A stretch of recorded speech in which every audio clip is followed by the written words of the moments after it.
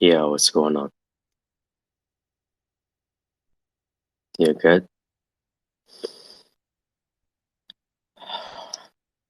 That's good.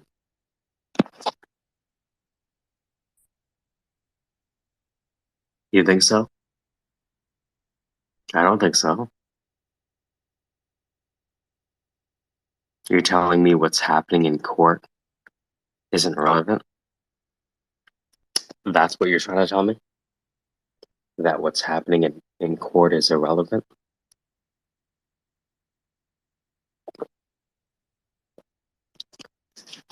I'm not so sure if the things happening in court are irrelevant. In fact, I think what's happening in court is very relevant.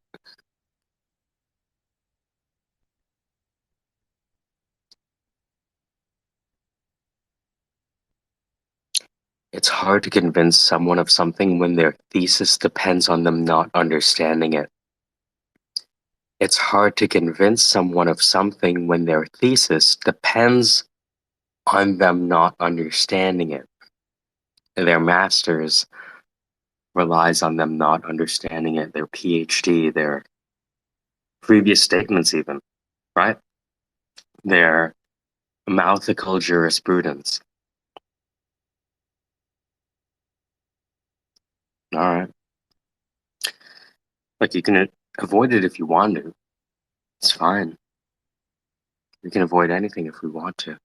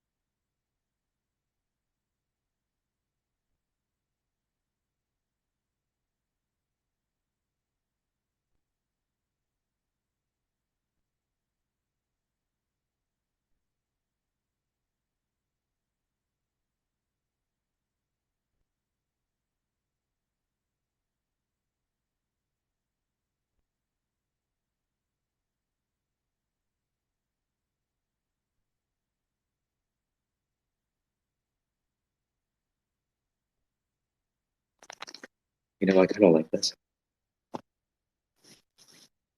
It's been a while since we spent some time together. You know what I'm saying? Nice.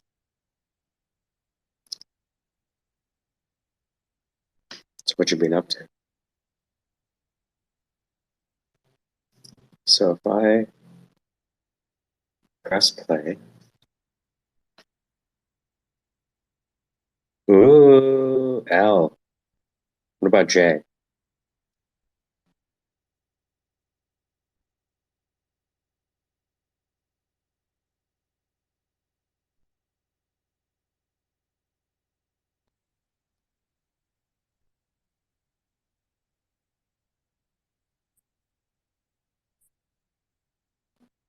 Wow, that just deleted everything.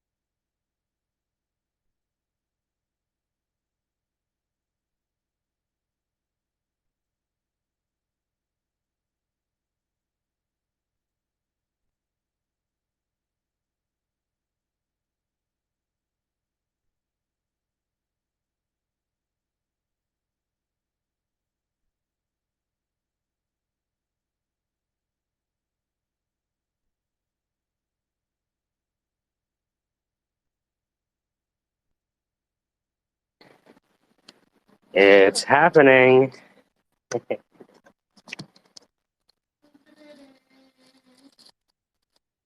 It's happening.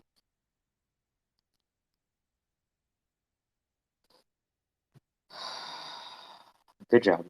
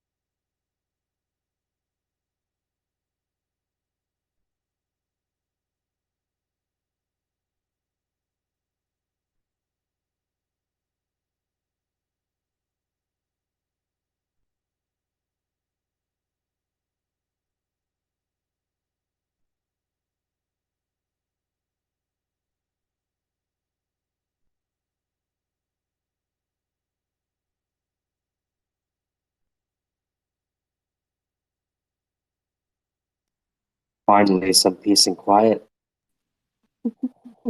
I'm in Clubhouse and thing at the same time. Nice. What's going on in It's Clubhouse? kind of, I've started to train my self to be able to listen to three different audio things at the same time. So right now, Oh yeah. somebody's lecturing on TikTok and content because YouTube's opening up creator dollars. People are complaining about that. So there's that conversation. There's this with you, and there's a dulling Spotify playlist underneath all of it.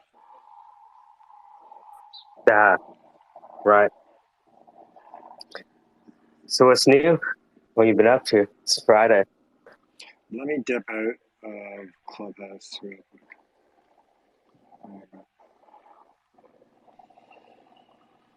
I haven't shared this link with anyone on purpose. Keep it quiet this Friday morning. Well, you've been on here quite a bit. Yeah, but like you, I'm editing video in the background. You know what I mean? Right? So like, it's kind of like a radio show that you're hosting, but if you have co-hosts, right?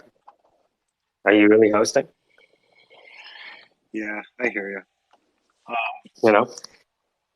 I've been working on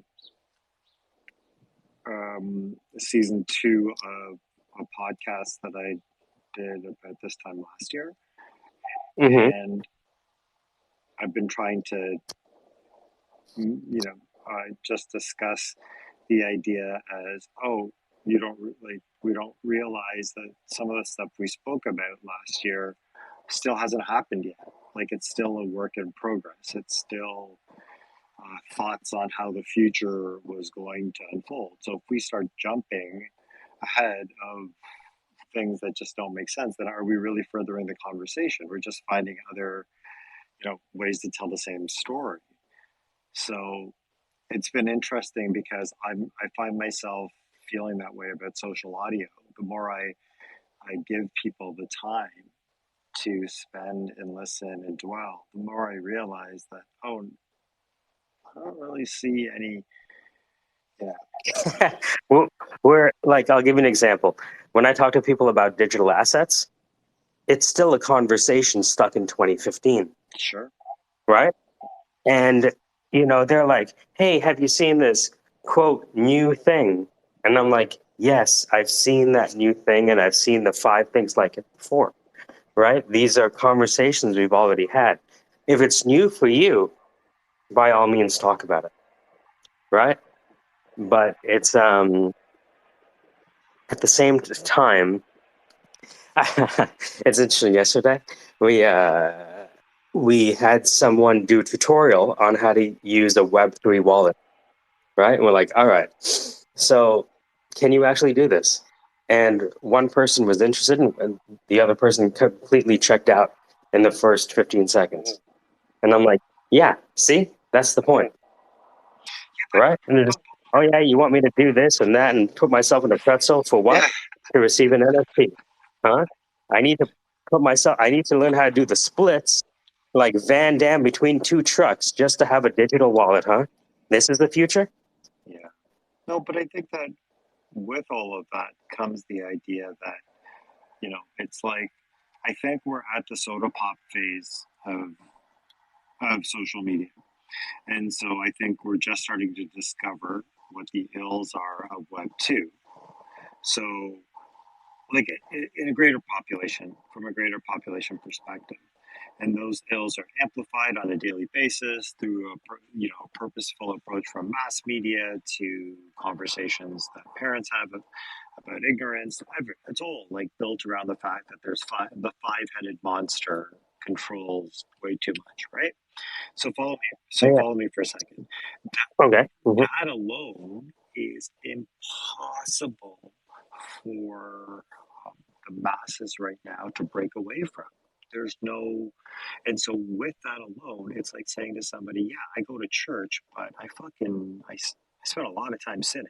Like, you know what I mean? Like I'm out here. I'm on this. I'm on this platform. I'm on that. I'm on this. And so I think the bigger problem that people have is that there's so much potential in how much people can build within Web3 and everything that digital assets. You just gave me an idea that if you want Twitter space to not shut down, you have to be you have to be moving around. And it's just something that makes sure that you're moving around if you're on a social audio space, Sure. This this right? this conversation will self-destruct. Yeah, exactly. Well, so what's happening next is that tomorrow I have a bunch of people from the syndicate. Tomorrow I have a bunch of people from the syndicate starting their 4-week voice acting Oh, masterclass. nice. With your And my connect, so with Christian yeah, Potenza, yeah, yeah. I remember. right? And so the idea is that everyone who comes into this room that actually stays because they're trying to build something. Most likely it's a business. Sometimes they don't even know what the business is, but they know this conversation is helpful because they see other people progressing and talk about development and user experience and all that kind of stuff, right? And so the contention is that it's the same contention that you started out with, is that connection is king, right? And where do you learn how to connect if you're using your voice? Well, go to a voice actor for sure, because this is your bread and butter now. You're going to be raising millions of dollars without even knowing it using your voice on a Twitter space. And you won't know until you get that DM and you have those calls, and then 3 months later you get funded. So the idea is to take everyone here that's right now using their voice to level up the way they use their voice so they can get what they want. If I can show that, then now I'm looking at schools. Like I just got a call today, from the Peel board, saying that they want to take it forward, the voice acting. And so, voice is going to be the interface along with a Apple VR glass in what, 18 months, thereabouts. Your voice is money. And so now that we're going to take these people forward, imagine that looking out 3 months, right? We can actually have results. Yeah, that's amazing. Because, well, I mean, I think, and I've been talking to people about this through Humber. Um, it's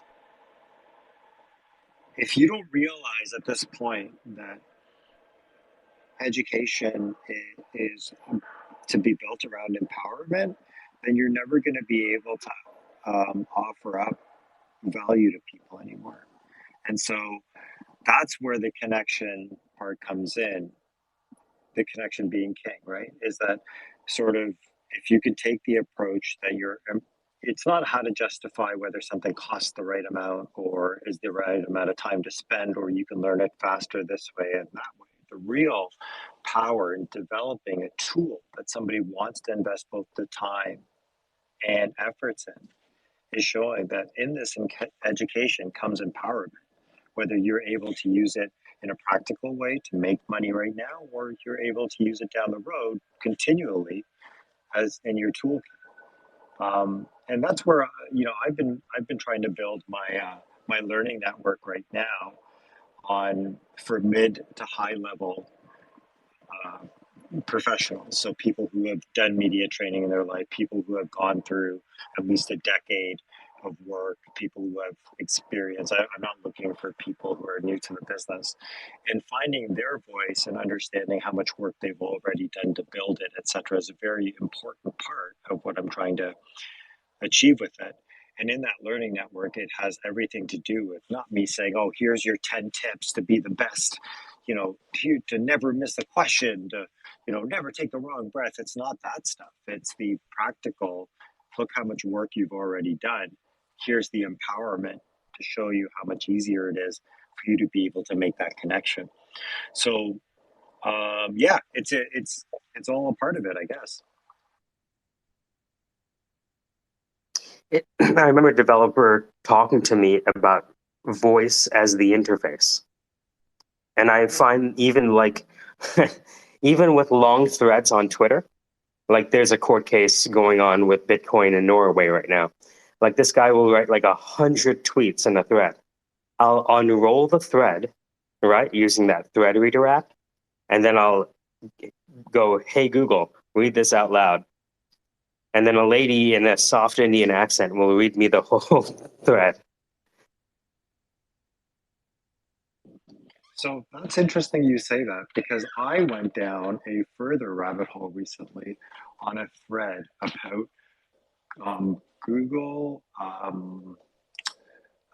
was it Google beta products that are just unheard of. And I found a whole bunch of products that were just out there in beta. One was a fascinating one that gave you the ability to search all books for a certain reference. So I found that fascinating because they're now getting to a point where, let's say, for example, you were a 23-year-old and you wanted to reference sort of a time before the internet. You would type that phrase in and it searches a bunch of books and for context. That's a totally different way to search. That's not a Google search anymore. So there's stuff like that going on right now that getting referrals through threads, etc., is very important. Well, it's interesting because if you do a Google search, especially if you're looking for something on Twitter, it's remarkably effective as well. Like, oftentimes I'm looking up information on people, and the first thing I do is I need to find their socials because I need to know how they talk. And now I have this complete jurisprudence of, okay, this is who this person is, this is what they think, this is who they hate, this is who they love, this is who they support. So I can have the whole conversation without ever talking to them.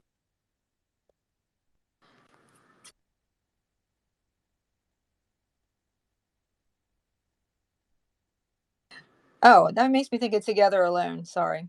I went into I launched into Together Alone and I'm very proud of myself and I look down, I'm still the mic's not on. What's your version?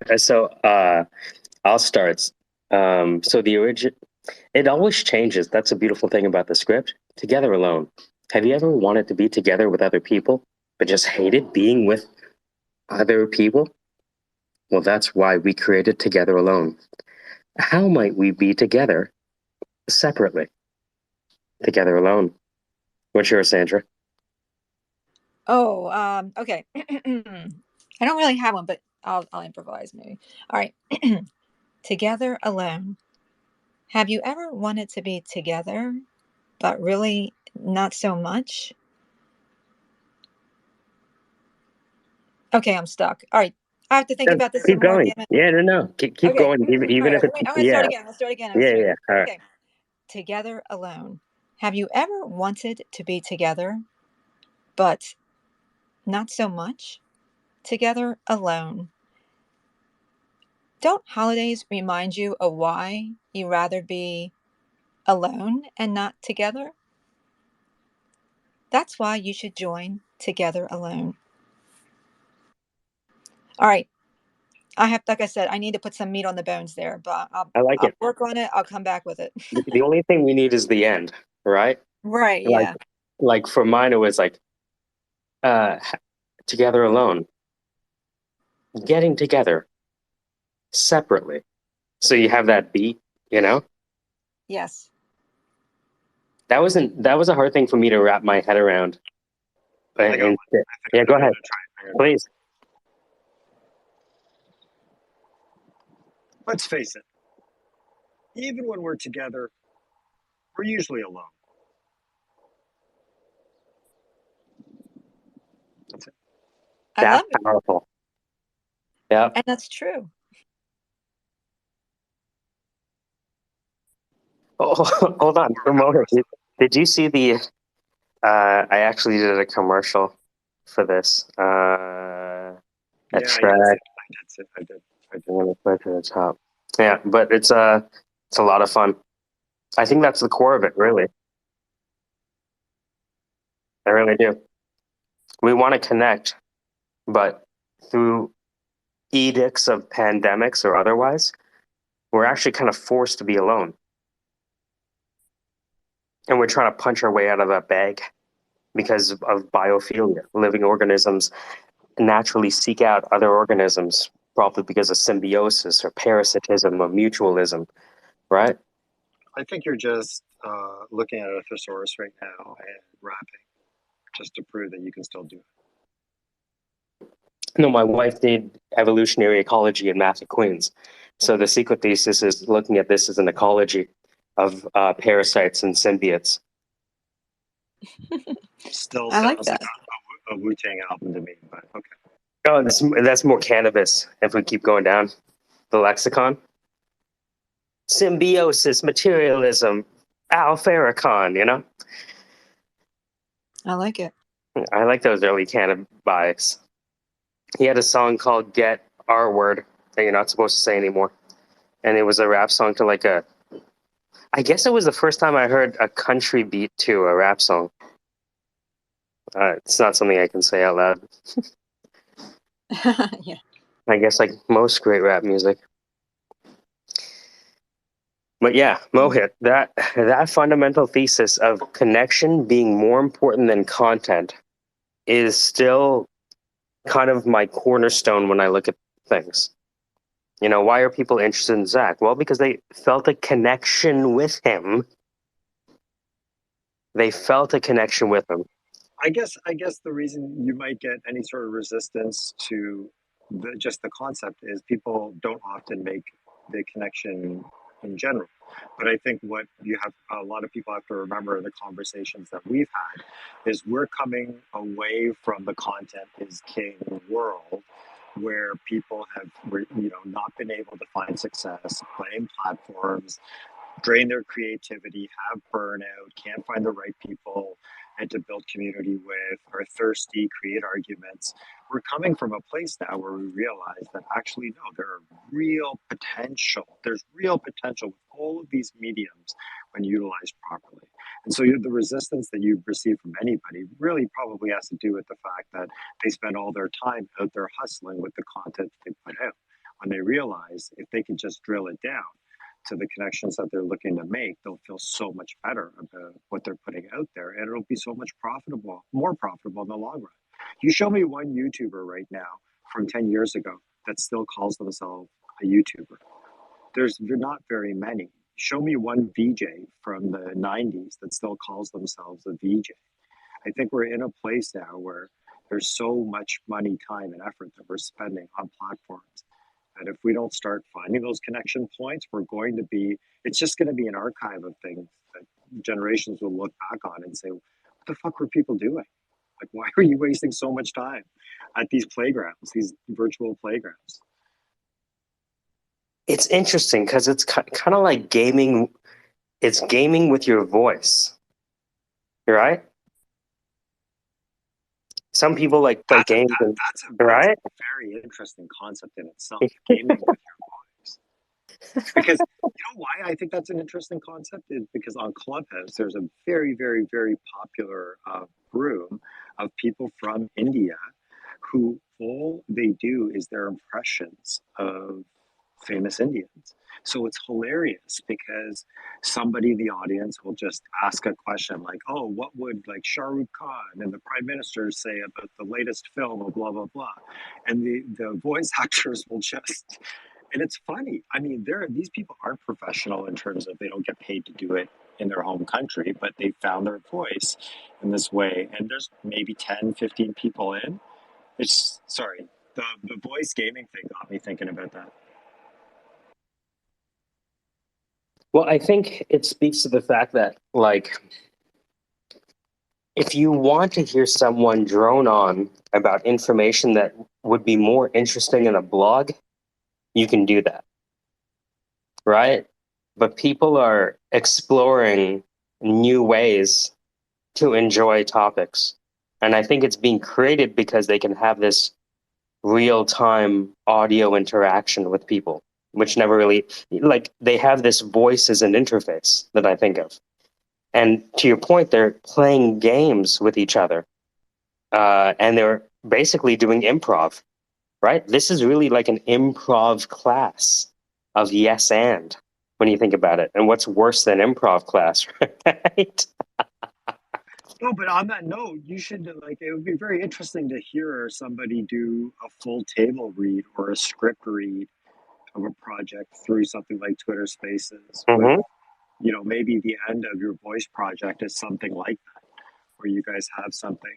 Because I'll give you an example. I'm working right now on a project that's an entirely scripted podcast, and I'm an advisor on it. I'm looking at it and I'm thinking, this is a full production, minus costumes and everything. But this guy's playing three parts, this girl's playing two, and Well, there's here's the crazy part. If you give it to a guy like it's Peter Poideman, he's going to take that audio and then feed it into Disco Diffusion, and now you have a short film that's slightly psychedelic. Like, it's power. Like, the Ricky Gervais show showed me what you could do with audio amongst a small group of people. It was the most popular podcast in the world. And then they animated it like Hanna-Barbera, and it became even funnier than it was with just the audio. Like, and this was done over a decade ago, right? And so when I met with the animators, I'm like, oh, so like Christian Potenza and them right now, they sorry, do, but yeah. you met with what animators? So I met with when I met with Christian Potenza, his friends are like the people at Sheridan, right? Because he donates his voice. You know what I mean? He knows all the people at the Of course, Animation Film Festival. And well, so and they, Sheridan's top notch. Yeah. right? That's like where Pixar gets its folks, right? And Yes, so, you know, here's a crazy thing. I think this has been long enough that I can say it. I hope so. So Christian and their friends did the animation for Melissa Lantsman when she was running for a conservative office in Canada. She's now elected. amazing. Very cool. So imagine me sitting back and being like, oh shit, this is more powerful than I could have ever imagined. And we're just her voice, behind a mobile studio. All right, speak this into here. Okay, great. That's amazing. So 2 weeks later, here you go. sorry, I'm just gonna tell you, just to prove out how you just said, like how amazing that is. I can't get an agent in Toronto, my home city. I can't get any agent to return my email. My I've been I'm an ACTRA member. Oh, I don't know who's listening. I feel like No, it's good. so no, I'm Whenever an you come down to Hamilton, make sure you let me know because I have to introduce you to some folks. Yeah, it's pretty crazy. I'm in a situation where everybody's saying, "Hey, there's all these great opportunities. Even if you want to jump onto this or you want to use your voice for this, blah blah blah." I'm like, "Great!" So I've emailed everyone with all my credits, my full designation, which is rare, right? There's not a lot of minorities that are actually full designation in the union, and so even if it means I got to say the word Toyota, fuck it, like it doesn't matter. But I can't find anybody to respond, even saying, no, we're not taking new people, or no, don't send us your headshot, or no. It's crazy. Yeah, And I think it's I have an IMDb. Like, it's not like I don't have one. So, yeah, anyways. it's I've been in. It's kind of to me, it's a microcosm of comedy, where it's like people, man. When I judged the Junos for comedy, I realized what a small cottage industry it was in terms of the actual physical human decision makers. Right? Very small cottage industry. And so, yeah, whenever you're down in Hamilton, or I'll give you a phone number. And I think there's a way to solve that issue because people have gone through the voice acting studio and got hooked up with agents. And that's been happening for a little bit to the point that we can actually see, oh, that's their commercial. Let me send you the name. Costa. No.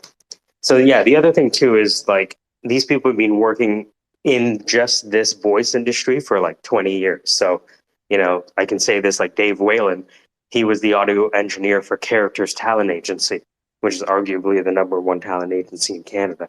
So he was doing all that audio. That's how we met Christian. And he introduced me to Christian when he came down to Hamilton. We met downtown. So there are more roles, yes, but there is still, there's the official process and there's the unofficial process, let's say. And that's always going to be the case. It's just, can you find people in the process that identify with you or your mission? Yeah, Not no, easy. I'll be honest, like, I mean, this is everything's it's all piecemeal, right? So Hmm. I'm not looking, there's no definition I'm looking for. I look at most people have a bucket list. I have a career list, right? Like I have things that I want to check off, and for me, it just seems like a low hanging fruit that I've invested both. Unbeknownst to me, like I Do haven't you, invested. I mean, I know you have like a TV reel. Do you have a voice reel? I don't have a nothing reel. I don't even have a TV reel. I don't have anything. I don't Oh, like. wow. I haven't built a media kit for myself in. Damn, we need that. Yeah, Can It's, you it's hop almost on? like an You think electronic press kit for Mohit. you think you can hop on Saturdays? Yeah. We're doing something at Saturday at 8 o'clock. It's the first time we're kicking off the class, but I'm going to see if I can get you, if you have some time. It doesn't take very long with Christian um, to, you know what I mean? See what's what. But to me, it's like, what are you going for? You go to video games, cartoons, narration, e-learning, right?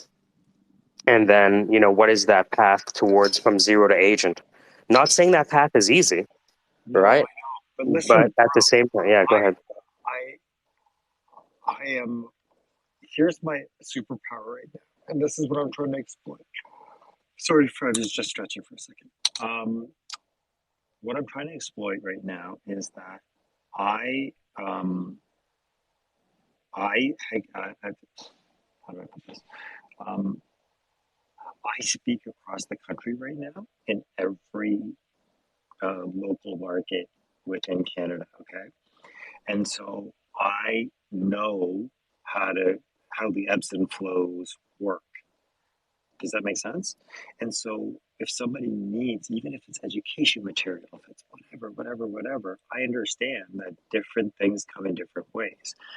But I would also like that to be a step towards something else. Yes, I would love to be an animated character. Yes, it would make great sense for me to narrate a National Film Board something for somebody or play a part in something. Right? Mm-hmm. But I think my real superpower is I can show to somebody, hey, this is the version of a non-white male palatable voice for across the country that's already vetted and facilitated as something that people will listen to from fucking New Brunswick right to Victoria. So why don't you utilize that for this radio campaign or this whatever? Mm-hmm. That's what I'm thinking. Yeah. Yeah, so check out that video at the top. That's Christian and somebody else doing e-learning for just nutrition, it looks like, right? So they're taking, how you have Korean pop stars teaching calculus? What if you had child animation heroes teaching you calculus? So we're catching up with South Korea at this point, in the way that we deliver this content. People realize, well, look, we can't get our kids to pay attention to anyone. They don't have a connection with this person. Well, might they have a connection with the cartoon that they watch after TV's done? Well, that's a good idea. Can we test that out? And that's Christian basically like embodying that. So, everything that we talk about is kind of informed by the fact that Christian has his voice acting studio 5 minutes away from my house, right?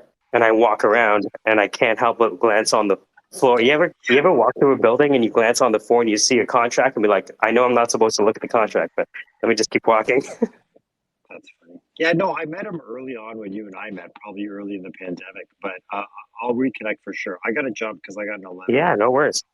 This was great. Thanks a lot. Yeah, of course. And always, I'm so sorry I monopolized the conversation.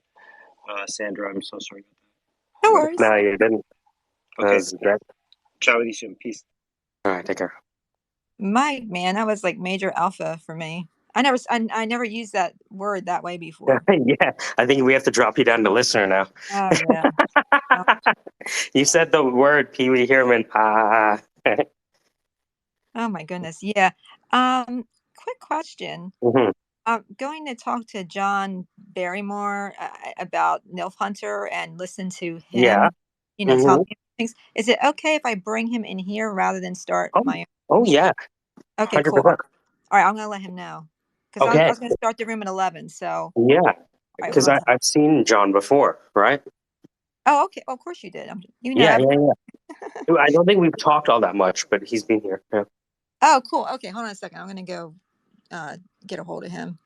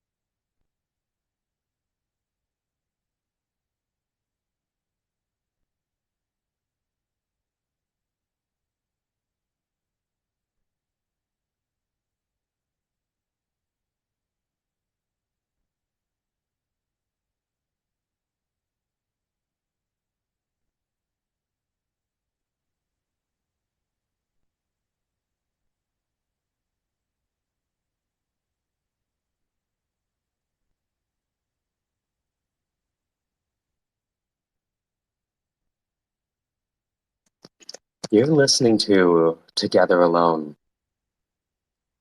Have you ever wanted to be together, but just hated being with other people? Well, that's why we created Together Alone. How might we get together separately? Together alone. Let's get together alone.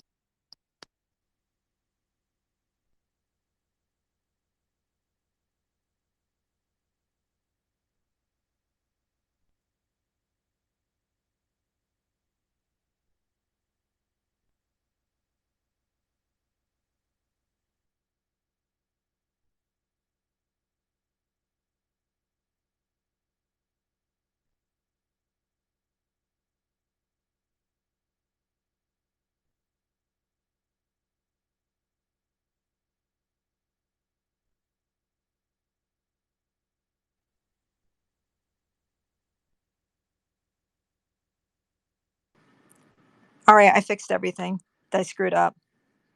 Melody's like, well, why didn't you do that in the first? Well, she didn't say this, but it was kind of like, why didn't you just do? Because you know what? I don't. I'm an idiot, and therefore idiots do dumb things, and so I'm sorry. But the reason I did it was because I didn't want to assume that. I mean, your time is very valuable. You know how it is. It's like, oh no, 5 minutes has gone by. I'm 5 minutes close to my death. Right. Yeah, So I don't want to assume, oh, I'm just going to talk about my project or what I'm working on. You know what I yeah, mean? So I yeah. guess it's okay. So kind of. So I'll bring it. We'll see where it goes, right? We have to be able to trust ourselves a little bit, you know? Yeah. Well, if I Yeah. offended you, it wasn't that. I just, Oh yeah. no, no. It's one of those things where we're still. I mean, as we take things to the next level, right? Um, I take things slowly because we want to make sure that everyone's on the same page, and we can't assume that, right? Yeah. So it's good. Um, No, I'm such a weirdo. yeah. Everybody's on one page and I'm down here somewhere, Eh, page 624. not necessarily. I think um, we all have different perspectives. You know what I mean? Yeah, that's true. And so some people think further down the road on this aspect, and other people, you know what I mean? Like the software developer will think about scale, but the salesperson wants to get it out the door. Sure. There's these natural frictions, right? Like Absolutely. between Level two technical support hates level one technical support because level one keeps on escalating and they should know how to solve this at level one. And I've always seen kind of departments as these things that work together but also have natural friction, right? Right. So, yeah. Honest question. Mm, And it's I like to apply self-critical analysis every so often, but I need your help on this one. hmm Has my slang, New Jersey slang, gotten so bad that I should go back and use full words like yes instead of yeah, have I gone too far down the, netherworld of Jersey slang? Well, sometimes I don't know I'm using slang until people misunderstand me, and then I'll have to go back to welcome to the Squarespace, degenerate conversations in a broadcaster voice, because they don't understand what degen is. You know what I mean? So I'm constantly flitting between nomenclature and doctrines and frameworks and style of speech, right? As I learn about who I'm talking to, right? Right. So, and I think I do it without it recognizing it. It's just, I want to be clear to this person. Therefore, what do they already know to be true? Because I have to couch what I'm saying in what they already know to be true. Right, but I guess I'm getting concerned about my vernacular because Mm, I'm cutting off words like my stipped, I'm starting to cut those off a lot. I've mhm, noticed. And so if you hear me going too far over the edge, if you could like mm. pull me Yeah, back, I would yeah. appreciate The thing is, like, I never. My goal is for people to be able to communicate.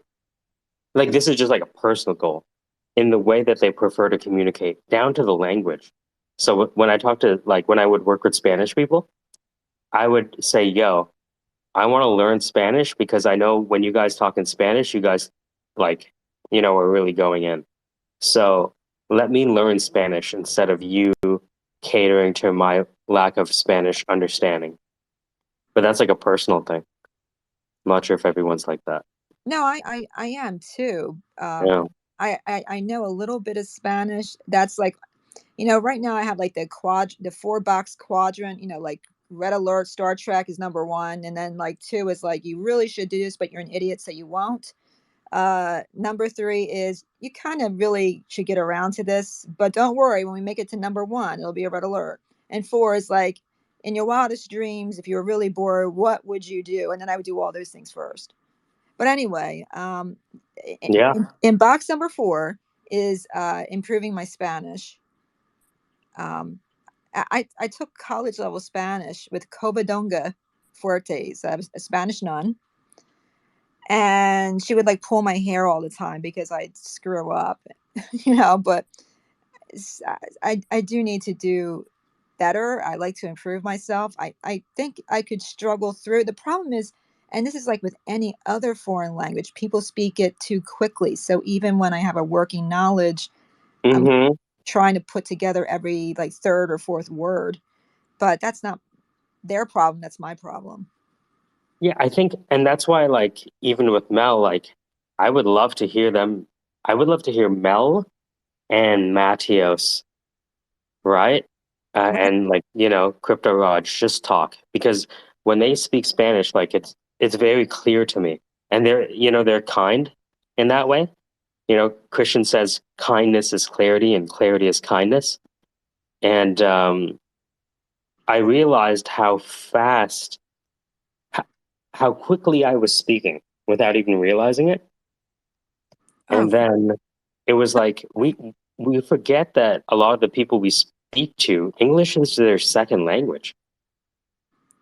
absolutely. Yes. And when I was teaching English to Chinese kids, sometimes the parent would say, "You talk, come on, say you talk too fast," and I would tell them, I'm like, give it a week, because the number one problem of people in China that come over and work in the U.S. is the speed at which people speak. So if your child gets used to hearing people speak a little more quickly, now it's going to be a lot easier. And now, some parents do not like that. They're more into, pronunciation, but most parents were like, "Yeah, yeah, I think that's a good idea. That makes sense." because I've had friends go over and complain, I speak English, but I can't understand anybody because they speak 200 words a minute and I can't do that. Um, so I appreciate that, the problem that poses. John. Oh, I got to bring John up. Is John here? Yeah, I invited him to co-host. Oh. Oh, okay. Okay. I'm confused. There we go. There he is. Hello. Hey guys, how you doing? Hey, what's going on, John? So I'm here and you're here, hopefully, to talk about your project and how that might uh, work with NILF Hunter. And NILF Hunter is, NFTs. I'd like to fuck. And the goal of what we're doing is to become millionaires and make you rich in the process. No, I'm just kidding. I mean, no, to get your project out there and talk about NFT projects that are interesting in some way and hopefully inspirational, but not necessarily. So, what would you like to tell us about what you're working on, John? Hey Sandra. Well, I guess I wasn't prepared for an artist talk. Oh, no, No, that's okay. we don't have to necessarily like do, anything too formal. Any friend of Sandra is a friend of mine. Does that make sense? So when she said that, uh, she was talking to you, I was like, yeah, let's chop it up. It doesn't have to necessarily be about the project. We kind of started it on a whim. Sandra was like, what if there was a website that did this? I'm like, all right. So you want to build that? And she's like, sure. And we went on Zoom and created the Wix site, and that was that. And then we came back on Twitter Spaces and then invited one of the people that we featured. And all of a sudden, we had in total like 150 plus people, pass through the room. And so we like a bit about myself. Like I've been basically a recruiter and a salesperson for a long time. And so basically in recruiting, um, I have a bias, and that bias is towards the individual, not the company, the owner, not the organization, right? And maybe even the developer and not the team of developers, right? So I'm always looking out for people that have, I'm always looking for unique people rather than unique projects, if that makes sense, right? And I'd rather back a founder who doesn't have an idea that has maybe their heart in the right place than something that arbitrarily has a lot of money in it, but is here today, gone tomorrow. And I think that, the project that our NILF Hunter, what I would like to do is expand that into AI art that, I mean, because people do sell them as NFTs, and that's easy to put them into NFTs pretty cheap too. But, I don't want to put any pressure on you. It's a very casual chit chat, just us people. And yeah, that's just the gang. Melody will be Oh along shortly. no pressure at all or whatever. It's just Yeah. how do I put it? I love the dog, No, by the way, in the cloud. That's awesome. no, thank you. Just you know, I guess yeah. There we go. Once art is brought up, it's like I guess there's like a level of seriousness to the conversation. Then once you add multiple people, so I just want to make sure I act accordingly, I guess. But and it's funny because at first, yeah, I'll tell you about what I'm doing, but I think there'd be a fun debate we could have when you were talking about believing in the artist, not the art or whatever, because I'm probably the opposite. But okay, real quick, John Barrymore. I'm from Miami. I'm a correspondence artist, conceptual artist. I work in photography. Um, I'm moving into oil painting, or I should say I'm going back to oil painting.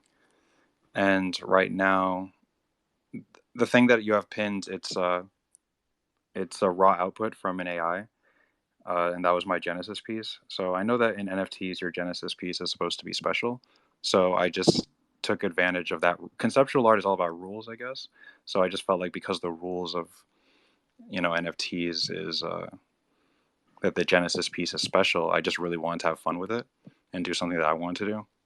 So that's why. So it's like a truly unique one-off, different from anything ever I've done, you know.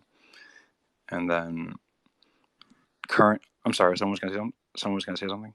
No, it's I love it. I love the juxtaposition of, you know, man's best friend, you know, on a cloud.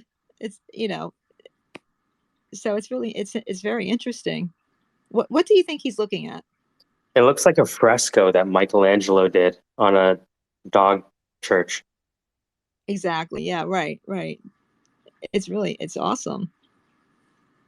Oh, definitely, yeah. It's Rococo. I mean, that's the style that I put in there to give it that effect, or to, yeah, like you said, Michelangelo or Da Vinci, any Renaissance painter. But hold on, yeah.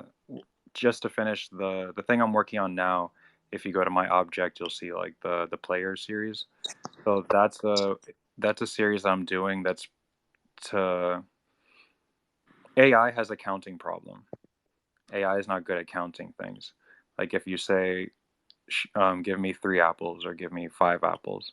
It has a hard problem doing that exactly, at least now with these consumer grade products.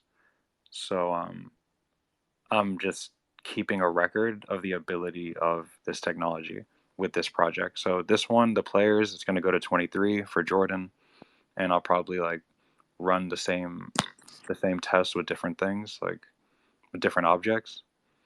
But yeah, that's what I'm doing right now. I'm sorry if I Very cool. Very cool. I like your players. I mean, sometimes you get surprising results from this, right? Oh, definitely. And I made sure that in everything that I've minted on object, they're all raw outputs. Like everything that I've minted, it's something that could only be made in the program. Because I'm not too interested in this as like for these series, I'm not too interested in the aesthetics of these things. I'm more interested in kind of just keeping a record of the ability of the technology, just as an artist. I'm sorry, Mike. What were you going to say? I cut you off. Oh no, I noticed that object is connected to Tezos, and Tezos is the chain that Anna Mariah uses for her photography as well.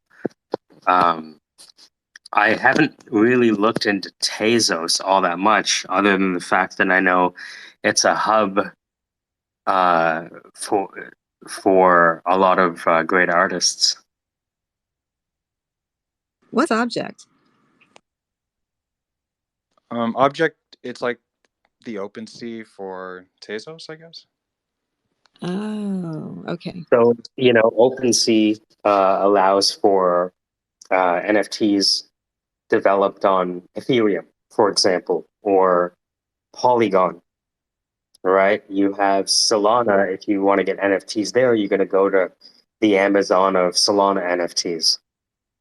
It looks like Object is the Amazon of Tezos NFTs. Is that right? That's my perception. I mean, I could be wrong, but Mm-hmm. Mm-hmm. it seems that way. And, you know, there's a lot of people vying to be the Amazon of NFTs, given any blockchain out there. I'm sure there's, you know, uh, like I made a list of like about 11 different places where people would go to see what the next NFT was when we were initially looking at Nelf Hunter. One of the things, you know, it's funny, KC is here, and what KC is doing is, well, not KC, this KC, but KC Imagination is doing is taking NFTs and running them through an AI. You know, very simple thing, and he's using what, like Wombo? You know, so it's not Wumbo. anything crazy. And what's interesting is that you saw the feedback, right? On look at this one. Hold on, where is it? Look at this quote tweet at the top. It looks like your NFT is just as popular, if not more popular, than the art that they originally created. Welcome to the future. Wow. I want to steal this one. That's from Timeless, right? So you were able to create art using artificial intelligence that some people found was more impressive than the original. And I'm sure that if you set up an arrangement with them to say, look, you see how people like what I do? What if I did what I did and you got paid a piece, in or out? I think they'd be in. The market is speaking. It's interesting too, because the Sevens NFT project has been revamping all of their art and re-releasing their Generation 1. And I've been going through and womboing all their regions. And the thing about it is that their regen art is way better than their original, and it feeds into Wombo way better. so like, so it's been interesting, and so far I've just been as careful about it as I can be for fear of like insulting people by posting up art that is potentially more aesthetically pleasing than what they initially did. But yeah, a lot of the projects have been very receptive. My NFT count is growing. And that's awesome. I love that, dude. What's your wallet address? I'll send you an NFT. Sweet. Right on. So I'm just stacking paper. So I'm trying to understand because I'm a little slow. So you're taking an NFT and then running that through the art AI Wombo? Well, I'm taking the PFP, the JPEG Right. picture of the NFT, and just doing a revamp of it. So, we'll say it's just a picture of a robot. I run it through Wombo in such a way that it comes out with maybe a little hyper color realism, maybe some flames or plasma or some sort of like relatively small alteration to their picture. Yeah. Cool. Yeah, that way it's like obvious where the initial picture came from, and then I'm just adding some alterations to it, basically. Yeah, it makes sense. I get it. Wow. Yeah. That's a great idea.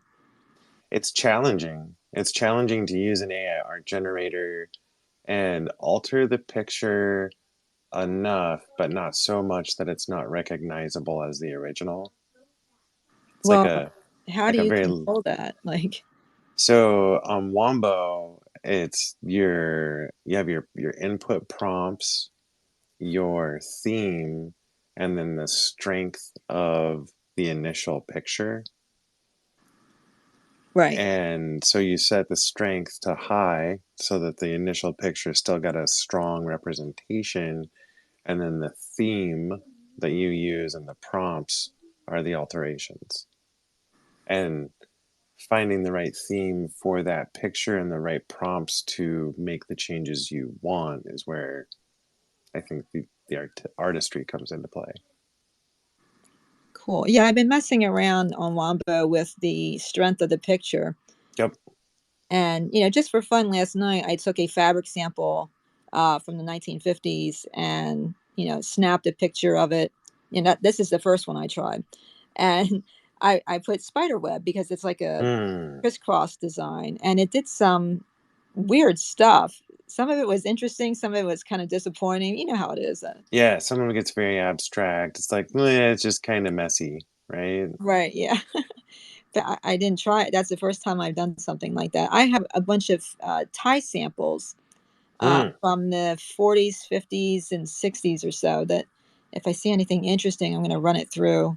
You know, to be interesting is when you take the picture of the tie, if you're doing like a close up where you're only capturing the fabric pattern, Right. that's one thing.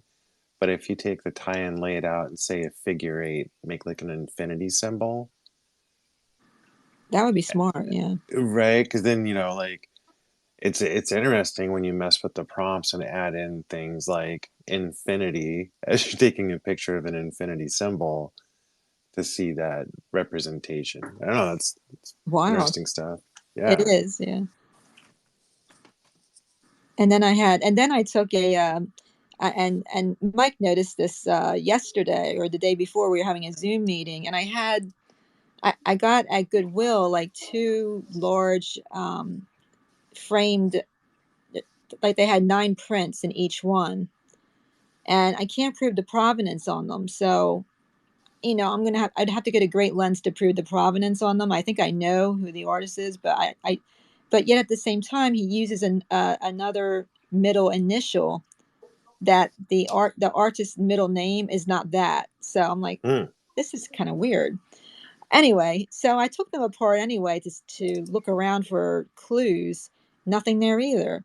So I'm like, well, let me run these, based on what Mike said. I'm like, let me take a Google snapshot. image, yeah. Oh no, I tried all that. I can't narrow it down, but I'll try. I'll try some more. But what I did was I put one of them through part of one of them through Wombo, and I just started doing that. So I'll be interested to see what it does. But I want to make different permutations of it. Do you know what I mean? Oh yeah, I love that. I love it when I get a picture, I make some alterations, and they're what I'm looking for, and then I weaken the strength of the picture to increase the effects that it's generating. So I've been doing this thing where Yeah. I You realize what you guys are talking about? When when music is made, and you want to use an interpolation, they call it, to make a new song, you have to pay royalties to use the sample. What we're saying is that the art created by artists is something that will be sampled and made even more popular. Like, nobody knows the Davy Bowie song that backs up Hypnotize, but that's a Davy Bowie song guitared by Nile Rodgers. You don't realize it, but it is. The Right. Well, challenge in music right now is that there is a convoluted process that create relationships between the original artist and the remixer. What I'm seeing is that KC is remixing art to make a better song. Remember when the remixes used to be better than the original song? If you could create a standard way, or even just keep proving out this thesis that you can partner with artists to create art that is arguably better in the eye of the beholders, and you keep, figuring out ways to create a revenue model between you and them, you dude, have something on your hands. I've recently started going back and looking at like the world's most famous photos, most famous pieces of art, Starry Night, stuff like that. And I've started playing around with recreating or revamping famous artworks. Mona Lisa is incredibly challenging.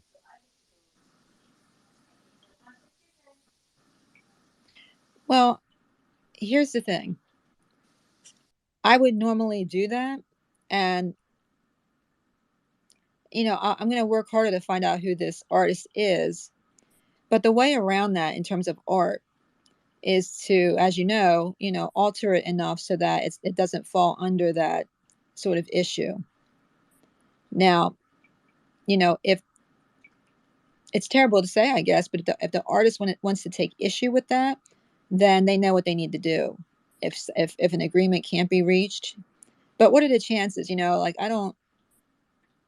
It's extremely difficult to become like you know one of the best artists in the world. It takes so to be the best AI artist in the world, I don't know if it would be worth someone's time saying, hey, that kind of vaguely resembles, but I'm not sure, so let me just bother them about it. Because Right. so if you alter something enough, they can't do anything about that. I don't But want to be but that person. I think there's more money to be made in saying, "Hey, I'm a fan of your art. I'd like to use my AI techniques to develop derivatives. Would you like to share in the money generated from derivatives?" I agree, but what if they tell you no? Then No, you move on. and then you don't use their art, even though it could be. Yeah, you I move on. have Just I work with have people you can make money with, even not doing against. even what I'm doing just for fun, I have maybe 15 different pictures that I've deleted from Twitter and Wombo and my personal stash because people told me, I don't like that. You used my NFT and I'm not a fan. Hey, Right. I understand. so what's the rules there? Because the way I understand it, generally it is considered to be, um, it's generally frowned upon to copy a living artist's work. But in NFTs with this derivatives thing, like I know how Bored Apes does it, where they accept it, but like outside of the apes, like generally speaking, in the NFT space, is this considered acceptable or fair? It's a dangerous thin line, and I've been skirting it by hashtagging it with AI fan art because I think of fan art as being its own kind of thing, and it's a known thing that you're gonna have fan art of DC, Marvel, etc., etc. So I'm leaning heavily on the fan art concept to approach that and promoting that, you know, I have zero problems deleting anything I make if someone takes issue with it.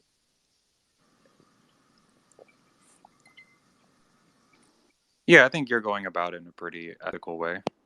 Coward. No.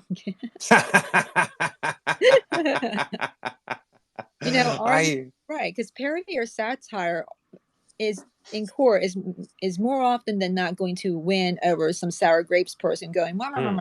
yeah, Because that gives them publicity. You could just be saying, "Well, wait a minute, Well, what if you want to sell my your NFT?" yeah, and my thing dude, is that I'll it's an give you an homage. It's an I'll give homage to the artist. I'll give you the most extreme example of this. I was talking to Quinn about this. I was like, "Hey Quinn, guess what? Who the most? Guess which comedian has the most albums on the iTunes top 100 comedy albums?" He's like, he couldn't tell me. It's Weird Al Yankovic. If you go to iTunes and look at the top comedy albums, Weird Al Yankovic has 5 in the top 20. Amazing. But of course, Weird Al is totally groovy, so that makes sense. But yeah, that's really cool. Just think about that. Somebody was able to make the parody, and the parody created a career for them. The eBay song makes me laugh to this day. I Yeah, love. but wait. But Mhm. this person did a parody of Weird Al Yankovic. It's not Weird Al. It's a parody of Weird Al, right? No. This is Weird Al's Yankovic, like Beat It and all those albums from the Okay. 90s. Oh, okay. Yeah. His Oh, albums okay. As a of Roger that. parodies, like Living in an Amish Paradise instead of Gangster Paradise, Yeah. and Eat It instead of Beat It, right? And it's Living in the Fridge instead of It's Living on the Edge. He has 5 albums in the top 20 comedy albums on the planet. And he's doing parodies, dude. What are you doing? You're doing a parody. Now it's an artistic parody, right? It's a remix, call it what you want. But turns out that if people like something, they like the derivations and sampling of those things too.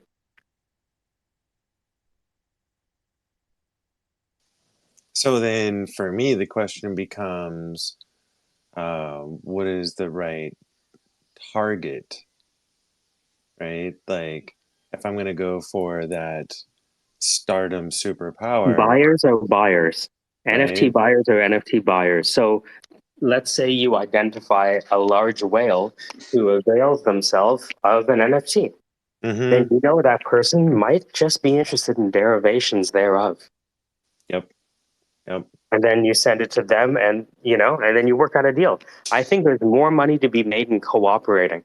I think I added something to Nelf Hunter. Wicked. Okay, so can I just get it off my chest real quick? Yes, please. I'll Yeah. forget it if I don't say it right now. So we could attempt to cross-reference AI art from NFTs or any association thereof with the original NFT owner by the blockchain. Now, if I could cross-reference that with their avatar on Twitter, I'd be able to find at least a few at some point. You know what I mean? Like maybe we could Yo, engine on that. Google has a reverse image search. Upload an image and it tells you what it is.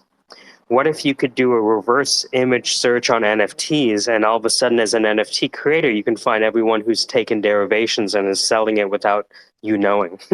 Genius. Gee, that's it right there. That's because people would want to know that, right? I mean, more than anything else, because people are like that, right? They're more likely to be grr than hey, that's like that's a smart idea because I love that. That's great. That's the product. Are you Yeah, guys I mean, familiar? Are you yeah, go familiar ahead. with? Have you ever heard of Wolverino? No, no. So it was a project that was utilizing the You're like the Marvel. fucking rabbit hole prince, eh? Yeah, oh yeah, I'll take you down that hole, no problem, buddy. I know where the fresh air is. All right. So, anyways, Wolverino project was using Marvel X-Men Wolverine symbology, and at first they were like dead ringers for Wolverine, and it did cause a litigation, or at least it caused conversations to avoid litigation, and they ended up making a concession of a 30% change to the original artwork to differentiate it enough, and they had to promise to not use like hyper yellow or something like that. So there are a couple like parameters that were set forth of okay, you can use the overall kind of theme, but don't go this far with it and don't use this color. You know, this happened to Christian and the brand. So there's this thing, Really? Total Drama Island, and there was They a didn't want him using the fan, character. right? So there was a fan, and they created like a whole, I think like a film or like a whole season. They created a whole season, right? And then they ended up bumping heads with the studio heads, obviously, right? But this has happened before. It's just, and that's why I think that, like, even with the record label I'm working with, right? Um, I want to set up the intellectual property in a way that makes it friendly towards remixes, not an enemy of remixers. Because I think if it's friendly towards remixers, the IP and the artwork will spread further, not less. No, I think that makes sense.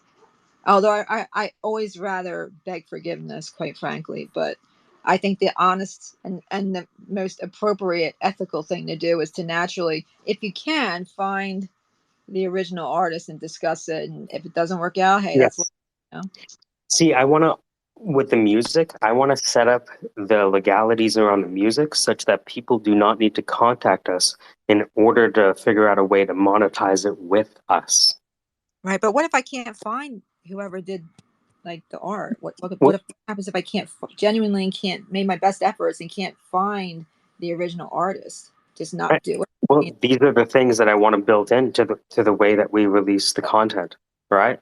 Here's a piece of content. Maybe it's a WAV file or it's an MP3, right? And it's all registered with the right, sound recording, copyright ownership, legal bodies, whether it be Sound Exchange or SOCAN or it changes where you are, Too right? bad we didn't have like a web developer that could program that in. Somebody that was, maybe really interested in Bitcoin, or I don't know. That'd be an interesting thing if there's, like a gorilla that was all about website development and had a passion for Bitcoin. Well, it's We have like, a we have a Bitcoin gorilla in the room. It's funny. We do? No. What a coincidence that I would say that with somebody like that in the room. Weird. I'm sending the mic if you wish to come up and say hello. Sorry, Mike. I just had to squeeze that one in there. no, I love it when you squeeze it in. Softball pitch away. Home run. That was a Yeah, gentle squeeze. yeah, because like you always, I can feel your breath on my earlobe, Shut Mm. No? Super. Hey now. Hey, gorilla love, the gorilla, What's up, gorilla. Bitcoin Gorilla? Hi, hello everyone. I'm listening to you guys. So my network is so as well. I didn't want to say anything. I'll introduce myself. I'm Congo. And I as well as SEO, and as well as I love trading. That's my passion, and that's my major. I'm into Bitcoin. At least a lot of what you're saying, I like the idea of distribution and all of that. But I'm still listening, trying to have the conversation because I'm not really designing you guys. I'm still trying to perform you guys. I have no. My network is not so that, but just know that. Barrymore left. Welcome, Big Gorilla. Message him, Sandra. Nice to meet you. Hey, what's going on, Intra? It's been a long time. Hey, Michael. Hey, everyone. Yeah, it's been crazy. I've just been crazy working on things. As you know, kind of just running the Positivity Vibe Tribe. That is a full-time job in itself. And Yeah, then how many people are in that group now? it's almost 7,000 now in the community. Incredible. I enjoy that community, by the way. That's a hey, good community. Yeah. Yeah. Thank you thank for you. that. Yeah, and thank you so much. I really appreciate that. Because, I really do try to be of service. And, there's 3 spaces a week for everybody to join. All that good stuff, newsletters, weekly newsletters. And, I always try to post like some sort of videos and get really good guests for the interviews as well to share, as much as possible. And then, I've got my other job, producing all these side projects, little things mainly over the summer. And, so feeling blessed, but very busy. And, I just thought, hey, I have to drop in and say hi. It's funny because Indra and we met maybe 18 months ago. And one day she gives me a call. She says, hey, I want a website. I'm like, all right, here it is. And that was one of the last times we kind of spoke, because after that, things just kind of snowballed, right? Yeah, no. And yeah, it just kind of took off. I don't know how, like what happened, but the community just keeps growing. And, and it's really funny because sometimes I wake up in the morning and I get these DMs like, hey, I want into the tribe. Like, how do I get in? And it's just this, like, it's not a secret club, but it's just so funny. But it really does make my You're going to day have to when start bottling kombucha and sending it by FedEx, And that could be like that'll be like the new age, Kool-Aid. It's I kombucha. know. I know, it's funny, right? So, and then the other thing is the latest thing that we've got is we have NFTs for the Positivity Vibe Tribe. So that's super exciting. How do So those work? how do they work? Well, okay, so one of my team members, he has taken a lot of my modeling photos and he's created something out of that. I mean, I didn't really think of that. Some of them also are based around the logo. But he sort of said, you have all these visuals and, you're the face of the tribe. So, I kind of just said, I'll let you just create some things and see how it turns out. Like, I don't like to interfere with the creative process. And we have 2 collections ready. So we'll be ready to make an official launch. We kind of did a soft launch and then we decided to change, he's going to change the platform and everything. And I don't understand a lot of that stuff. I love crypto and my husband's really educated me on crypto. So I play around with that. But on that NFT side, I'm fairly new. So, we're going to, in the next week or 2, we're probably going to have a bit of a launch party at some point. So that's exciting. We were talking this morning. It's funny you mentioned that. This entire morning, we were talking to KC about what he's doing. So if you look at the top, you see it says at E4 echelon. I want to steal this one. This is lit. Oh, yeah, I see that. The first one, right? Yeah. So this is what's interesting. So there's a group called Yobi NFT, and they're releasing NFTs with art. Now, what KC did is he used AI to create a different version of the art using that art as an input. And it turns out that someone in the group likes the AI art just as much, if not more, than the original. So what we were thinking about today is, are there NFT collection creators who are open to having AI artists, which we know a lot of, to do remixes of their artwork and then share in any revenue that comes from that? I think that's a great idea, Michael. And actually, that's what the artist is using that I'm working with is AI to generate. And that's how the second collection got generated off the first one, just like with different variations and things, different colors. It was just had a whole lot of different nuances to it. And I think that's a really great idea. Have you ever met Casey Imagination before? Hello, Indra. No, I don't. No, no. Hey, Casey, how are I'm you? doing good. This is my alt account. I was just talking to you on my other account. Yeah, that's why I looked down. I was confused for a moment. That was the confusion pause when I thought, oh, did he leave? I'm steeped in financial literacy, mortgage, and real estate, so I tried to separate that from the art and singing. So I made an alt account for AI art and singing. But yeah, if you look at my Awesome. timeline, I like to stay true to the original piece of art represented and try to make alterations to it. But I'm poking through your NFTs; they're gorgeous. Oh, thank you. Thank you so much. Yeah, no, I was really happy with how they turned out. Um, a lot of people say to me that I sort of look like a cartoon anyway because I have these really huge googling eyes, things, that are disproportional to my head. Um, and they've said it in the nicest way, but that's basically what they're saying. Like after they see me in like today I posted an affirmation thread, and it's actually not too bad because the modeling photos it's a little bit far away, but a closer kind of headshot, you know, I might look like a bit of an alien. So anyway, it really it actually looked good in the in the NFTs. That's what they said really actually worked with it.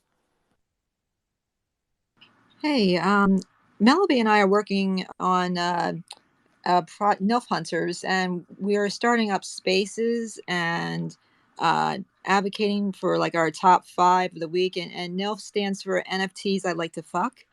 And, hopefully after you launch, if you're interested in being on our site and hanging out with us on our space at podcast, that'd be great. Hey, that's a really kind invitation. I'll check with my mentor. I think it's really cool. Thank you. That's really generous of you. But he kind of, he's just all about the brand and everything. So we'll Right. just see if the brand sits with that. I mean, I think it's actually, a lovely thing for you to offer. And I think it's really fun. That I'll check with him. But thank you so much, Sandra. That's really generous of you and nice to connect here. Thanks.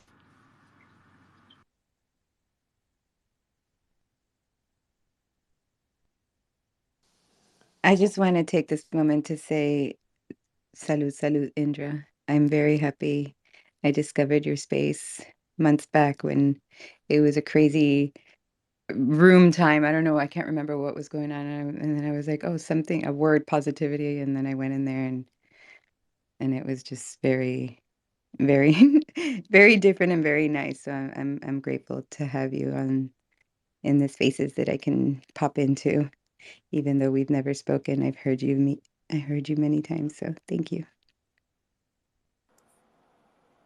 Wow, that's so kind. Thank you so much. Because often my whole aim for creating this was when I did the planning even way back. I mean, it launched last year in June, but before that, when the world changed, I really was trying to find a way to be of service to others. And, you know, when I hear that, you know, those kind words, it really just inspires me to do more, Melly B. So thank you so much. It really just touched me. Muchas gracias. Namaste. Hey, Indra, I'd like to ask you a question too, actually, if I could. Sure. So I've been pretty busy. When the Positivity Tribe started, I was there, and there was some interest in like financial literacy, but I haven't been able to follow with the tribe. Just been busy.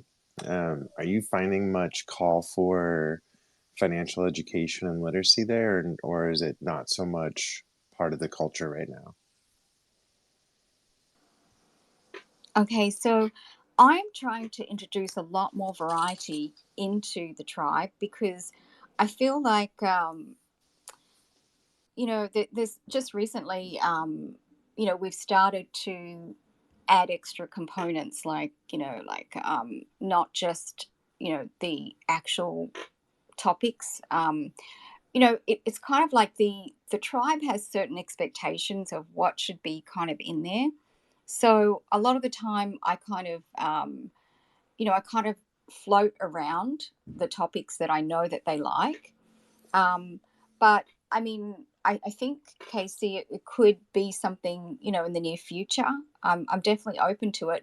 We had a, we've actually had a guest that's been in there 3 times, and she's had a way of kind of navigating things because she's also been exploring self growth, as well as she turned it, you know, from being like, I mean, it was like, I think it was like 500,000 in debt to she's almost a millionaire today. So she turned everything around completely 100%. And so she's been in the tribe as a guest 3 times, and kind of sharing. And I mean, you know, so we have kind of had that, but um, sort of floating around the mindset component of that, not actually the financial piece. So yeah, so I like your question, but so we have been introducing those things kind of in a gentle way. Okay, Indra, sorry, Indra, I've been testing out this remix as a service that Casey had. So I just posted a picture. I used Wombo, and it turned you into a cartoon.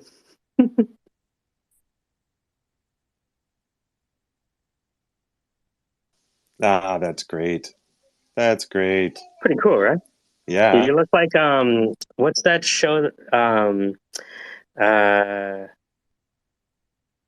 damn, with the little kid. I can play the theme song. Um, Steven Universe. That's what it looks like, Ah, that is totally. isn't it? That's totally it. Yep. Couldn't think of it. I think it's very cute. Right? Yeah. It is cute. I I love love it. that. What did they What did they use, if I'm allowed to ask? No, absolutely. I can show you exactly what it was.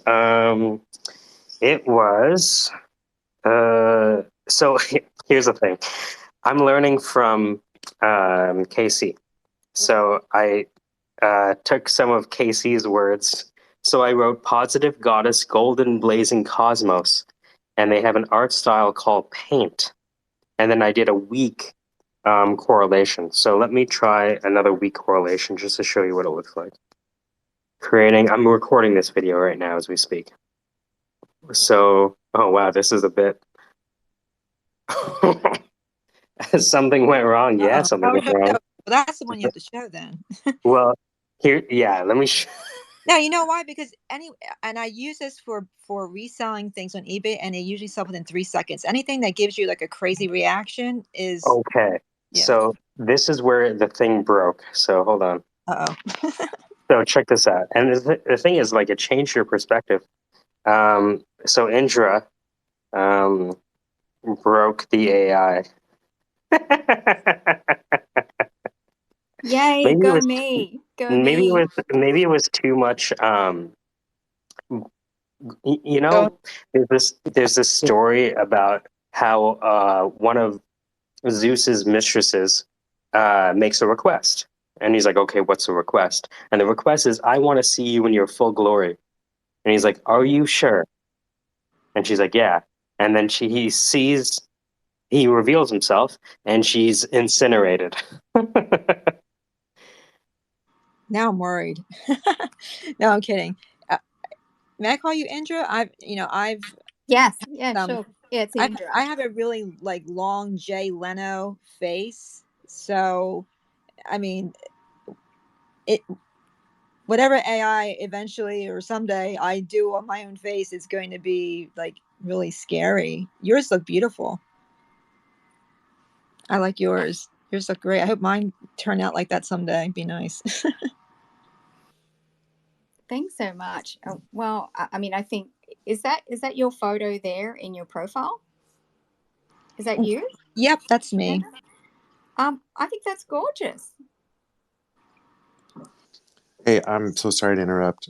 Indra, I gotta leave, but before I do, um, I love talking to people about financial literacy, credit, debt ratio, budgeting, reserves, collateral, all that stuff. And if you ever have need or want, feel free to ask. Sure. Casey, can you send me a DM from your other account, please? Yeah, sure, you bet.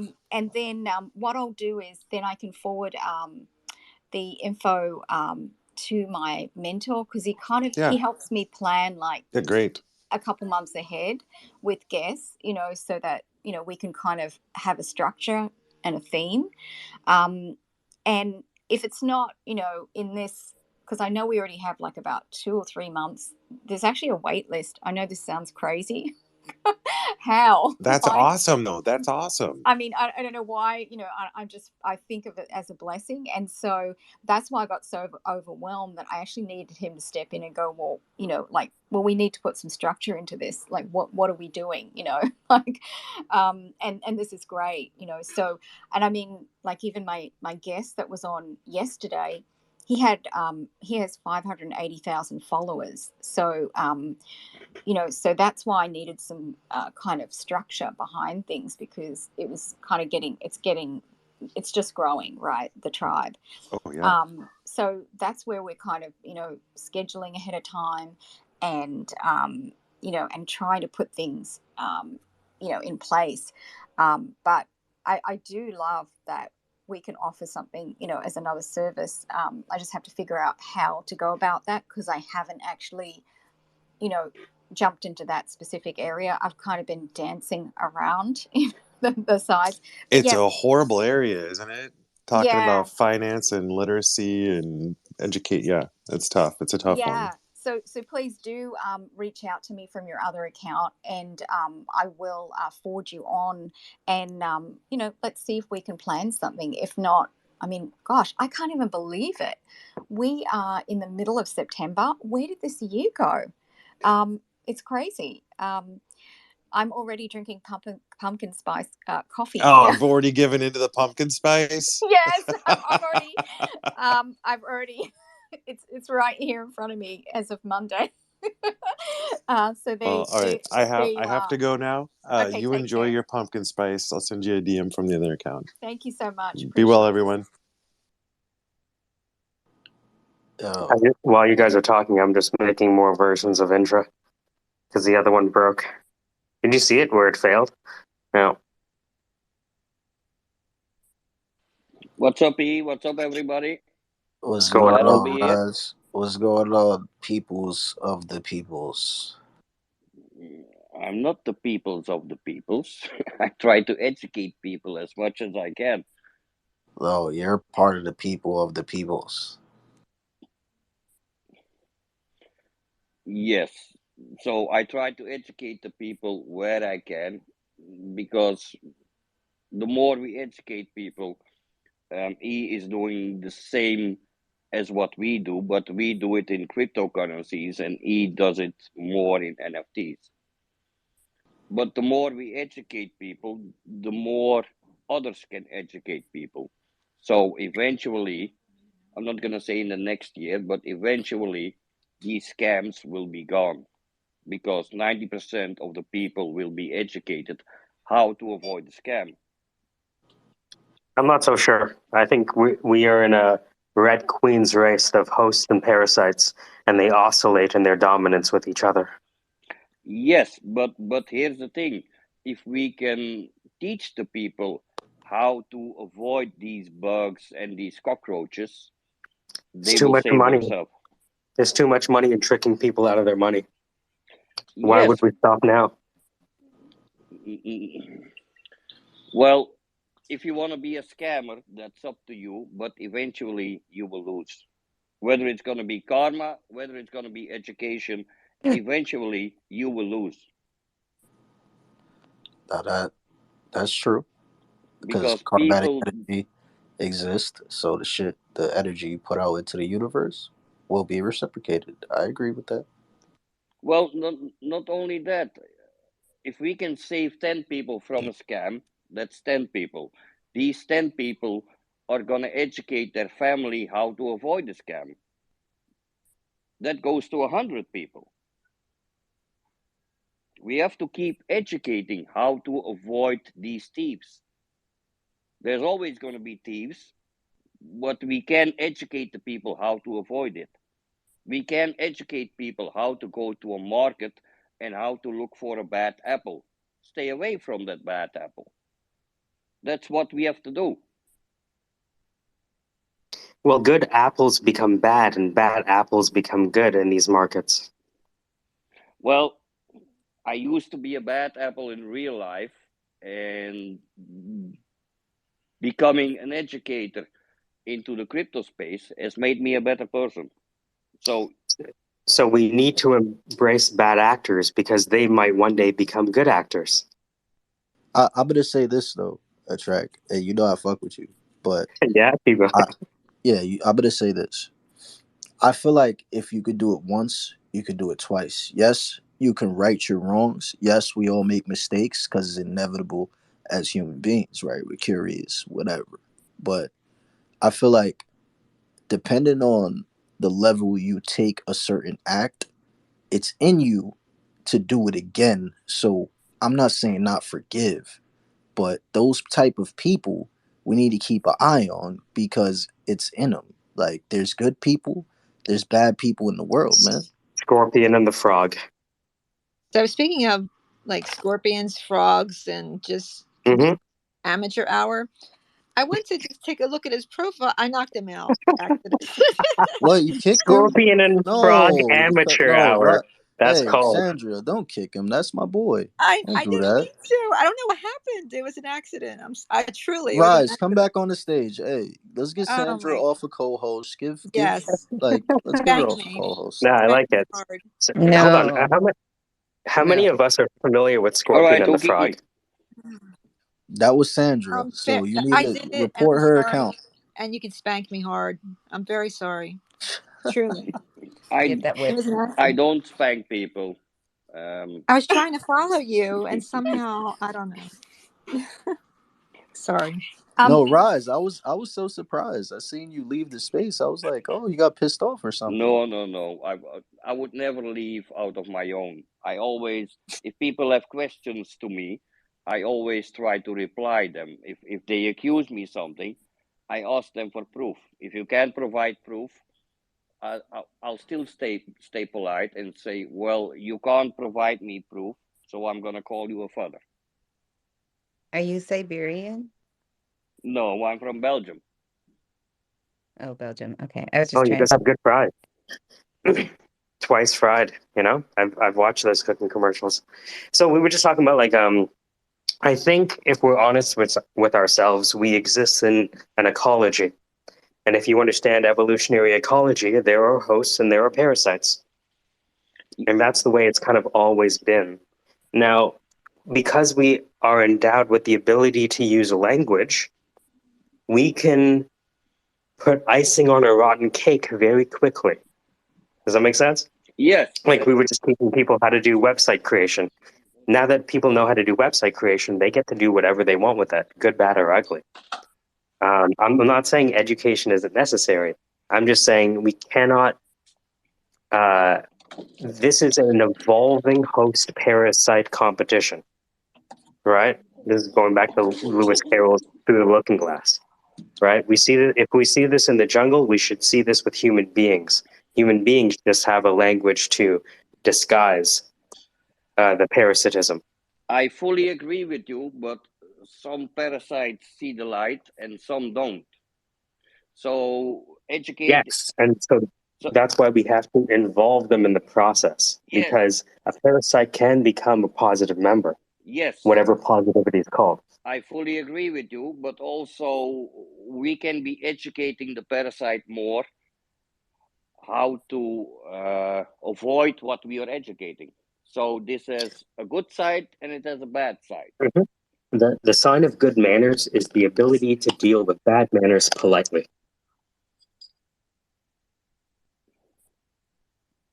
I've seen, trust me, in the crypto and regarding tokens. Now I'm speaking regarding tokens.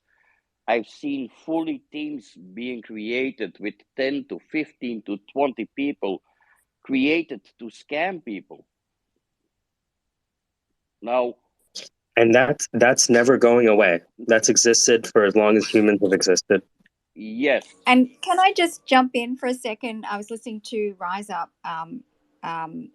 There's also the thing of balance in the world. I know there's the yin and the yang, and so there's always light and darkness, and so there is that. I believe there's always going to be that, and Michael was mentioning that since the beginning of time, but also there is a thing of I believe in karma. So, that's where some people who they make a change and they shift and they decide that they're going to do good things and not take from people anymore. And that's also accountable as well, that people will change and the balance will shift for them as well. So, I think there's hope with humankind. I just think we still need awareness, like you've been saying. But there is that as well. There is, the yin and the yang, the balance of light and darkness, and there's also karma. And then thirdly, there's always a opportunity to shift from one team to the other, from the dark to the light. Yeah, and there will. Go I ahead. kind of want to say that I think it was E that said a minute ago that it's in them. It's always in them. And I don't believe that to be true. I think that if somebody, like, how many times have you seen reformed, people just acting better, like and giving to the world because they took and they realized that that's not how they should be, and they made this change.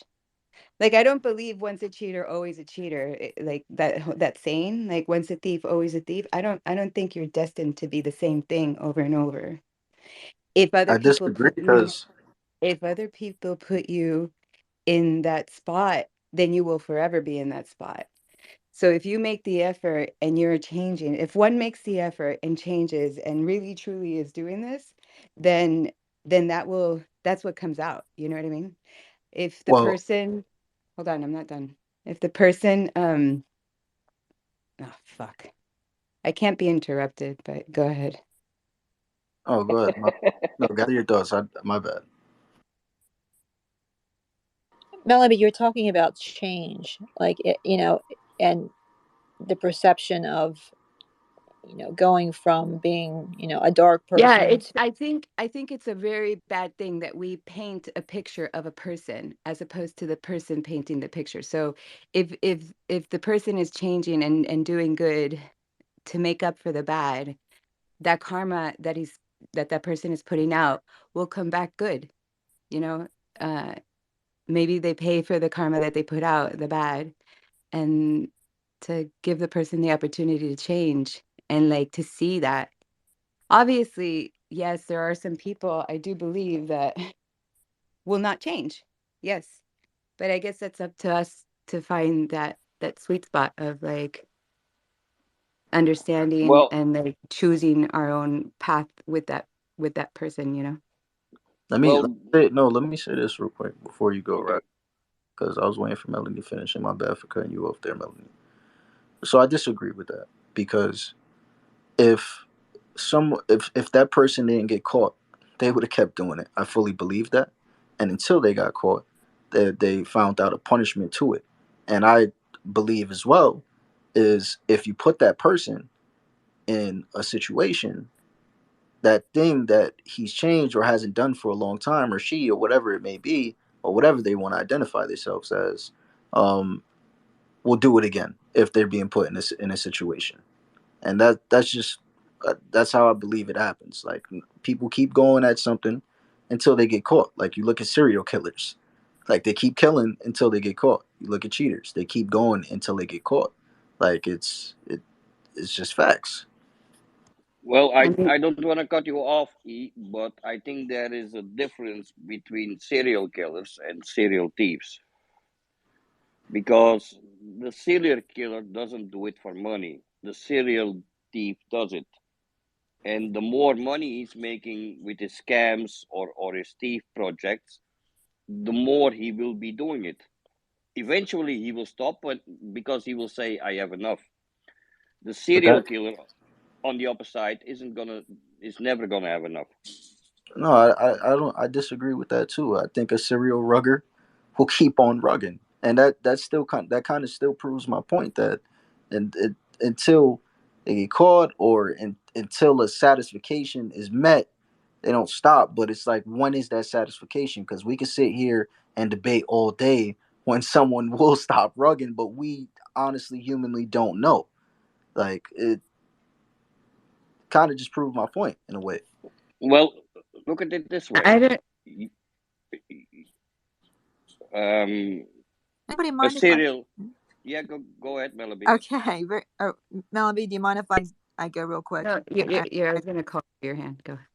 passing comment. Okay, um, history is full of people that reform themselves after some sort of experience, whether it's spiritual, mystical, or just practical, like Francis of Assisi being just one of many of them. And there are people out there right now that are a work in progress, I guess. I shouldn't say that, but you know me. But people who are doing tremendously beneficial things for the world, where in the past maybe they just would have shrugged and you know just watched and you know. So people can do tremendously benevolent things and do it in a manner where they're not seeking uh, attention or becoming famous or any of that. They just do it because it's the right thing to do, and that they recognize something within themselves, that talents that other people just don't have nearly as much of, and they decide that they want to get back to their soul and help the world in a way where more people are brought up to equality and stability, and just overall bring up the vibratory frequency of the planet, which is I think should be everybody's goal. So I think that is definitely possible for anyone to change, even after years of doing things that maybe the average person wouldn't do in the negative. I think it's absolutely possible. We're all God's, or we're all the Creator's children, and he or she or they loves us all equally, and therefore everybody has a second, a third, a fourth chance. And now there are always people that are never ever going to change. That's true, but there are many, many, many people, if not more, that are going to change and be a force for good. Right. And the thing is, right, it's not that I'm like ruling out what you guys are saying. You guys are making valid points. We see it. But at the end, and change is inevitable. Like everything is constantly shifting and evolving on the universe. Nothing ever stays the same. Humans fall in that line. But regardless, it still doesn't cancel out or disprove what I was saying about, like, if the first thing, like I was saying, right, was, you know, just because someone stopped doing what they was doing doesn't mean that they can. We should keep an eye on them. And it's like, until that person got caught, he didn't stop doing that. So it kind of still doesn't disprove what I was saying at all. Because at the end of the day, like I feel like if you put somebody in a certain position, and the easiest thing as human beings for us to do is to go back into old habits that we fought so hard to get out of. So if you put somebody in a situation, their old habits will come out because it's like riding a bicycle. It's something they know how to do or have been doing for a long time. Oh, I agree. It can be easy to fall back into bad habits because they're comfortable. There's something that anybody know. Like I really freaking want to eat every single Oreo in that box today because that's an old habit of mine, right? But just like any habit, people can change over time. But I agree to the extent we can't stop monitoring bad behavior, and until people evolve past where they're at, we're always going to have those out there that are going to do bad things. I agree with that. Well, that all depends on the circumstances. Let's say you went to jail. It all depends on the circumstances when you go out of jail. Are you welcome in a family? Do you have a home? Because if you don't have that, the easiest way for you to make money is to go back to your old habits. So Right. Yeah. it all depends on how they have been educated while they were in jail. Do they have something to fall back on when they're out of jail? I know all companies are trying to get that straight, but 4 out of 10 go back to what they were doing.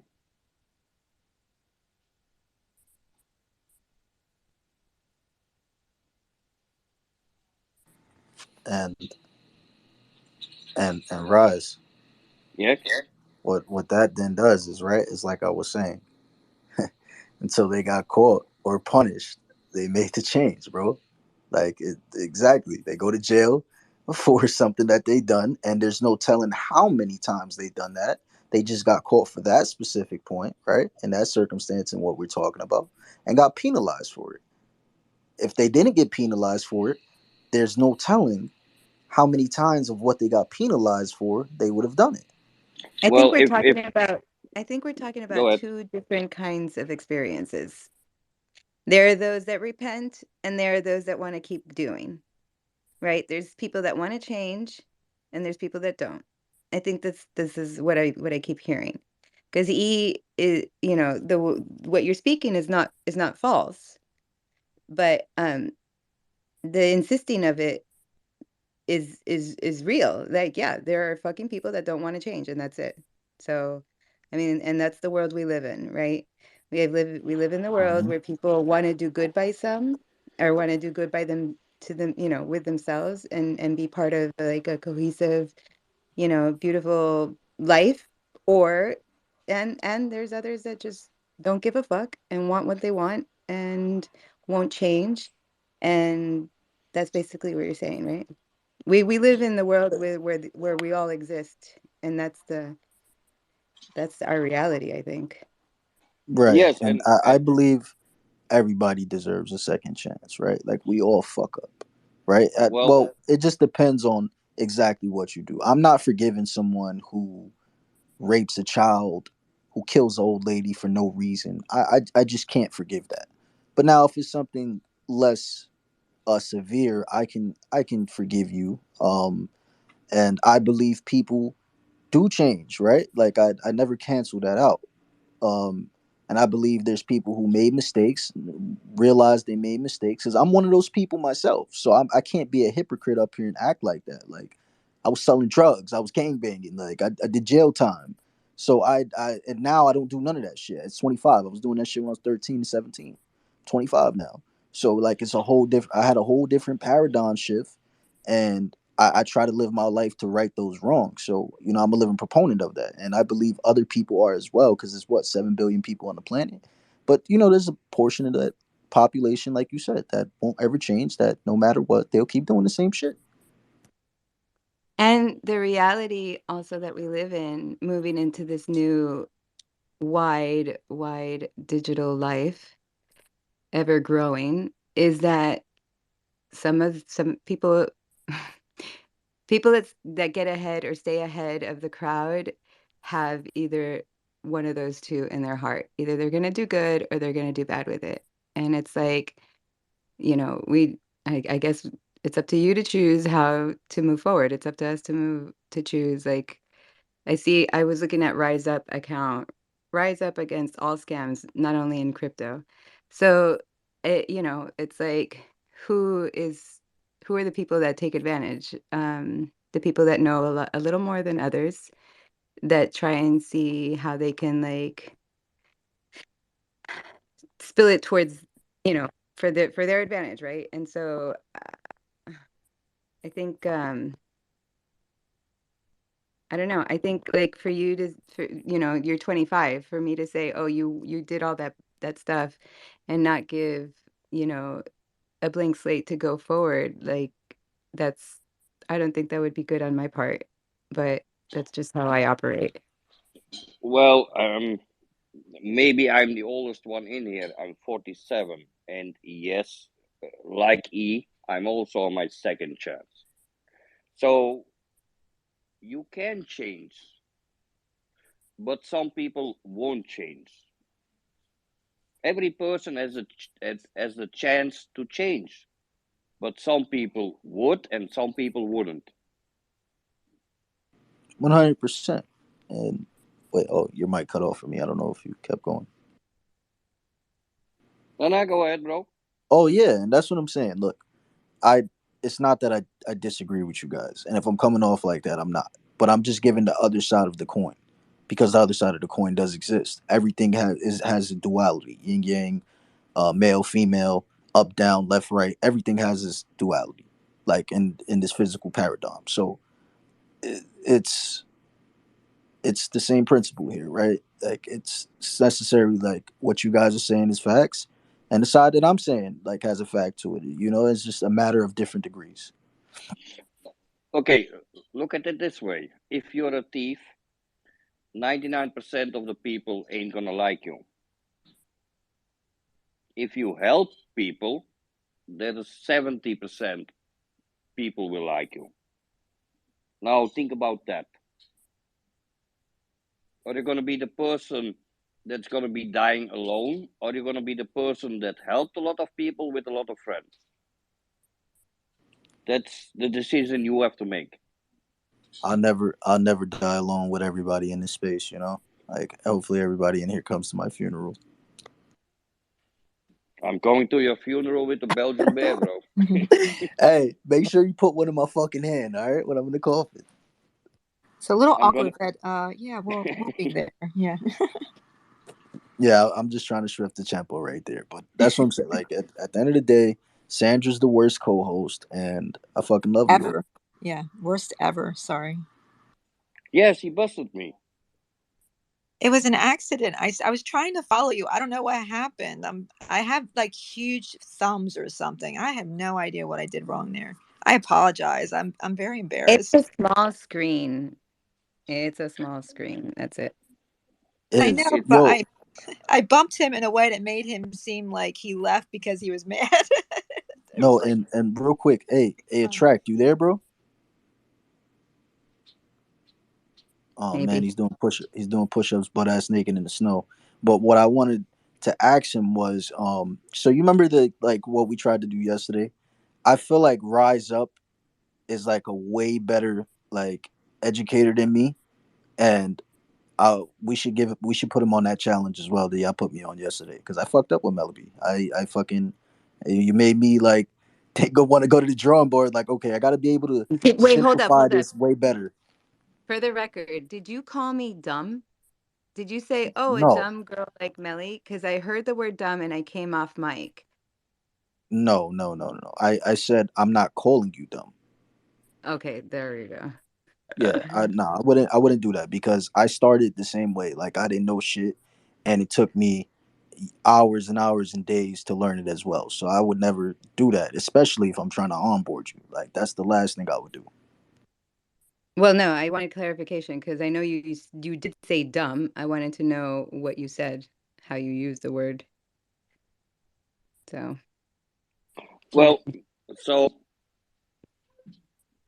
I never promote. Hey guys, I'm so sorry. I have to jump. I forgot. I have a 9:30 Zoom, and I and I'm sitting around doing other things like eating breakfast and guzzling coffee.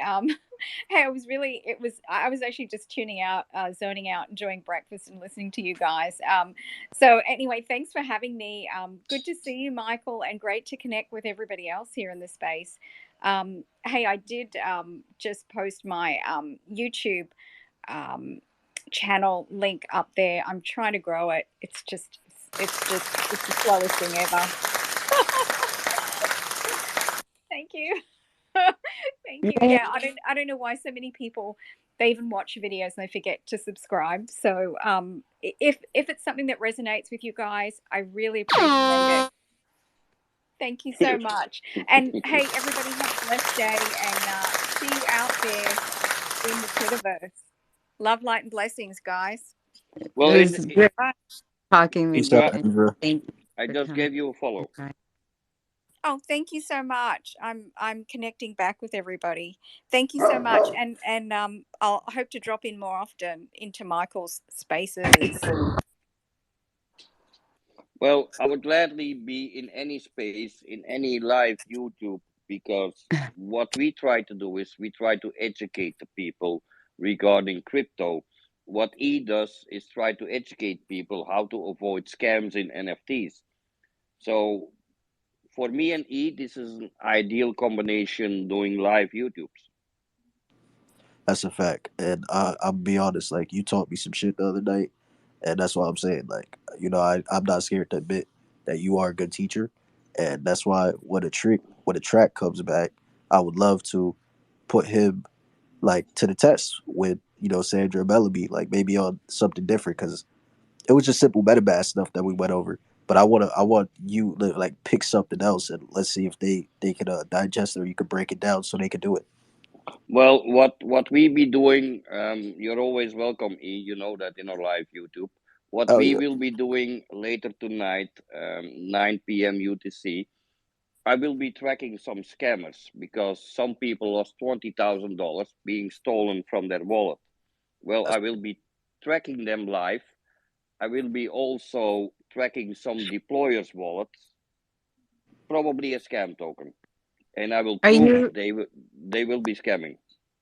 Rise Up? Are you? What do you do? What is your digital life? What do you do?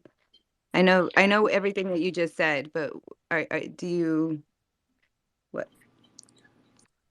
Don't tell me how you go against scammers. What do you do for a living? Like, what do you do for? Are you in I'm the? retired. Oh, cool. Okay, got it. that's my digital dad. So what we try to do is we try to educate people. If there's a new token launching, I'm pretty sure it's similar to an NFT. Go after the creator's wallet. Who created that token? Who created that NFT? Who created that previous wallet? Who created that contract with the previous wallet? Is he involved in any scams? That's what we try to educate the people because everything starts with the creator wallet. And every money, let's say you start an NFT project, you have to fund it. Where come the funds from? Are these funds previously connected to a scam? You already know what's going to happen. It's the same with crypto tokens. If there's a contract out, who is the deployer? Is the deployer involved in previous scams? You have a 99.9 possibility you will be scammed of your money. And this is what we try to educate the people to do it themselves because we all know where is your biggest gain that's going into a token when it's launching. So we try to teach these people how to look for it before it's launching. Because when there, let's say there's a pre-sale. If there's a pre-sale, the contract is already made. Well, who made that contract? Who funded the contract? These are the things we try to educate the people. No, y'all do a hell of a job. In that bot you guys set up in that tool. like right there in that space. You like that live actually. You was catching somebody live with it, so you do a very good job at that for sure. I could contest to it. Yes, because several scams are very difficult to detect. Now, let's say, how many people in here? There's 14 people in here. Let's say we create an NFT project. The 14 of us funds it. We put in the liquidity, but we already have 100 NFT on our backside. Once the starts selling to happen and the floor price is getting up, we sell our NFTs. That's gonna dump the price.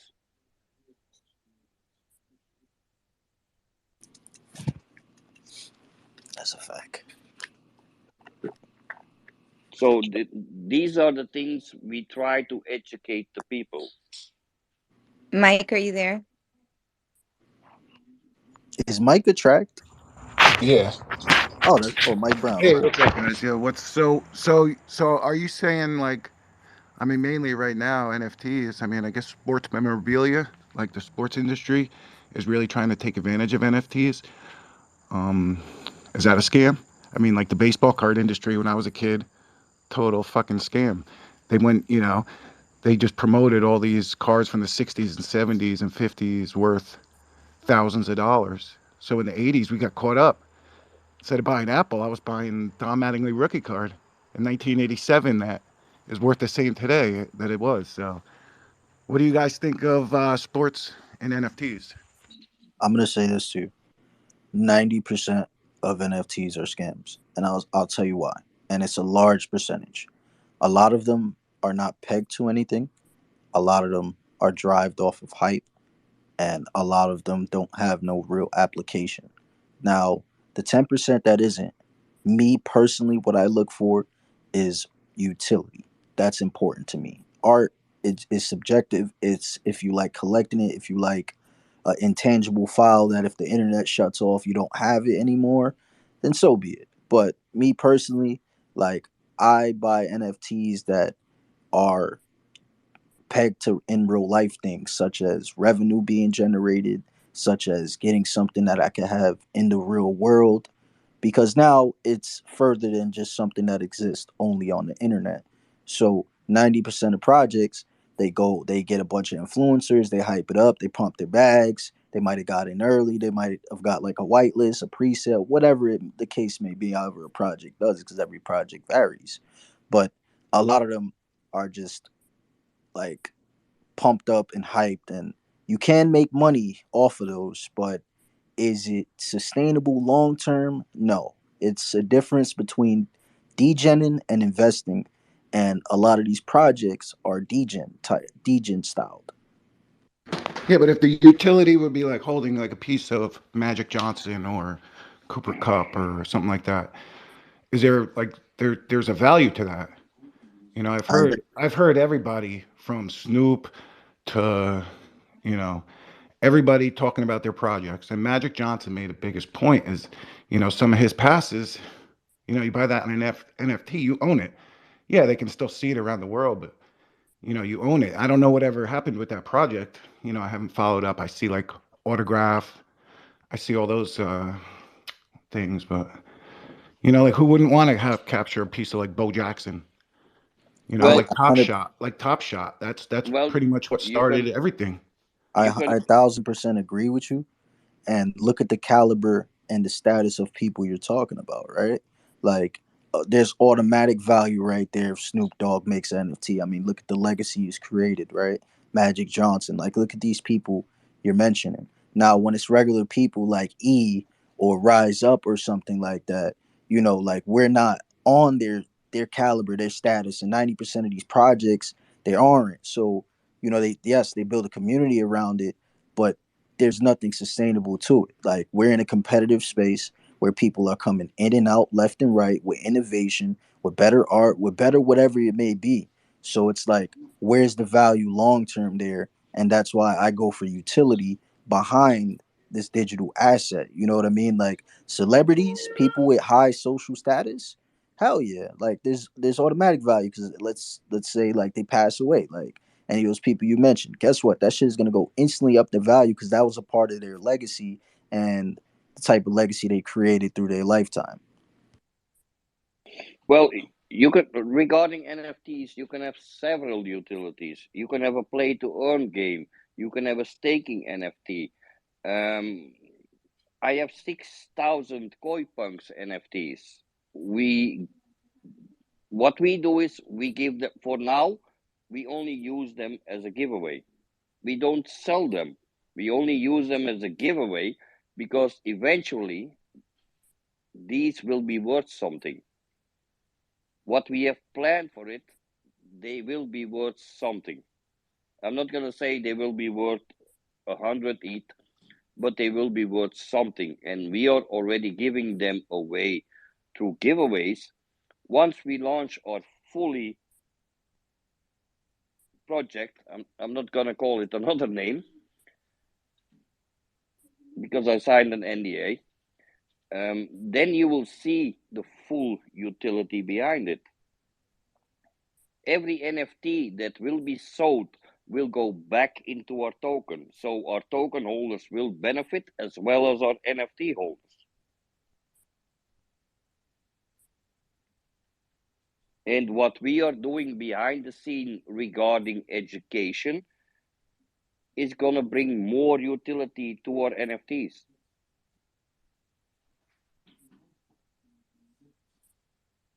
Yeah, I like that approach that you guys are taking. Like you're using the NFTs as a form to educate people, so you get people to like do something that's basically like pushing them to learn more, which then adds value to their life because the more you know, you better, right?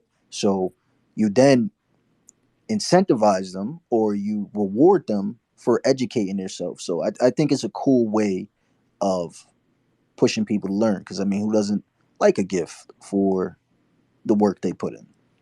Well, we all have been in this way. When we all started entering crypto, to me it was a ghost town. I didn't know where to go, what to do, how to do it. So this is what we need to hammer on. We need to educate these newcomers because I've said it more than once. I've said it in YouTube. At this moment, there is 5% of the world population using crypto. We are moving towards 20%. So all these 15% newcomers has to be educated. If we don't do that, we will lose. If we don't educate the newcomers how to save their money, how to protect themselves, we will lose because then crypto is going to die. If there's not new people coming in, crypto is going to die. This is the same for NFT. We have to protect the new members that are coming in. We have to protect their money. And the only way we can do that is by educating them how to avoid thieves.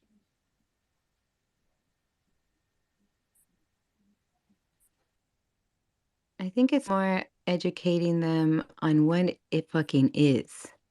So, like when you say utility and like there's all these words that belong in terms that belong in this world that a person that doesn't have a digital life has no clue what it means. So, the education s- teaching people how to do this or like deal with it is like Well, I mean I don't want to it's a cut you off, Melody, but if you educate your neighbor on how to use crypto, when he has a question, he's going to be ringing your doorbell. what does that mean? If I'm going to get That involved means educating, hold on. If I'm going to get involved educating somebody, then that doesn't stop. I don't believe it stops in 5 minutes. Like that continues. That's a, is it not? Like it's a you non-stop. It's a non-stop progress. But what I'm trying to explain to you is you inform your neighbor about this crypto token. He bought that crypto token, and at some point he wants to sell it. So he's going to be ringing at your door asking questions.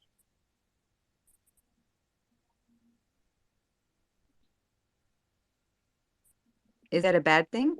If I No, stuck no, if I that's a good thing. huh? That's a good thing because your neighbor is interested in it. Maybe let's say he has $100 profit, and he wants to sell his $100 profit, but he doesn't have the knowledge. So what I previous said, we have to educate the newcomers how to protect them from these thieves and scammers. So if your neighbor is investing in a new token or a new NFT, you already educated him how to avoid thieves. Hey guys, I just want to quickly add something to the conversation about NFTs, if that's okay. Go ahead. Why not? Yeah, sure. Thanks. I think the NFT, the Web3, we had the initial coin offering, all these like new trendy terms are like VC marketing to like get more and more money out of like retail, right? What is NFT? Like if you look at it, like if you want to explain it to someone, NFT is just you getting a receipt, a digital receipt for a JPEG, right? So E was saying that yeah, if it's a celebrity, for instance, there's all like a value to it. But what are celebrities doing? They are just riding the hype, right? So I don't know if there's like a utility as per se. I don't see any value in these at this moment. And investing in something like this instead of Well, I don't want to cut you off, you Buggy, did, but but yeah, okay, go ahead.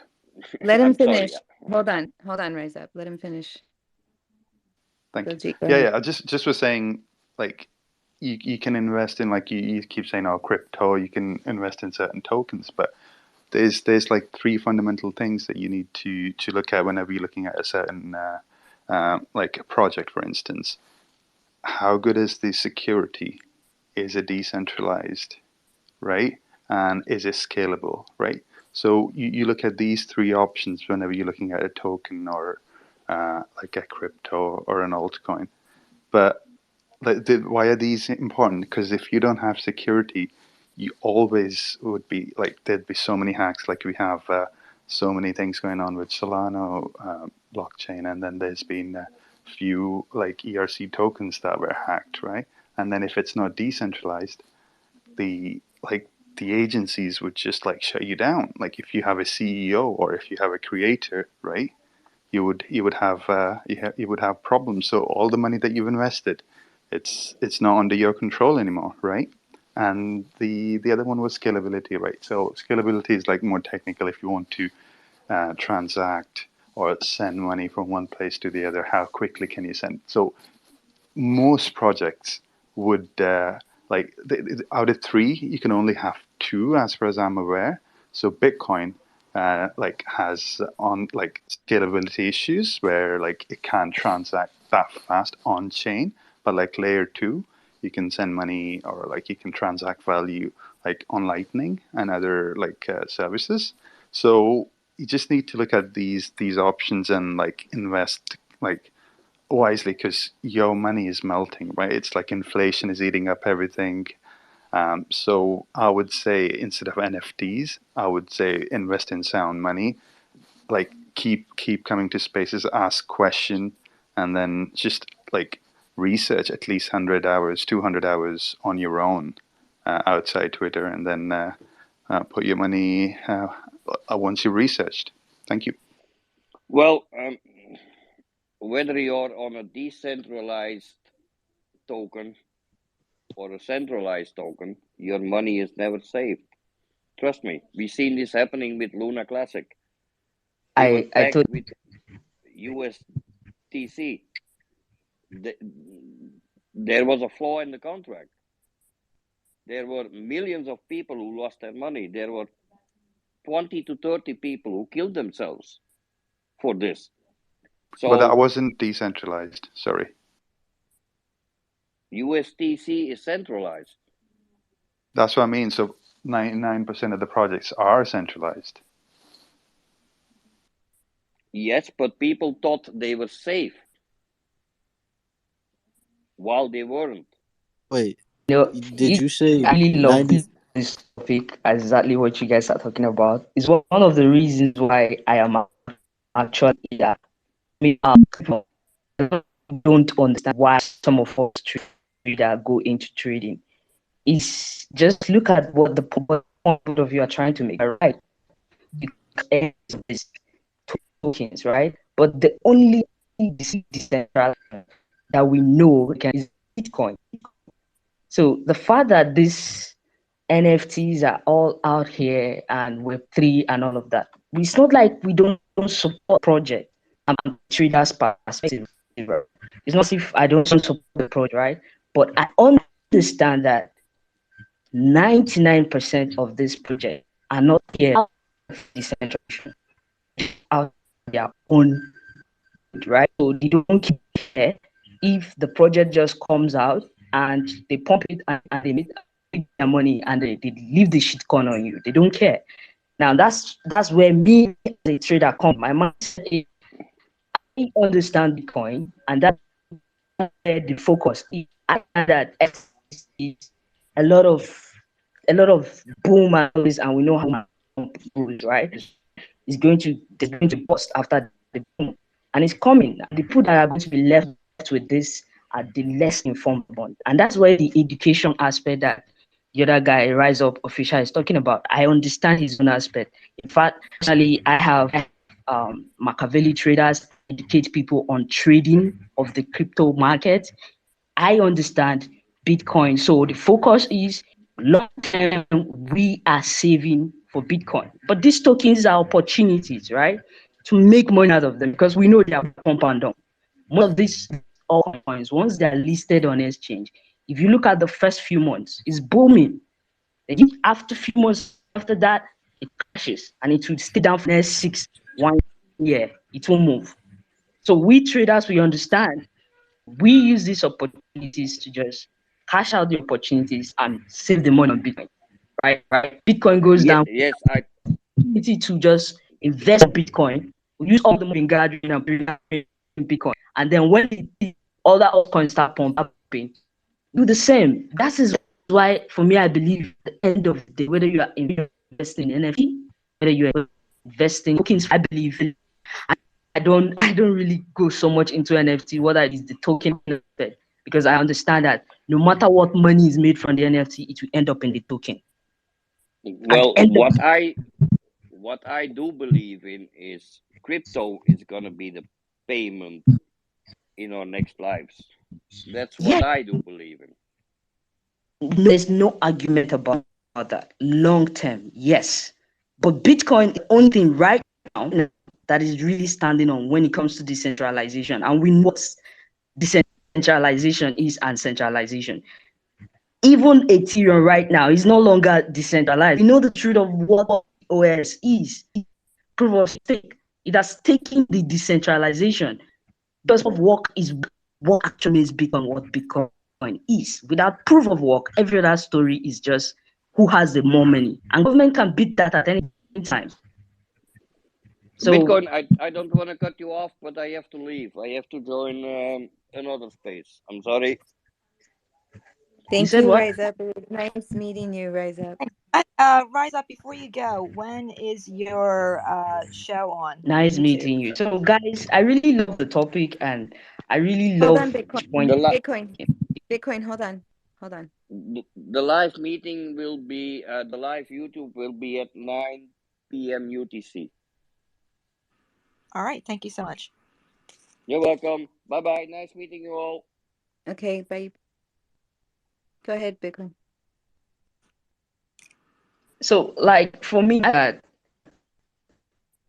is very important. That's why I understand where the official is coming from. Educating oneself is so important because if you don't understand how these things work, especially understanding centralization, I tell a lot of people as a trader, on-chain matrix, even is very important. The fundamental of what is actually going down in transaction. The fact that they say a coin is moving in price does not really mean how many addresses are holding these coins. It's just, and they make it look like this coin is skyrocketing. But it's just few addresses moving this money, right? And you jump into it. Marketing, that's why the other was a good point. Marketing, they just come out and market these coins, and all the investors are influencing everybody, and they jump into it, buy the coin. In 6 months, it's something else. It not move. It to be stagnant in position for the next 2 years, and you get frustrated and you sell the coin at loss.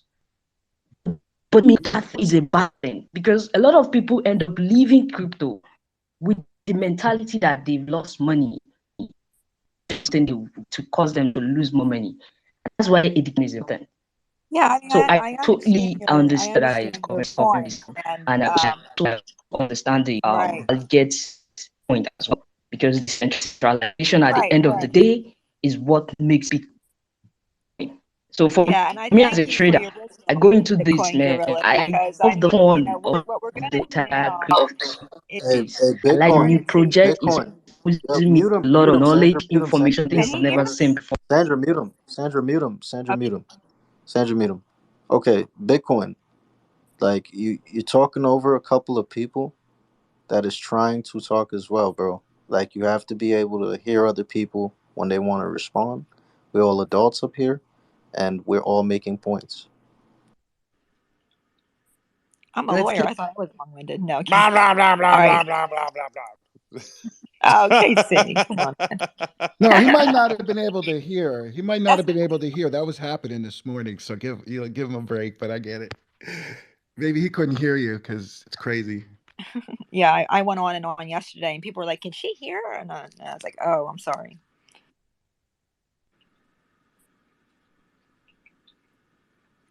All right. So what you got, Sandra? Hello, Oh, James. sorry. How's it going, guys? Hey, James. Say hi to Ryan, Webb, Rocket, Meme, Crypto. Saying hi to everyone. E, Casey, Yeah, E, yeah, yeah. Hey, E, Mike. can I ask you a question? Of course, bro. What's up, Dude, what did you think about those AI redrafts? bro? Those shits were fucking awesome. Like someone already wants it. I'm Dude, serious. how do you like? Do you like? Do you mind that stuff? Like, is that cool? Is that like not like? Hey, you're kind of taking our shit and redo like? Oh, I don't mind at all, bro. All right, I actually encourage that. It's like we're collaborating with sweet, someone who appreciates the art, and I feel like our core diehard supporters that love the Yobis would love that shit, bro. Like you seen someone yesterday, cool. she retweeted it and said, "I want it right now." Like they Yeah, love I that always shit. try to be respectful because, like, just because one person in the community likes it doesn't mean that the person actually who's running it likes it. Oh, bro, as long as bro, the only issue I ever have is someone just tries to take the art and just like resell it. Other than that, bro, Yes, I love the collaborative. word. Like it actually makes me excited, bro. Like seeing people appreciate the art, man. So thank you. Thanks, man. I appreciate that, and that's cool. I just like to, at least ask. You Yeah, know, I mean, whatever you want to do with them. Like if you want to try to auction them off and make a buck off them, like I'll help you no, hype it. no, No, I'm I just saying love though. that. I appreciate that. That's so nice of you. Nah, I'm just doing it for fun, buddy. Oh, all right. Well, I'm just Yeah. letting you know though. If you ever wanted to do that, I would market the fuck out of it. That's what like I got you. Okay, I'll keep that in mind. Yeah, I'll keep that in mind. Thanks. No, hell yeah, thank you, man. And if you want, she really wants that picture that you made. So, I don't know if you want to mint it as an NFT and Oh, give it to her. I don't know, whatever you want to dude, do. that's. I was just gonna message her and just say, "Here you go, have fun." Oh yeah, send it to her then. Okay, If she wants to mint it as an NFT, I'll do it for you. okay, okay. Yeah, cool. cool. That's awesome, man. Thank you. Hell yeah. Word. Right on. All right. Sorry if I interrupted the conversation. I just wanted to be greedy and get that question in there. Yeah, that's very No, interesting. I mean, I just think about it. Can Mike, you're too low. You're too far of the mic. Okay, there we go.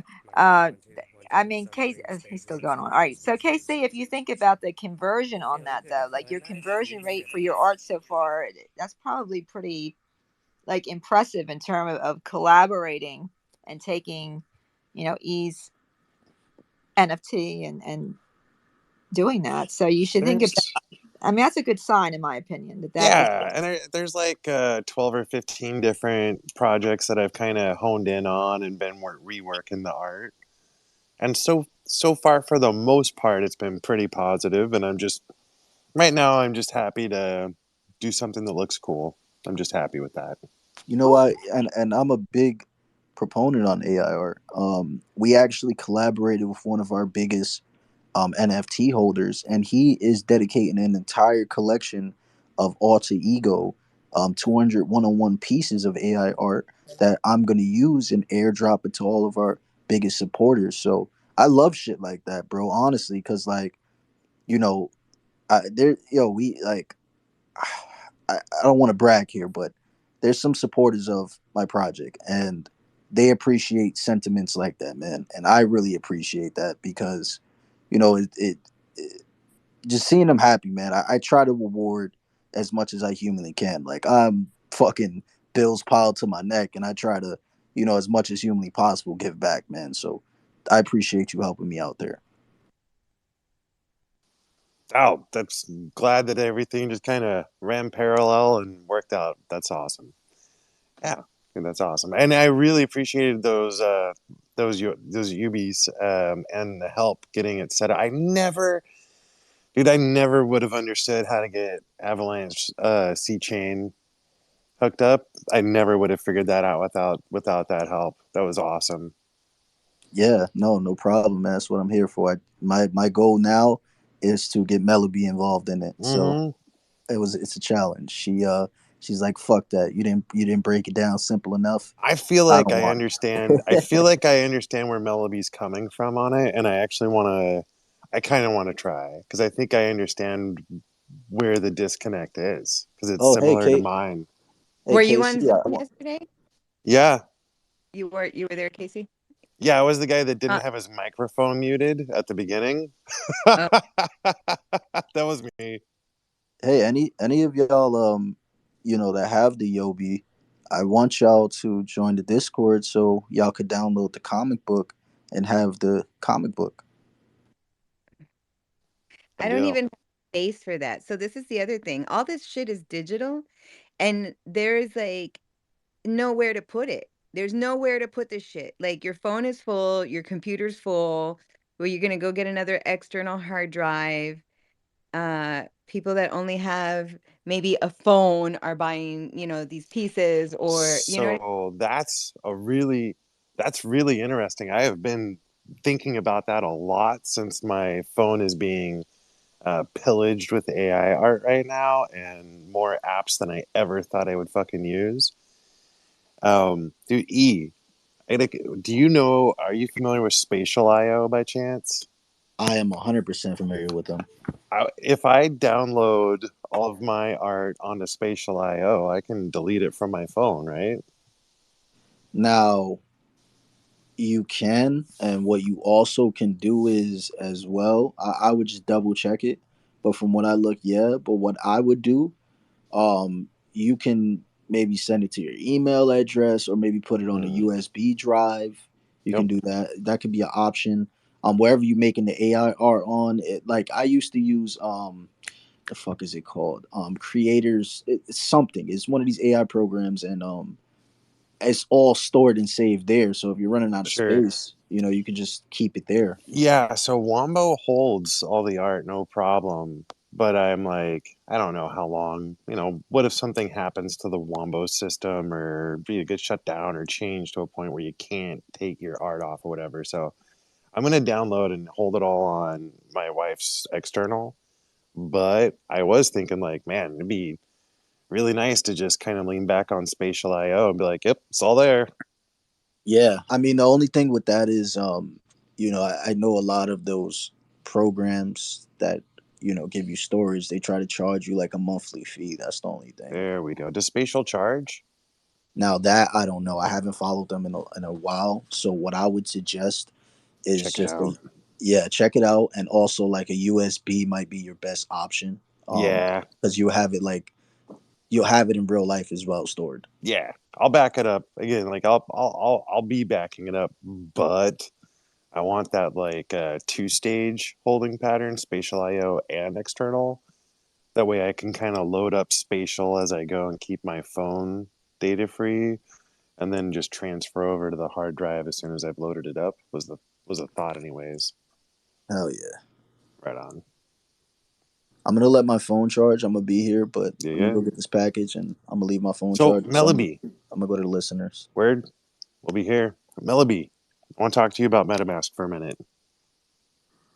I'm here. Tell me. Okay, all right. So there are a couple concepts that I didn't get when I started using MetaMask that now that I do kind of get them, makes a lot more sense.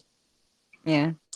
All right. So like for starters, um, think about it this way. MetaMask is an app that you download, and in that app you have a web browser.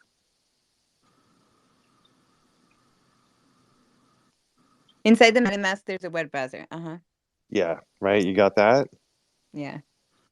Okay. I didn't know that. Really? That's the way it works. That's what you're doing when you're going to OpenSea. You're actually using a DApp, a decentralized app, and the app is basically a web browser. That's all Mm. you. That was like such a simple concept, but for me, like I didn't get that. So it's like one of those Russian dolls where you open it up and there's like, Oh yes, yeah, I love those. yeah, it's totally like that. What's up, cryptology, cryptoglyphics? Oh yeah, cryptoglyphics. What's up, man? Hey, I've been listening for a while, and everyone's talk about where to put their digital NFTs, their digital art, if you will. It got me thinking about how years and years ago there was this kind of trendy thing where people were putting their photos on these digital frames, and they could just change the Yeah. photo. And Yep. so now it got me thinking, why not rework the concept where it's its own digital wallet, and Dude, basically Ledger Nano. all you're doing is dropping your art there. You log into that wallet and you can change it, or you can set it to change based on smart contract applicate interactions that you want to pick and choose when you set it up. And then you can hold your art there. No one can get into the wallet unless they have, you know, the password in, or whatever pin code, however you want to set the security. And so it takes it off your phone. It lets you display it without having to get into your own wallet. I mean, that was just kind of my thought. So, a digital frame for a Ledger Nano, Yeah, right? yeah, basically. I think that's a great idea. And as it flips through the frames, it shows you part of your portfolio too as a picture. Yeah. That's an awesome idea. I like that idea. Do those frames? Okay, so hold on. That digital frame, it has the hard drive on it, but Yep, it's like a little USB. it's Wi-Fi also. So you use your ledger. Some of them are, some of them aren't. Basically, you would want to make it so that You would not Wouldn't want it's it. air gapped as much as Yeah, possible. you would not want it to have Wi-Fi capable. I'm thinking like the Exactly. old school digital frames. Yeah. How about a fucking Ethernet? Like I don't want it to be any, and if I'm putting my ledger there and I'm putting my art there, like I don't want it to be accessible to be picked up in the air, like Yeah, exactly. Yeah, That's what I was saying. Like you would using old school one. you would want to air gap it, or you would want to set it so that it only interacts with the wallets that you give it permission to interact with. And so if a foreign wallet tries to come in, if it doesn't recognize the wallet address, it simply ignores it. Give it some type of there's a guy that is launching an AI-based security system that makes your data defend itself against hacks. And you could totally apply that type of AI to the wallet structure in that format. Yeah, Ahmed, you mean? I mean, I know Ahmed's working on something like that. I think Yeah, what yeah. you're talking about. No, that's a great idea. I mean, and we've been Okay. kind of talking about a purse, like, I Yeah. mean, theoretically, where, or an easier to use wallet where you're not having to go through 50 motions to, get your NFT or whatever it may be. So, Um, so I'm sorry. Go Sorry. ahead. Go ahead. No, no, no. Go ahead. You said purse, and I thought that's perfect. I mean, for portability, I mean, sure, you'd have a whole nother thing you have to charge, but imagine, pushing, your random NFTs on the side of your handbag or your purse so that you're customizing it how you want. I like that. But we need a male. I don't think a male would want to carry a purse. That's like a man bag. I don't know. They call them man bags, and my neighbor carries one. I There's a don't whole friend understand zone. it, but it is Satchel. what it is. Cool. We can figure that out some other time. But now, yeah, that's something that Mike and all of us have been talking about. Because especially for me, it took me. I was going to buy like an NFT like a year ago, but I was just like, this is going to take so much time for me to figure out that maybe I will just wait and do it later. And then I never did until like a few days ago. I'm still pushing for an NFT that offers a perk that somebody would want to be using in their everyday life that doesn't require any on-chain activity. And to me, NFTs strive for millions when if you build a bridge that way with your NFT to where people are now, that's billions. I have a question. Going back to the digital frame, are you talking about now? An old school one doesn't really have access unless you give it access. So is that something like maybe an artist would go to like a show and just sell the NFT in the digital frame or the AI artwork? You could set it up that way, and you could set it that based on say an NFT style ticket to the event. Those are the only people who can actually um, see what the art is, because you'd basically be looking at a blank a blank screen, if you will. You hold up your phone, it there's a camera in the frame that captures your the wallet address. It says, oh yeah, they have a ticket they can see, and then they can purchase. And then it would show itself on that screen, or is this It a would show itself on the frame, okay? and then they would come off as they're purchased. Okay, I see. Cool. This is my niche. I'm finding in the crypto space is I go into I either watch YouTube videos or I go on Twitter Spaces, which more times than not I do, and I get to hear all these issues people have, and immediately my brain just runs with what can we do here to fix this? How do we fix this? And then it just comes out. Oh, that's such an amazing talent. Like some people think they have that talent and they kind of like actually just make things worse.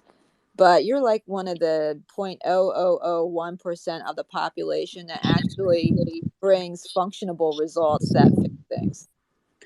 Yeah, if I could just get more companies to notice that, um, that would be awesome. Well, I mean, sometimes it's just a matter of, rethinking the conventional approaches on how to approach them, or maybe I personally think that networking or talking to someone, like almost like the Kevin Bacon game. I kind of try to think about it that way, because more often than not, if you play the Kevin Bacon game with like people, you will find someone within the business you're trying to approach that maybe they have a friend who plays with them on, they're golfing together, and you happen to know a friend of that other person. You can then approach, in an informal way. And, I've often found that that's easier than the formal, the back channels. Yeah, and that is what I'm working on building out.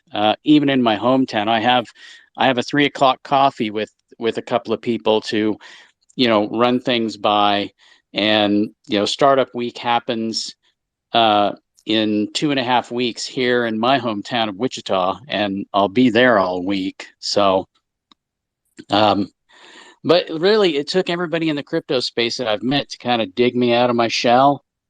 And but I like that there are people who are more long-term thinkers than in other spaces. But every place I've ever worked, I leave myself outside of the company from an outside perspective, always thinking from the outside and being an outward observer, even though I work inside. That's definitely an analog to Together Alone. Pretty much that's where I live most of the time, is analog and analysis, logic, all of that. Right. Oh, I'm a vintage person myself. Like if I see a rotary phone that's made of Bakelite, I get all excited. So I can relate. Okay, I have an off-topic question for you guys. Sure. I am in the creation point of my project's name. And Oh, I am, yeah. So the first one that I've come up with is an acronym. And let's hear it's, them. okay, it's RISE, RISE, RISE, for Reactive Informational Self-Economics. Cute. Well, can I just back up for a second because What S I'm word? Say again? is that for your art project? I don't. No, this is for the financial literacy. Oh, okay, okay, I get it. What's the S? Sorry. What's the S word? What's the S word? Self. Oh, okay. I think it's too difficult to understand to the average person. I think they're Mm, going to be like, "What the fuck is he talking about?" I think it has to yeah. be something sexy and catchy and kind of like TikTok-ish. You know what I mean? Yeah, I've been down this road before, and that's where the sexy coin came from. Savings exchange yield. That's a good one. Now they would not forget that. I, Yeah. dude, it's got some humor behind it. I got some pretty stout kickback from the younger generation on that one. I just think if a word is more than two syllables, you start entering, the territory of the drive-bys that are going to be like, I have no idea what you I think mean. rise is one syllable, isn't it though? No, but the Rise, words that but represent rise are yeah, not. no, it's Oh, Some of a, I them. see. yeah. It just needs a little rework. That's Yeah, all. yeah, yeah, yeah, yeah. No, first round efforts. It's just Or clay you on can the. ignore my opinion because it's just an opinion. Yeah, I could. I mean, I'll probably like keep it on the list as an example of options.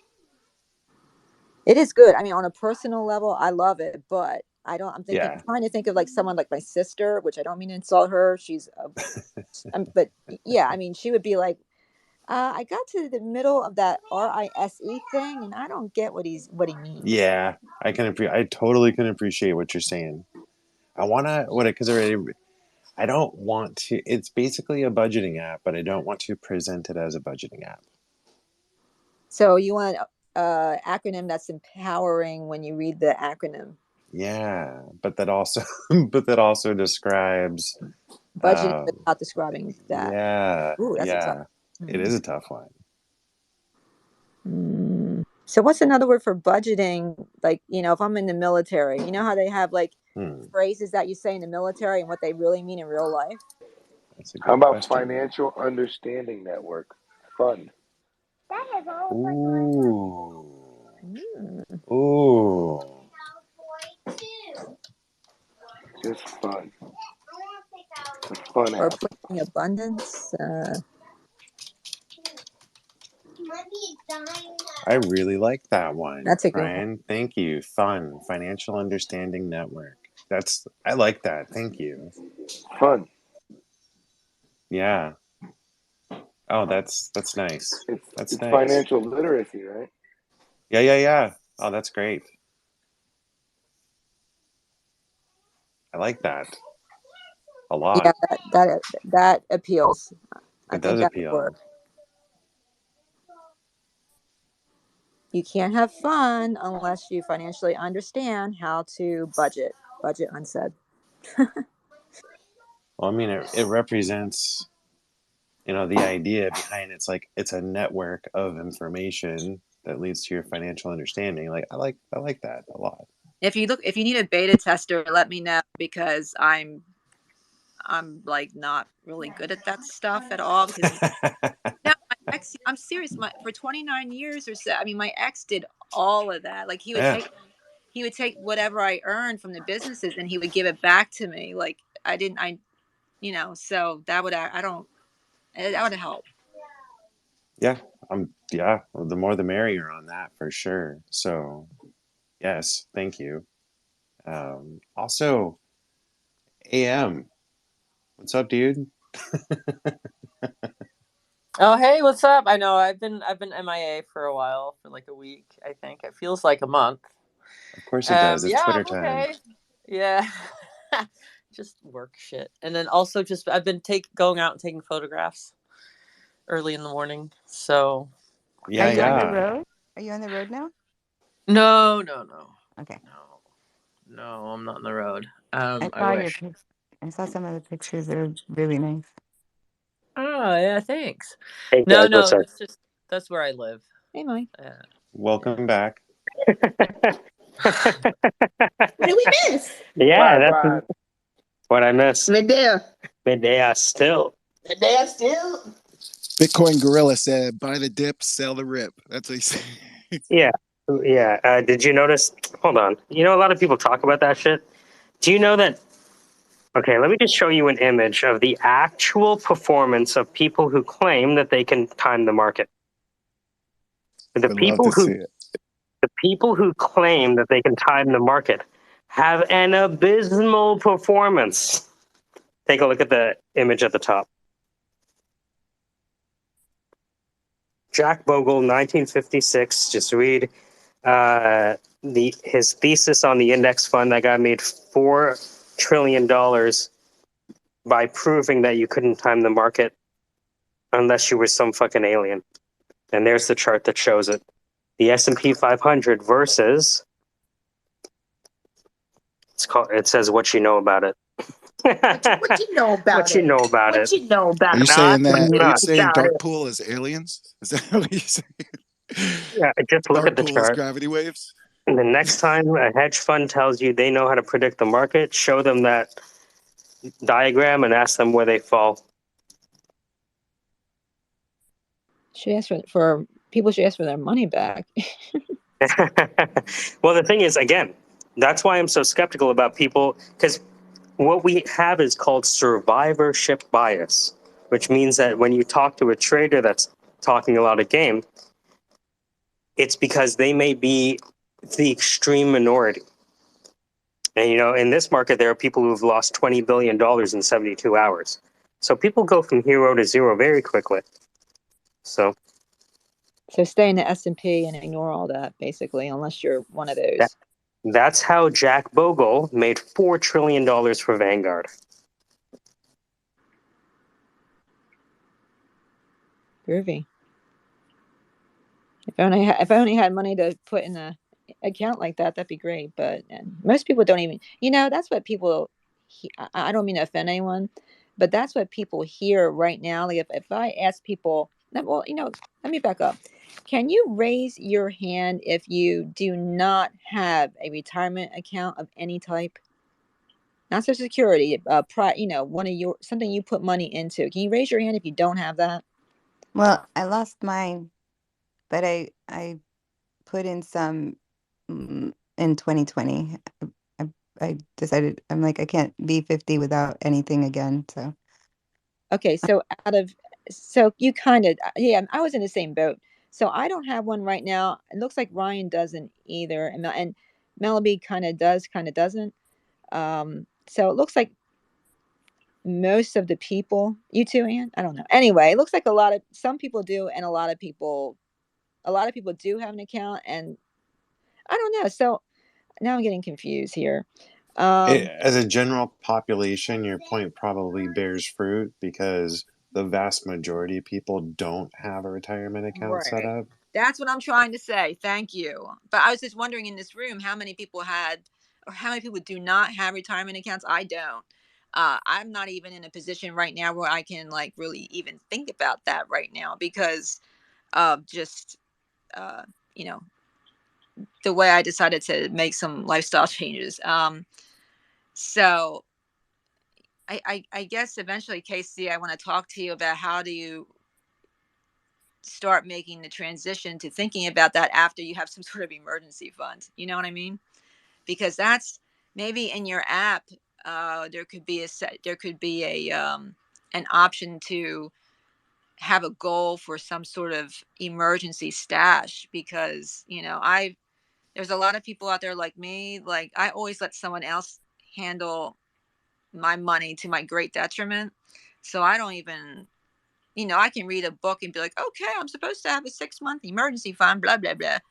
But, even then, the chances of me doing that are slim unless I have something I can like use every day to kind of help me with that. You know what I mean?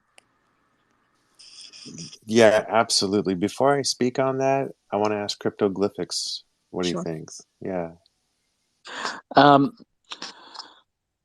for me, I think that the any type of uh, education in almost any subject matter requires a requirement of uh, a form of taught discipline, and it'll vary as to the approach on helping people while you teach them develop discipline around the subject matter.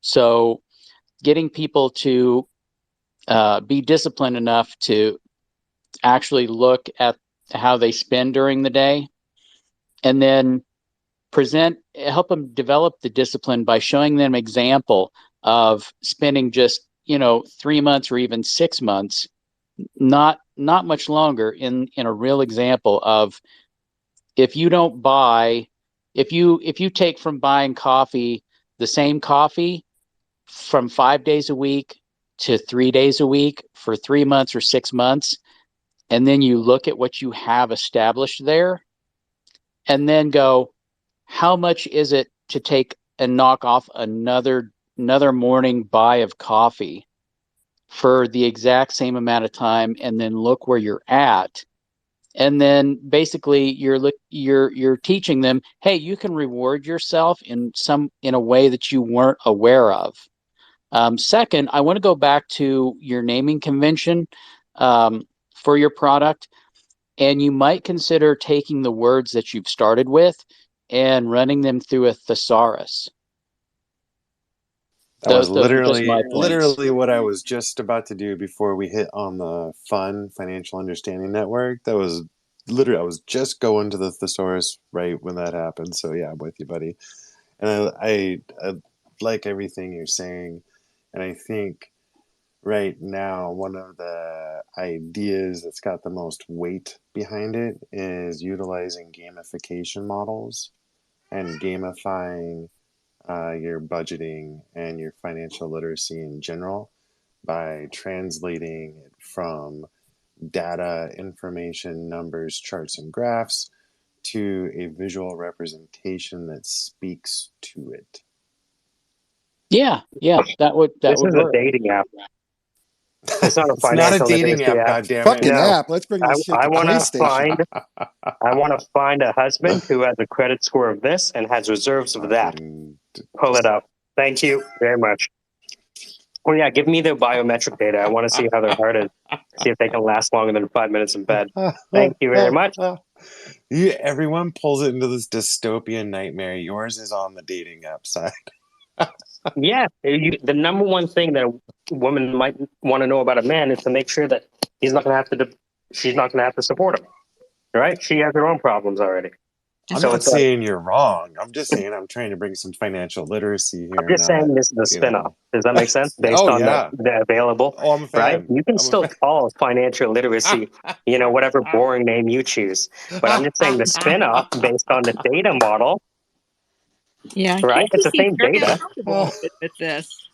Why are you so uncomfortable with the concept? I think it's, you know, yeah. Hell, I'm still trying to start a WeWork for, high wealth individuals, spin-off type thing where, there's like entertainment to be found. So, so because the idea here Like is bands. to is not to increase the world population, but to help You you could call it clean understand. as your money. Oh my God.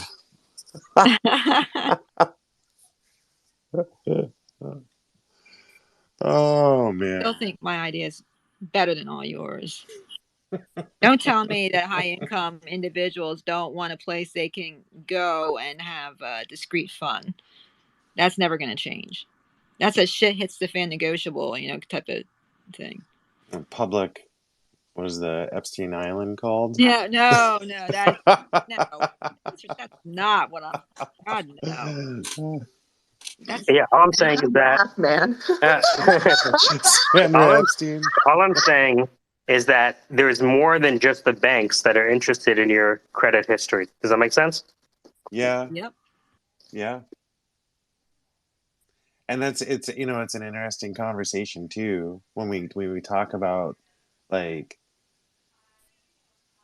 people not wanting to necessarily have their financial representation flashed out in public. I can understand that. My hope is that by using a baseline visual representation where it's just plain as the worst case scenario is just plain, just normal. I hope that comes across in it because there's a lot of shame around having a bad credit score, a bad financial situation. So if we can bridge that gap and let people know, like, hey, you're not alone. This is not unique. There are the vast majority of people, even those that are driving around in Beamers and Escalades, are struggling with the exact same issues of not knowing how to budget, not understanding their financial position. And it's all the basics. It's not about like, what should I do with my investment strategy and how do I get my retirement? No, this is the prelude to that. This is all the basics to fundamental You're talking financial about leading. foreplay to financial independence. Yeah, this is the foreplay. Well, what we You need to That's what do I'm is get rid you saying. of. What we need perverted to We're do going to bastards. call it Yes, foreplay. we always need to comes get back rid to of sex we with need to y'all. get rid of credit ratings from FICO in general because they Oh, they do are you know? bigoted, they Okay, are All right, racist, hold on. I have and a they solution. I are. have a solution for that. That's a little less disruptive. I want to say If sorry, Mel, go ahead. no, that it's like we're sitting here and about to go down that FICO score thing, but it's like everybody here wants the digital life, and we kind of see the future. We have the future in front of us, which is China. Okay, we see how China operates in a digital life. Did you guys see these people fucking having to sleep outside because their doors wouldn't open? Everybody was sleeping on the fucking under the bridge, in the Yeah. park, wherever they could lay their fucking head because they weren't allowed inside their houses because their digital locks were locked. Sandra just went through this experience. So FICO score, keeping on, like, uploading The into the digital world. It's like we're accelerating that. Well, So here's the thing that the people who are extremely well off or middle upper class don't understand that when someone kind of panic leaves who they've been with, who's like beating the shit out of them for years, they're not thinking about their fucking FICO scores. And the fact that they have to enter a world where they're going to be, the scarlet letter of a fucking FICO score is on them and they barely have the ability to like get on their own feet and get, back into the world again. It affects people who are low income. They really, I mean, FICO scores are not a priority to, I would say, most of the country. You can't tell me that someone in Camden, New Jersey right now who lives, right near the Benjamin Franklin Bridge is thinking about his FICO score. So to brand somebody with a FICO score without first making it more equitable and more based on each person's situation, um, and I think that's doable in some ways. I think the current FICO system is extremely unfair. And yes, do people need to be rooted out who are completely irresponsible and they'll buy a car, drive it off, you'll never see it again? Yeah, sure. But by and large, people through no fault of their own, whether it's medical, whether it's just never being in a situation where they control their own money, um, you know, they they start out with a low FICO score and they have no immediate way of improving it. Like it's something that would usually take a couple years, and you know, people who don't live in a quote unquote, Jones's middle upper life, they don't have any relative basis by which to um, e- you know, I don't think they should even have to care about the FICO system because A, it's inherently biased, and B, it is the corporate oligarchies and the elites' way to branding each middle class and quote unquote lower class individual in this country so that they can monitor them. It's as simple as that. That's what FICO scores are for. You monitor the credit worthiness of each individual and then make judgments against them. And that is going to eventually, if we let it spin off into something very disgusting. But the FICO score in general is extremely biased against minorities. It's extremely misogynistic against people coming out of marriages where they've been controlled by another person for a very long period of time. It's just an unfair system in general. I think there needs to be a huge revamp to that. Sorry, Casey. I'll stop ranting. No, no sorries, no sorries. I really appreciated everything you said. And one of the things that makes it so complex and so unfair is that the equation that's used is called the Fair-Isaac model, owned by Experian, and it's a proprietary equation. They're allowed to keep it secret because that's their business. So, because nobody knows what that equation is, it's supposed to safeguard the score so that no one can manipulate the system because you're not supposed to understand how it works. The problem is that we're in a more advanced economy and you should know how you're being judged. And it's so funny you use the word branded because I always have thought about those price check guns where they go along and put price tags on everything. And that's how I've always viewed the FICO score, because that FICO score is going to determine how much it costs you to obtain debt. Oh, and there's other uses too, but primarily the score is used to determine how much you're going to be charged to borrow money, more or less. So, because we don't know what the equation is, nobody has a fair shot at altering their, spending habits and their daily life habits to drive immediate results for their score. So it's like being told, you have to play this game, but we're not going to tell you what the buttons do. Sure. Yeah, I'm not a fan of the current credit system. I recognize that it's valuable in terms of determining the risk of lending money to somebody. I can appreciate that. That makes a lot of sense. Um, Keeping the rules to that equation secret, while initially I can kind of appreciate it, the industry is kind of roughed out what the impactors are. You know, Right, but I don't need to know their secret intellectual property model to know that it is inherently racist against minorities. It isn't just a disaster for people who are low income. Oh, And look, if I looked at the disparate impact of it, it would probably not survive, a lawsuit for that. And I hope someone looks at that and brings it, because it's the same thing as with the IRS. The IRS targets people who they think are more vulnerable, and usually those people are people of color and low income people, because because it costs more for them to go after people who are accountants and white people and things like that. And the problem is that FICO is attacking people who are already disadvantaged by the cultural issues stemming from the beginning of this country. And I know I sound like, roll eyes time, but if you understand the theory behind it, the theory is that, well, but for people in this country, and yes, there people in other countries, bringing people here and putting them in a less fortunate economic position than the people that owned them, like they were, they're owned. So now go through time, okay, things change, great, great, great. But the problem is that if your family owned a plantation as opposed to the person who didn't, who do you think is going to be in better condition these days? It's going to be the descendants of that family that got there off the backs of other people. And same thing with the FICO. That is rooted in a past that is inherently biased, and that bias is reflected in who the FICO score affects the most.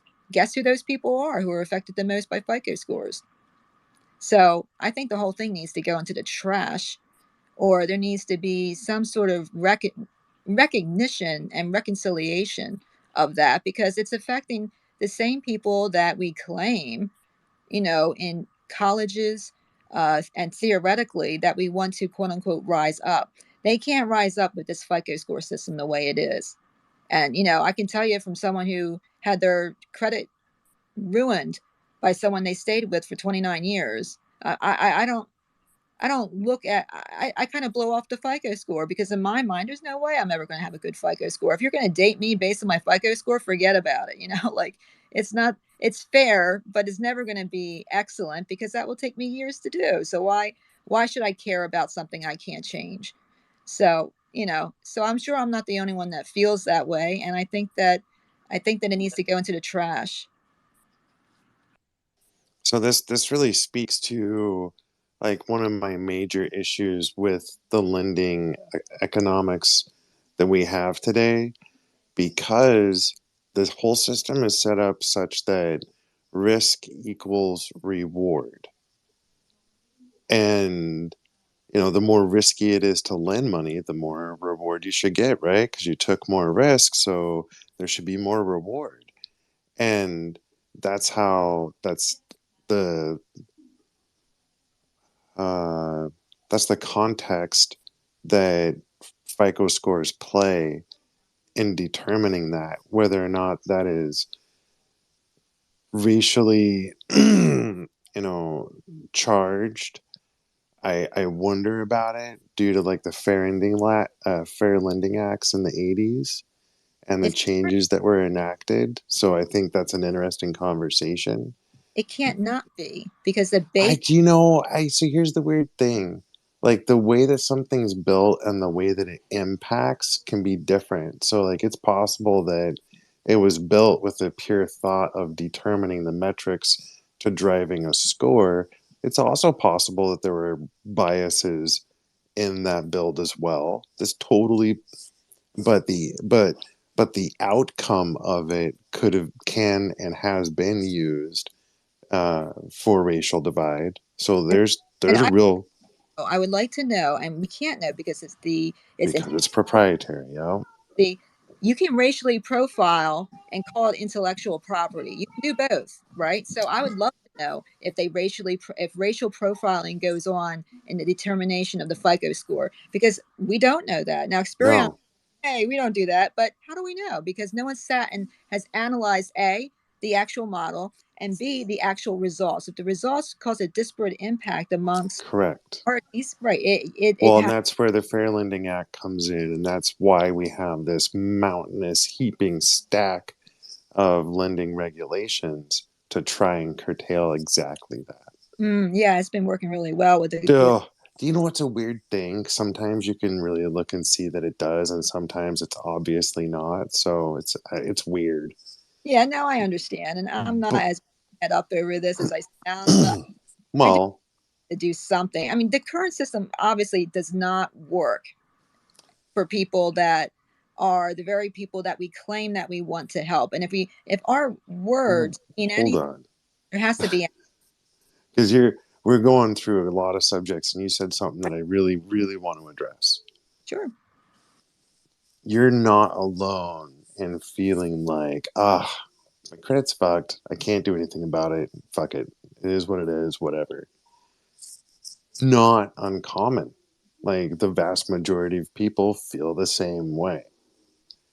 For me, I try to continuously let people know I've I hammered my credit harder than you'll ever. I've experienced more damage on a greater scale than 99% of people out there. And I recovered. I'm recovered. I'm good to go. And like you can do it. Never give in to that feeling that like it's Why should I? hopeless. Why should I buy? This is the same way of saying why should I buy into God if I like? Why should I buy into a system that inherently destroys other people? That's what I'm saying. Do we really Ugh. need to do that? First of I all, mean, you could say law of the jungle on that. You World. know what I mean? It kind of is what it is. This is but the it is reality of the right. situation, Yeah, You I can know. go for it and right? not like But one here, point. Wait. so I'm so sorry. But here's the thing. Um, Credit should be viewed as like not the priority. The priority should be viewed as your cost of living versus your income and your assets. And then once those are stable, then you attack the credit as a booster to getting cheaper debt, to getting, Yeah. Look, yeah. I once had someone tell me that an 805 credit score was sexy, and that person meant that. And I'm like, well, I mean, I didn't say anything. I didn't say anything in response, but it's kind of like if if the society continues to base credit scores on an antiquated system that is probably racially profiling and result causing the very sort of results that we're trying to change. How is that helpful? It's My brutal. It Yeah, is, you're right. It's self-destructive. And my wish was that we priced things out. If we have to price things out, that we priced them out on their potential for growth and positivity versus their potential risk assessment. You know what I mean? Like instead of risk assessment, if it was utility assessment, so that we were giving more weight to the things that seemed more secure versus more reward for the things that seem less secure. But right. I don't know if that's realistic. I think probably not. And yeah, and I'm like I said, I'm not as bananas over this as I sound, but I don't, I occasionally like to take a look at the structure that things have been built in over time and say why does it have to stay that way? Is there something we can do to make it better and to make it fairer, recognizing of course that someone's lending us money, right? So there needs to be incentive there for them, but trying to help people that those institutions were built on top of. Those institutions did not get there by magic. They got there on the backs of people that they unjustly treated for the most part in this So country. you're probably not wrong, I know but I'm not wrong. but the question really becomes your personal health for you.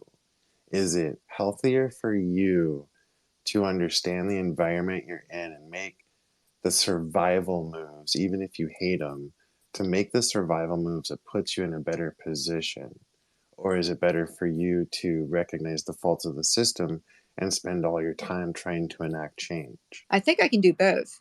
I think I can They're rub so I think I can rub my belly and eat at the same time. hey, that's I was you. And as So long as you're aware of how to survive in the system and read your own situation, that's gold in my but here's the eyes. thing. Here's the thing. Unless someone like me, and maybe I'm a naive idiot, unless someone like me in a space like this, unless I don't begin that dialogue from the and from the grassroots and say, hey, you know what, this sucks, and here's why I think it sucks, and I know what the reality is, but fuck reality. Let's change it. We can do. I dare everyone to do better. Unless those conversations take place, nothing will ever change. Nothing ever changes, and there has to be people out there somewhere that are brave enough to dare to do better. So have you heard about this financial literacy app that I've been Then bum, yeah, perfect. But I'm talking systemically. I'm talking systemically, the system. Yeah. But yeah. Anyway, moving on because I'm boring. But Sorry. I love that. I just don't want to talk over Web3, who's been so patient with his hand up. He's so kind. Yeah, I'm So sorry. kind, so kind. What's up, Web3? I just want to tell you that I agree with Sandra. I hate the FICA score because I went down as low as 350 and walked into a bank that I knew the bank people. I'd dealt with them, and they loaned me money because I had developed a relationship with them. But at the same time, to do anything else, I had to work 20 years to get it back to a level, manipulating how I use credit, what I had to do, and I finally figured it out. Is I use my credit card as my checkbook, and I pay it once a month, or once a week, or each Dude, time I how get a dark is paycheck. that? Yeah, How dark is that? That in order to increase your credit score, you have to use a 30% fucking credit card interest rate. yeah. But Oh, Wow. see, I would I pay. just got a card But like see, that. I wouldn't pay any credit because I would pay it off weekly. I would charge. It would show up, and they monitor. I know now they monitor like daily almost. They used to monitor just weekly, and they would take snapshots. But I would make sure I paid it off The and didn't incentives carry are credit. the system. Yeah, The incentive mechanisms are the system. You yeah, heard what you just said? He had to increase his credit score by paying a credit card facility for the permission and privilege of increasing the score. That's fucking dark. Oh no, let me explain. I just got a credit offer just like this last week. Here's the offer. Okay, it's a 29.99% interest rate. And my credit score is like over 600, which isn't great, but it's not horrifying. But anyway, 29.99% interest rate, and it's a $150 fee for the card that they call an administrative fee, and they break that up into like $12.50 payments over 12 months. And then if I'm late, they charge me $41, which is the maximum, I think, for being late. So that's so yeah, so 29%. Then it's $12.50 a month just to have the card, and then it's like if it's late, they get you with the maximum interest rate. So that's crazy. Like, why would yeah, I? Yeah. yeah. So That's the thing. Go ahead. the vast majority of income for the credit card companies are the late fees, not the interest. How dare you?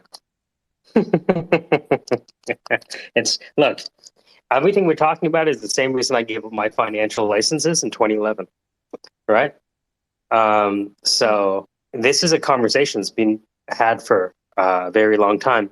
If we're going to do anything to change it, I think it's either build something or support Casey, because he's the only one that I've seen that's actually tangibly working from a grassroots level. Most people quit before they end up even trying what Casey's doing. Oh yeah, no, I think what he's doing is noble and very useful. And an app isn't going to solve the world's problems, right? Like what I mean is like the individual using the app has to have some like over time try to, develop that personal responsibility. And I mean, no matter how hard someone's life is, they, was it Shawshank, get busy living or get busy dying, And that's 100% true. It doesn't mean that people want to hear that when they're having a terrible day, but it's true, right? So yeah, I don't expect like someone to wave a wand and fix my problems. Although, in all fairness, would I like be upset with that? Probably not, right? But I know that overall the forward direction in my life is probably more positive. So I have to kind of act accordingly and try my best. And I'm probably going to fall down a lot and cause a lot of people to laugh at me, but that's fine. And for just, but what I'm saying is in general, you can't make the app do the work. The person has to do the work. And I get that. Casey, I'm not sure how many people have heard your story. I put it to the top. It's called $1 Million by Drizzt Meta. How many have you guys heard that story? Because like Casey No. comes from a place. Casey, you mind sharing? No. I know it's emotionally draining. Oh. It's in the top. Yeah, I took it on the chin in real estate 2008 pretty hard. I had pretty much absolute financial apocalyptic devastation. So, so yeah, I went through all of that.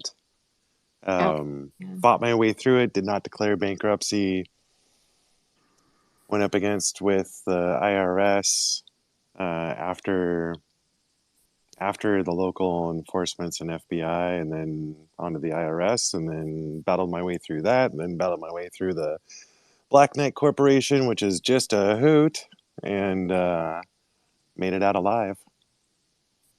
Congratulations. Yeah, that sucks. I mean, that, I can't, I have not been through anything like that. However, I have been going through something with an individual that just will not leave me the fuck alone, even though they never met me, never talked to me. He sued me like 3 or 4 times over the course of like 10 years or so. But anyway, so I can really, I mean, just the stress, Yeah. Oh, the stress is carrying. horrible. I had a 150-pound bag of paperwork that I carried with me everywhere I went. Oh yeah. I had creditors. I am so fucking proud of my telephone number because I kept it through all that shit. You want to talk about I'm voice proud of acting? you. Dude, you got 14 mortgages. Do you know how many creditors called that number? Do you have any idea how many creditor calls I was receiving on a daily basis? Lord. Talk about voice acting lessons. I have lots of experience. Hero, villain, sidekick, mentor. Oh Hero, my villain, God. sidekick, Dude, mentor. I would like, my favorite one was like the stuttering guy that was having troubles communicating. And I would just Oh stutter man, the whole time. Yeah.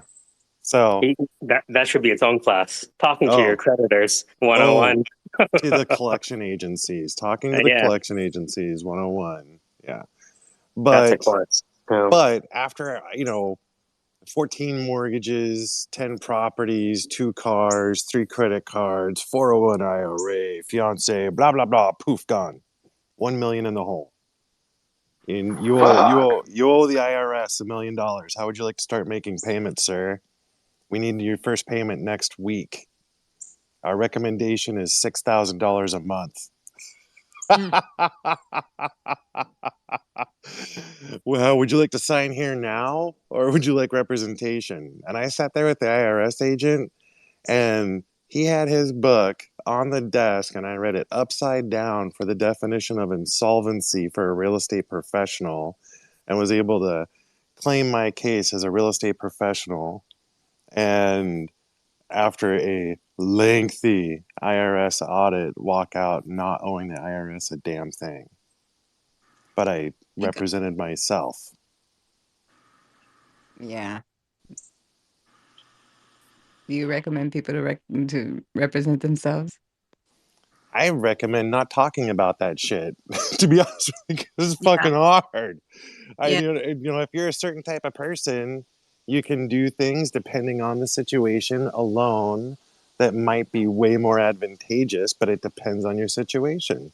Yeah, it does. And like a CPA, if you can afford to have a CPA, then have a CPA do your taxes, because in the event of an audit, that person is a person you can put between yourself and the auditor, And You are so spot on. One of the best things you can possibly do is call up your local IRS office and ask them what tax consultants they have relationships with, and go there. Yeah, that's smart. And I bet you they get audited less too. Like they look at who you're They like. know them. They Yeah. know them. It's a network. What's up, Web3?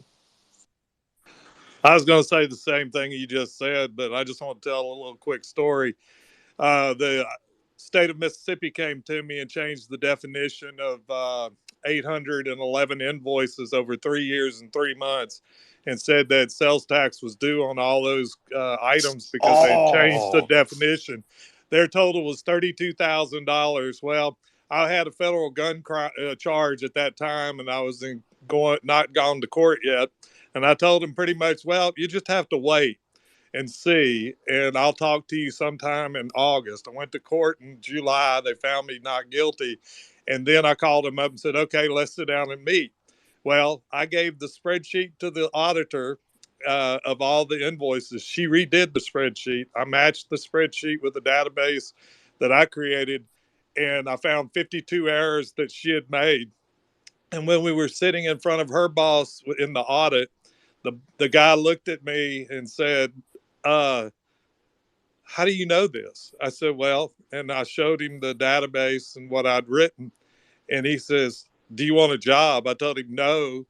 And then I said, well, I have a check because every customer I asked to pay the sales tax since they changed the definition, and all of them but one did, which was a good thing. And I gave them a check and said, here's your money. We clear? And they said yes. So, sometimes representing yourself is good. Most of the time, get help. love that. Yeah, I think there are Wait, instances.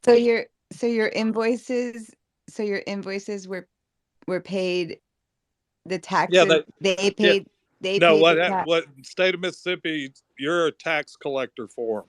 No matter if you're in business, you have to do it because you're registered with the state of Mississippi.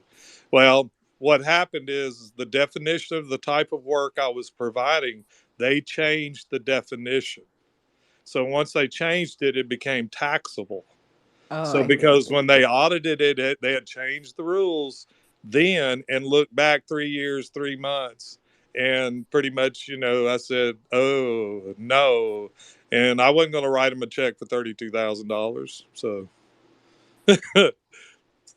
I went back to the customers, and the customers, everybody understood that, I had to collect it. I did not know I had to collect it on them. And so they were all really nice, and all of them wrote checks for it. They didn't have a Well, problem. you may or So may you're not it's the issue there is the retrospectiveness of the law, whether it applies retrospectively. Generally, it's interesting that that happened because generally that does not happen.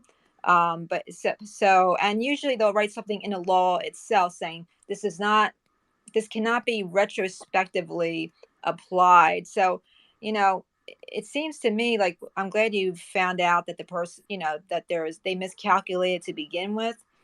Um, but I think that anyone facing that sort of issue needs to consult with an attorney over the legislative history of that law and whether or not retrospective made it into, because generally we don't look backwards and apply things because there's constitutional reasons why why we can't do that, and sometimes That it was just for state income tax, though, right? correct.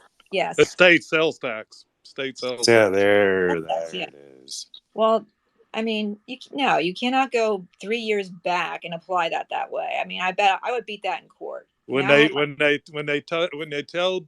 tell you based on their rules, they have a state law which defines and gives them the authority to make certain procedural definitions of different type of use tax.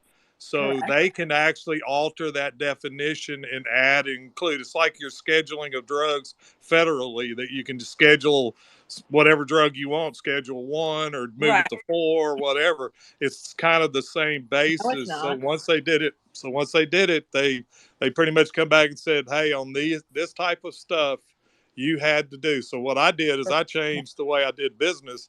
Is when I would buy something for someone, I would buy it, pay the sales tax, and request reimbursement. That way, I eliminated having to collect tax. Well, So I guess what I'm trying to point out to everybody in general is generally laws apply. Like for example, the changing the schedule for drugs, right?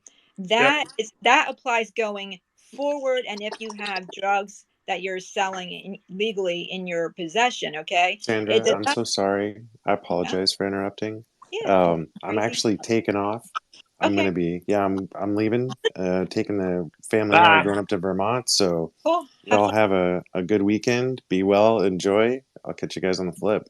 Have fun. Be safe. Right. I'll just be brief. I'm just saying if you get caught up in something like that, that to just have an attorney look at whether it's allowed to be applied in retroactively. I think not retrospective. Yeah, retroactively. Sorry, because often laws don't do that for a reason. It wreaks havoc on everybody. So you just have to be aware of that.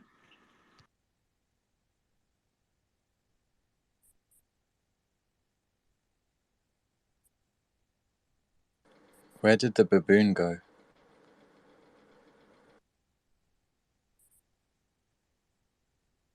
Anyway, let's talk about something fun. Gosh and golly. We're letting the chickens play outside. Tell me, what kind of chickens do you have? You'd have to ask the wife. She's Oh, the motivator behind that. I just provide funding and back labor and feed them and look at them. They don't like me. They peck at me. They love her. So it's normal.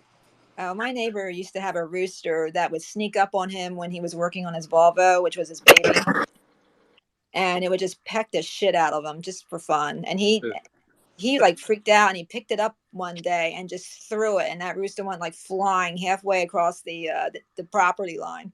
He was so mad at that thing, and that thing was scrappy. It was like, okay, I'm coming back at you. So it was kind of scary. Yeah. Yeah, we don't have a rooster. We're gonna get a metal one and put up in the pen so that we don't have to deal with that volatility. But that way we'll at least have something. You know. Yeah. you need to see Ryan's walkthrough of his place. It's gorgeous. We saw the pigs. He was like, he had a rooster under his arm, the whole 9 yards. Yep. I did. It's an He's super interesting country. endeavor because I've lived in the city, pretty much in the city all my life, and now I've been in the woods for about 2.5, 3 years, and it's definitely a different approach and different. It's nice, no neighbors, no, you're just out in the middle, hear a little road noise every once in a while, and the animals. That's perfect. I mean, I think that this is my opinion, and I'm sure people will disagree with me.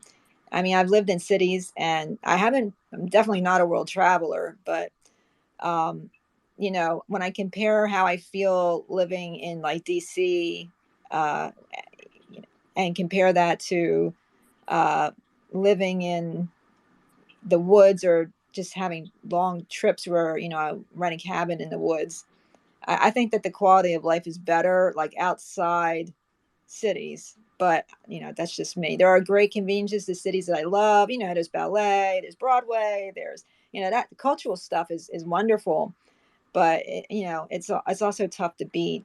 Um, the woods and meditating in the woods and the fractals created by the sunlight filtering through the trees with the breeze, that sort of stuff. I really enjoy too. So I get what you're saying.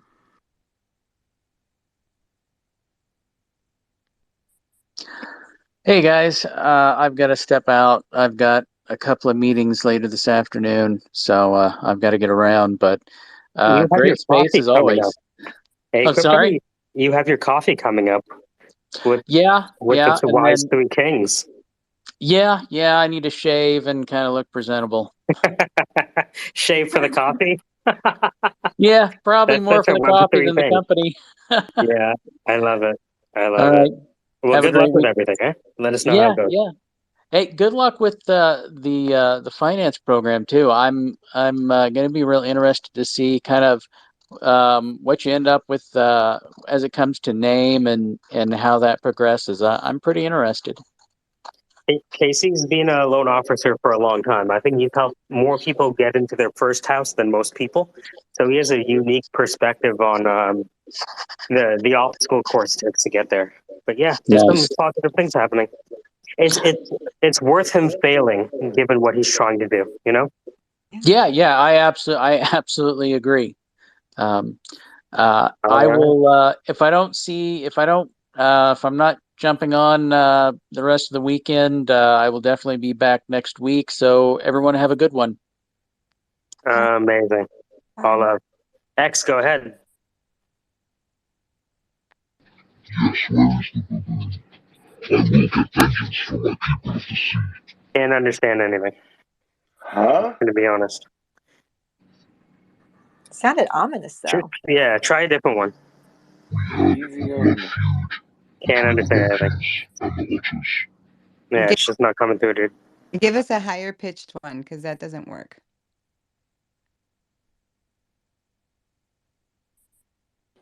Give it a go. Can you hear me? Now. Hey, that works. What's up? Where did the baboon go? He probably He's my arch rival. We've got a blood feud. He's been terrorizing the otters, and I'm just trying to get revenge, but he seemed to slip away again. Well, no wonder he's terrorized. You're an otter with a weird, scary voice, so of course he's gonna run. Well, that's what we do. We'd be like the Vikings before we go into blood feud. We eat some mushrooms, and get our axes out. But he's kind of cool. I mean, he still owes me like $12 from last time we got drunk together. But I must have my revenge. I hope you seek and find your revenge, but I will find him. not you. He's been in here 3 times today, so he's probably coming. Tell him you want your $2. 12. Okay. You can get a lot of fish with $12. Okay, I'm just saying, not that like inbred fish as well, the real wild stuff. That's true, but it's a great movie. The Better Off Dead. I want my $2. Never mind. For sardines, or do you prefer salmon? I like salmon. It's got a funky taste. I really like mackerel. I'm not too fond of sea bream or bass. Bass is my favorite. It's very. I'll be honest, since you humans have made takeaway, man, that's fucking delicious, man. I don't even want to eat fish anymore. What kind of takeaway do you like? I like Chinese, noodles. Oh my God. Noodles. I like olives as well. Do you guys like olives? No, they should die in a fire. Olives are evil. Olives are amazing. If you eat olives, you will be possessed by spirits that will take you over and make you very emotional and angry and difficult to talk to. Don't eat olives. Well, you are a conspiracy theorist. You need to just stop that talk because you are a conspiracy theorist, Missy. But I'm always right, though. That's the problem. I mean, I eat olives. I'm fine, and I'm an otter. I mean, it did make my fur transparent a bit, but... See? I told you. See, it's only a conspiracy if anyway. Okay, well, you see that freaking baboon in here. You tell him there's an otter looking for him, okay? I'm gonna go try and find him. I'll do that. Bye. It was lovely to be in your space. Thank you. Thank you.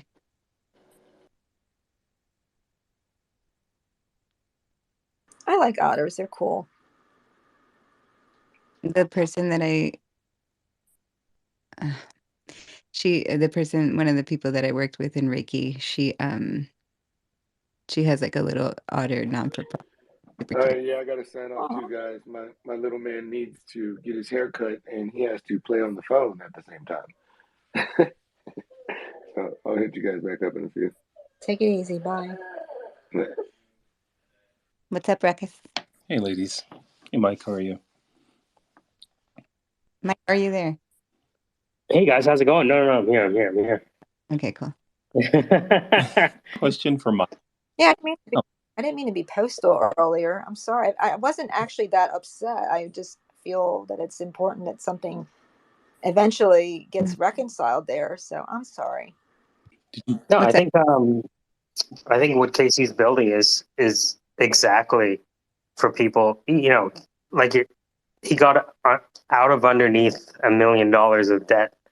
So in a lot of ways, he's creating something that he probably wished he had. What's going on, Ruckus? Oh, good. Did you stop talking? You just stopped mid sentence saying something, or is it my end? Uh, who knows anymore? I know we've been having little glitches here and there for Okay. about 2 weeks. Yeah. Oh, okay. Just I wanted to touch base with you, being a recruiter. How is it with jobs out there, specifically in tech? Well, I um, know, I I know. don't, You know what I I'm don't, at. no, I don't trust any company to remain solvent.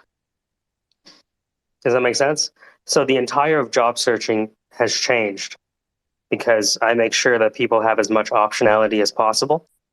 Because any offer you have today can turn into zero and nothing no more. Because it'd be like, oh yeah, like, oh yeah, we were hiring you to be the CTO at FedEx, but due to macroeconomic challenges, we're closing down 100 branches and we're not hiring anyone anymore, right? And so I imagine Right. there's a ton of imagine how many people were interviewing for jobs at FedEx, right?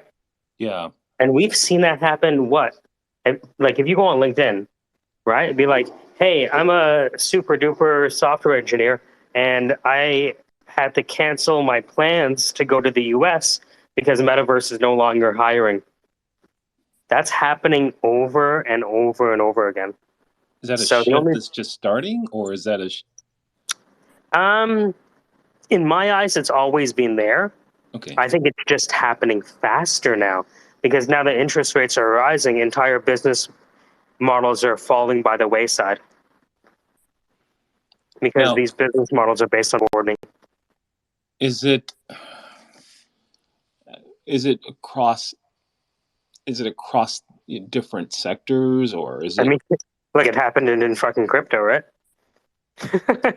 Yeah. Right? It's happening everywhere. Again, imagine after 9/11, we dropped interest rates to spur on the economy. Dropping interest rates means that it's less money to borrow money, right? So Yeah. essentially, we had low interest rates for 20 years. Somebody asked me, what's the future of Bitcoin? And then a guy said, you know what? Bitcoin has never experienced a period of rising interest rates. And I would argue that most businesses right now have never experienced a period of rising interest rates. Oh, that makes sense. That's smart. You're right. Gosh, Scary you're stuff. right. Yeah. Scary stuff. Yeah. That's smart. God. Yeah. That's. Yeah. Yeah. Yeah. You're right. My dad tells me you don't know anything about interest rates because they were paying 18%. In the 80s, right? Yeah, So the bond market, the whole thing. yeah. Yeah, Yeah. Yeah. Yeah. that's not that long. Again, I was a financial advisor during the first crash of 2007, 2008, relatively speaking, in recent times, post 9/11 times. I don't think people realize the economics of pre 9/11, post 9/11, Exactly. right? Yeah. And we're No. Right. Yeah. and we tried to recover by artificially recovering in 2008. And when I saw it for what it was, I gave my licenses up in 2011. I You didn't think did? this shit was, yeah, I didn't think this shit was going to last that long. Can you imagine in 2008, you come like 2006 ish, I come into the market. 2008, I see everything kind of blow up in everyone's face, and little old ladies can't afford to retire anymore. That's what I was doing, Right. right? And then when I saw the market for what it was, you can see it's the second pin post at the top. It says what you know about it, and it's the performance of hedge funds versus the S&P 500. It's pretty abysmal. Pretty abysmal. So when I understood the nature of things, I was like, all right, I'm out. You guys have fun. Because how can I sit across from a little old lady and tell her that her money's going to be there? Because I don't think it will be.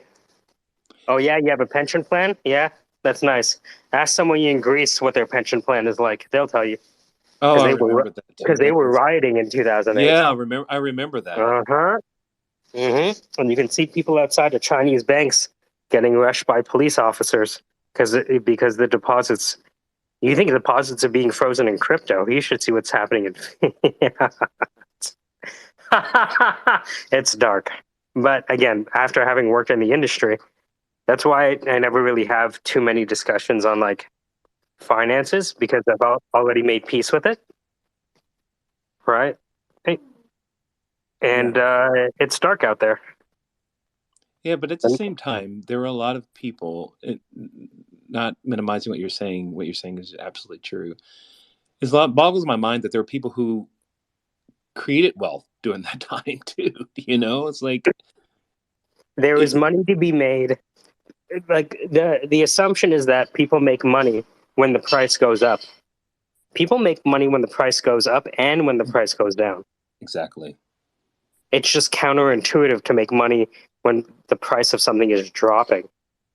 But there are financial strategies for an asset that's dropping in price. And often it's the same people. Isn't that fascinating? Well, yeah, people can pay to be on TV. Elon Musk was complaining about people who shorted his company because they were paying to be on TV to promote what he would call fear, uncertainty, and doubt. And a lot of people would say, no, that's not fear, uncertainty, and doubt. Those are the facts, right? Elon Musk was on the brink of bankruptcy for many years, right? Some say he still is, but that's just the nature of dealing with massive amounts of money, that you have these massive swings. You look at Michael Huang. Michael Huang lost $20 billion in 72 hours. Yeah, and I no doubt that whoever was on the other end of that is oh my God. It's probably extremely wealthy. So when people say things go up and things go down, it's really only certain people, usually the same buddies, that cooperate and they're complicit against the theft, from the middle class here. It's not theft if you have expensive enough lawyers. Does that make sense? Oh, right. I'm more than aware of that. Yes. Yeah. But, yeah. So again, when the because of wars the go ahead. Wars are over, wake me when the class wars happen, because that's when people are gonna fucking change things. Well, I mean, what's happening right now is like a lot of people are complaining that there's a rise in violence. But what we don't realize is we made it illegal for a lot of people to work for 2 years. What do you think is going to happen? Yeah, that's true. You know what I mean? Like comedians, hey, you can't work. Restaurants, you can't effectively work.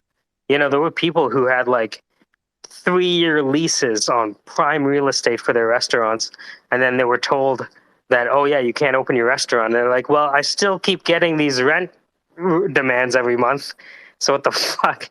And again, it's like I really think what we're seeing with the violence is the sublimation of the economic impact on the sociocultural environment. Yeah, I mean, I would equate it to telling the at the time of Jesus, when the moneylenders had their issues with Jesus and he kind of freaked out on them, I would say that bill is due again.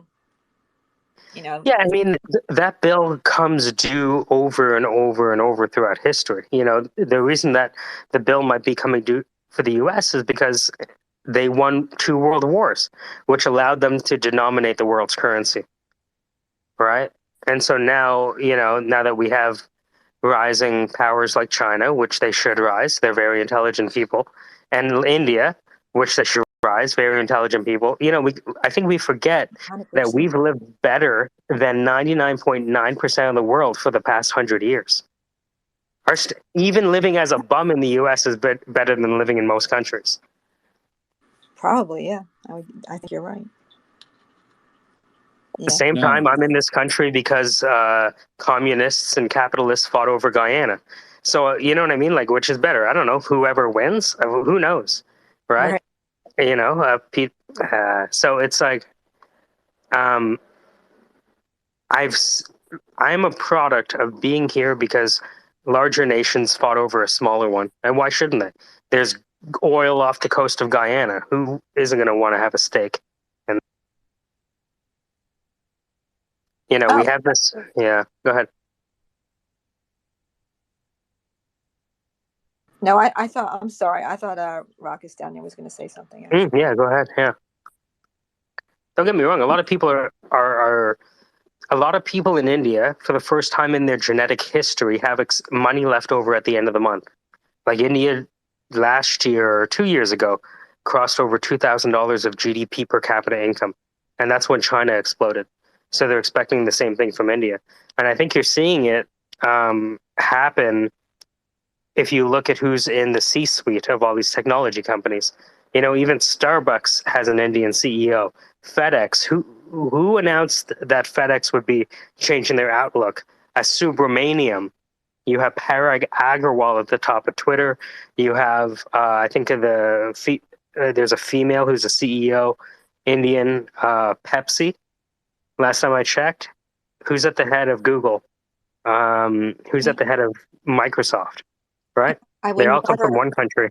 Hey, look, that's true, and I would never say this, publicly. But let's just be honest. Sometimes, a a country's leadership decides to dumb down, and others decide to, raise the standards, and it's rather obvious, where we're at right now. I mean, obviously, Well, India is, way up there. I was in like one of the first jobs I ever had in recruiting was technical support, and this is back in 2004. And a lot of the technical support was moving over to the Philippines. Why? Because instead of spending $50,000, you could spend, the equivalent of 5,000. Oh yeah, dirt cheap, dirt cheap. It's scary, Like this was like 20 years ago, but someone told me that their relative had sold their kidney in the Philippines for $5,000 because they're always looking for kidneys over there. Mm-hmm. James, go ahead. Way different.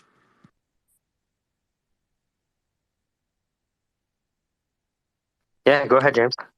Hi, Mike. Long time. Hey. Haven't had a chat. Yeah, long time. Yeah. Sorry, it's just like been really busy at work, and it's just sorry. I know I've been kind of very much in and out, but cybersecurity is a very busy field.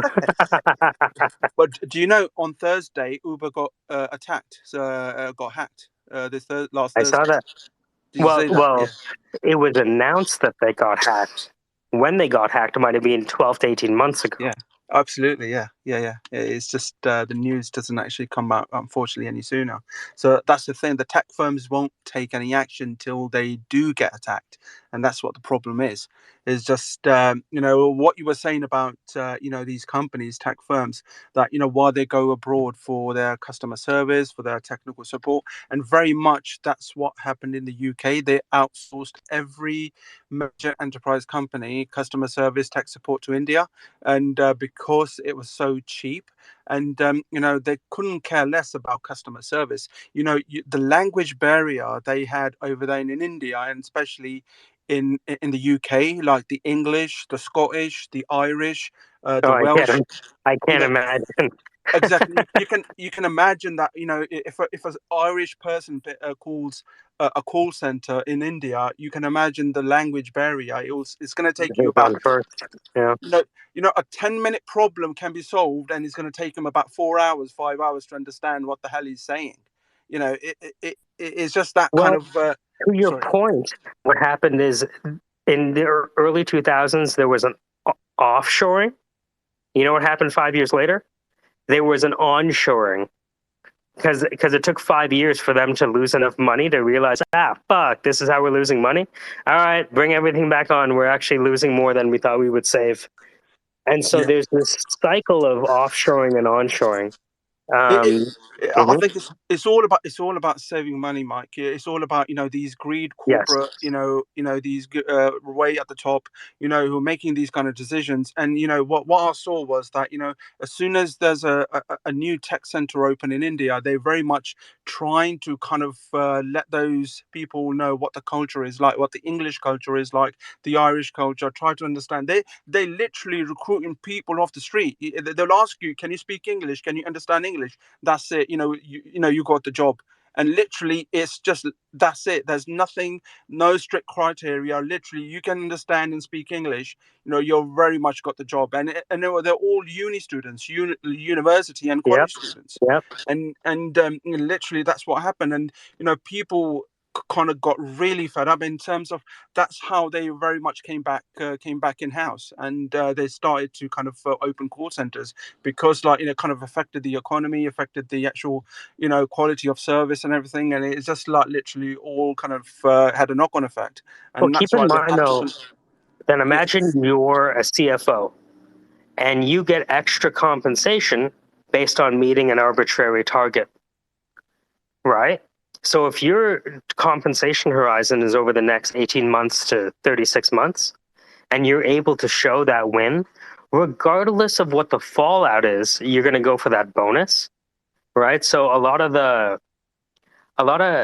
this happens in basketball contracts too. Like if you win a championship, we give you the bonus. You end up being an MVP, we give you the bonus. You end up being a all defensive team, we give you the bonus. Same thing happens with executive compensation. And so the knock against executive compensation is being that if you look at the incentive mechanisms, because of the short-term nature of the way we view success and failure, people juke the stats like they did in The Wire. Go ahead, James. No, absolutely, you're spot on, Mike. And the other thing I wanted to say was, you look at the banks back in 2008 when the financial crisis happened.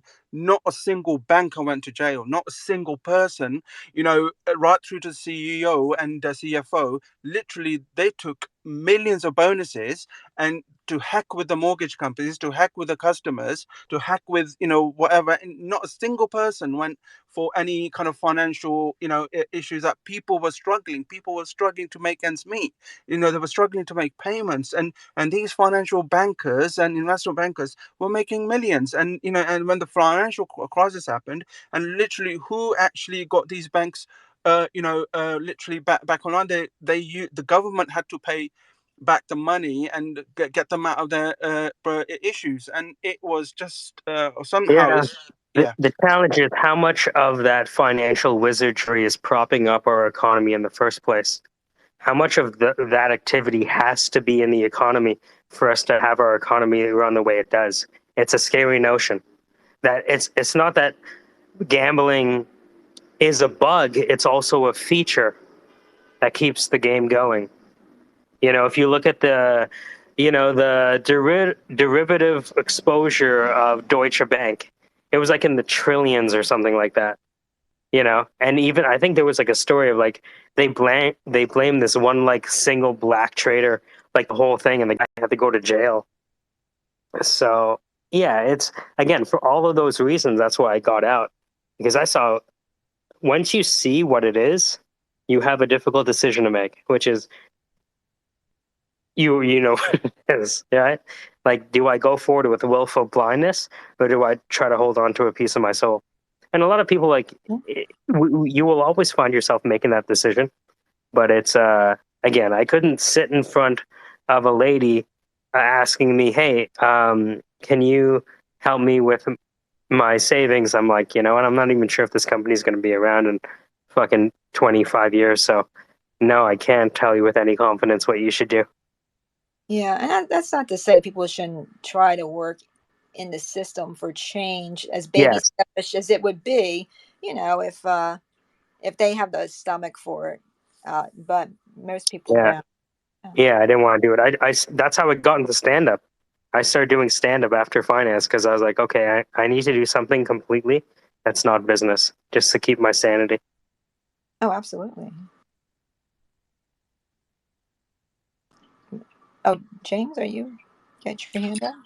All right, yeah, no, what you guys were talking about earlier in regards to those, why, like, how China is progressing and India, and like nearly every, like, tech firm has like Indian CEOs. But my question is, would you know why that is? Why is it that every tech firm has an Indian CFO or Indian CEO? Would someone be able to answer that?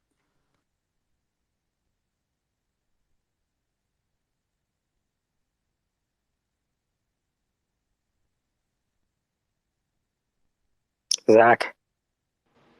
Yeah, can you show me statistics that says every? Like what percentage of it?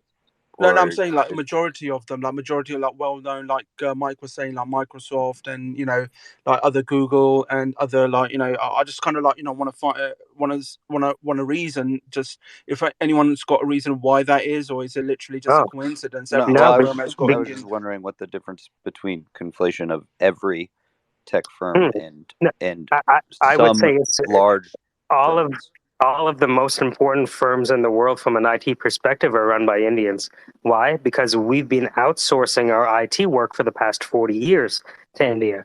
And as they've grown from the ranks from technical support to developer, they learned how to manage these companies better than people who do onshore.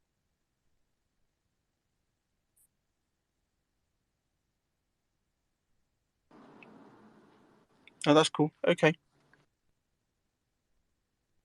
Yeah, I was looking through a vintage magazine yesterday, and they actually had a advertisement for interest rates for loans. So I grabbed the magazine. I think that I remember seeing it in, and if I find it, I'll post it to give people an idea of like what in Here, let me what give you some. Let me company. give you some names. So let's look at Sundar Pichai is the head of Alphabet. Satyela Well, Nadella, Microsoft. I was going to Twitter. Go also, ahead. Yeah. Mike. I was also going to say, isn't it? Couldn't you also just say that it's less about where they come from and a numbers game of the fact that the Oh yeah. India has A so billion many people who speak billions, English. yeah, A versus billion people who always speak English. Yeah. and the majority of the population pushes uh, careers that are of a high value versus the idea of do what you love and the money will follow and all that kind of stuff that we talk about. So I mean, I think, keep in mind that depending on who you ask, Indians invented zero. So yeah, if yeah. right, But so if we but look at just the saying base is skills, that's what I'm saying though is like it's a different culture. And then if you take the culture compounded with the population numbers, compounded with the way they approach education long term, I mean, it's not like why is it? It's statistics that yeah, it's also these the companies would be. breaking of the caste system. Yeah, Remember that most of the Indian subcontinent has been locked into their grandparents' trade for the better part of 5,000 years. And you're telling me that all I have to do is sit behind this keyboard and clack away and I can break through my caste? Giddy up. yeah. I think that there's a lot of people that would talk about how it's some sort of this or that kind of thing, but it's really just statistics if you when you break it down. I mean, keep in mind that a lot of them have been coming here. Like, I know a guy, he came here from India, did a degree in biochemistry and entrepreneurship at McGill University, went back home, created an energy company, sold the energy company. India's largest energy company hires him to be the chief of staff in his late 20s, in charge of 60-year-olds. And now he's in charge of the largest digitalization project for their steel company. And so we can't forget that a lot of this rise has happened hand in hand with North America. Like the rise of India and the rise of North America are inextricably tied. A lot of people look at India and they look at the British tea company and blah blah blah and says, the interaction was all bad. Not necessarily. You know, I can't tell you how many. I mean, I'm in Toronto, right? So it's different. I can't tell you how many Indians I know I went to school with that are now making a lot of money. And, you can argue that they had a better mathematical foundation than a lot of folks. If you have an Indian student who comes here at 12 years old, you're going to find a student who's bored to death during math class. So what history is filled with the sounds of silk slippers going downstairs and wooden shoes coming up. The Yeah. cost of outsourcing is the atrophication of our skills sometimes. Yeah, I'm trying to think of where I just read an article about what we're talking about, like India's upward rise, but specifically dealing with people's mobility upwards. Darn it, I'm gonna have to think about where I saw that. It's just one of those days. James. Yeah, I know what you're talking about. Is that that's very much spot on in terms of what you've said about India, but also when Indians very much go out of their country, it's just very much cultural. That once they kind of like studied, once they go into a Western society where their agenda is to be able to kind of do better for themselves, but also to do better for their country.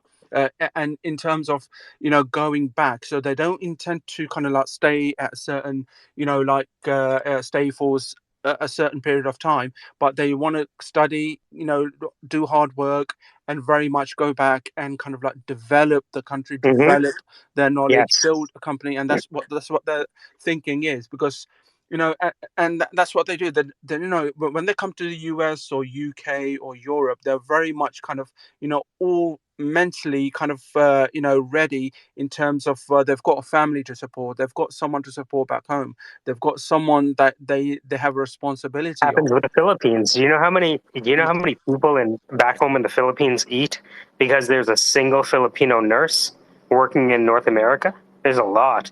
They're like, you know how you see like Manny Pacquiao with an entourage? People don't realize that like when you see like an immigrant in this country, that person is an entourage of people they're feeding, not just their family. Oh, absolutely. I mean, I know most people don't think about, but they absolutely should. And I think that that's one of the reasons why, in my mind, getting remittances to the point where they're like totally like 0%, and there's no in between in terms of someone who can just steal pieces of it along the way. I think that should be. Oh, I'm sorry. Did I? No, I Okay. pressed the button by mistake. Oh, But you're sorry. talking, so it's okay. I was like, "What's going No, on here?" I didn't see. my Okay. shit's Well, running. just real quick. That's why I think remittance issues need to be made to be zero, and that's happening. So it's a good thing.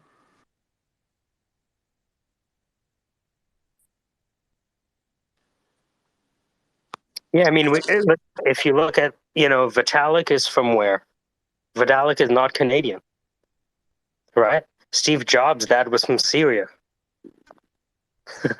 right? Steve Jobs, instead of going to university, he climbed the Himalayas and dropped acid and came back with a penchant for user interfaces. So are you saying that this is like a genetic thing? Like some people make the argument that certain races are not as smart as others. Is that the argument you're making? I think it's a cultural thing. I think it's like I think other cultures like see that while the mind is young, the impression needs to be uh directed. And I don't see that in American like families much. Like the values here. It's like, It's dying here. Our culture is dying. Is I think what you want to say, well, right? I don't know. I don't know about the culture. I'm not really talking about like culture. I'm talking about like education, like culture Yeah. in education. Right. Like Right. Americans are known to not be the smartest around the world, but we True. have like the greatest institutions here of education. Who are the professors? Like here in Berkeley, like I know a lot of professors, they're not American. I'm not saying that they're not American teachers around, Right. but Yeah. right here, especially where I am, like Berkeley, like the most of the everybody is Chinese. Everyone is Chinese. Like the students are Chinese, the supporters are Chinese. Like it's I mean, all you the have to foreigners. Like yeah. But here's the right. The school systems in China are like very competitive because you know they like a typical child in middle class Beijing will get up at like 6 in the morning, squeeze in an English class online, goes to school to roughly maybe 4:30, 5 o'clock at night, and then they have piano lessons, and then they have probably something else, and then they do their homework, and then they go to bed, and it's like they work very hard over there. Whereas in America, it's like they can't even figure out who gets to go to what bathroom here anymore, and it's sad to see, and that's why homeschooling and certain sorts of private schooling will probably become bigger in the future because if you look back traditionally, like you know our school systems were more competitive and they weren't so politically biased and fueled by political issues. I would just I jump see in some and just hands say up. that Go ahead. I was just going to say that China still uses the gold, silver, bronze system of education. So like, it's just depending on what family you're born into, depends on what kind of education you're going to get, based on if you're in a gold family, a silver family, or a bronze family.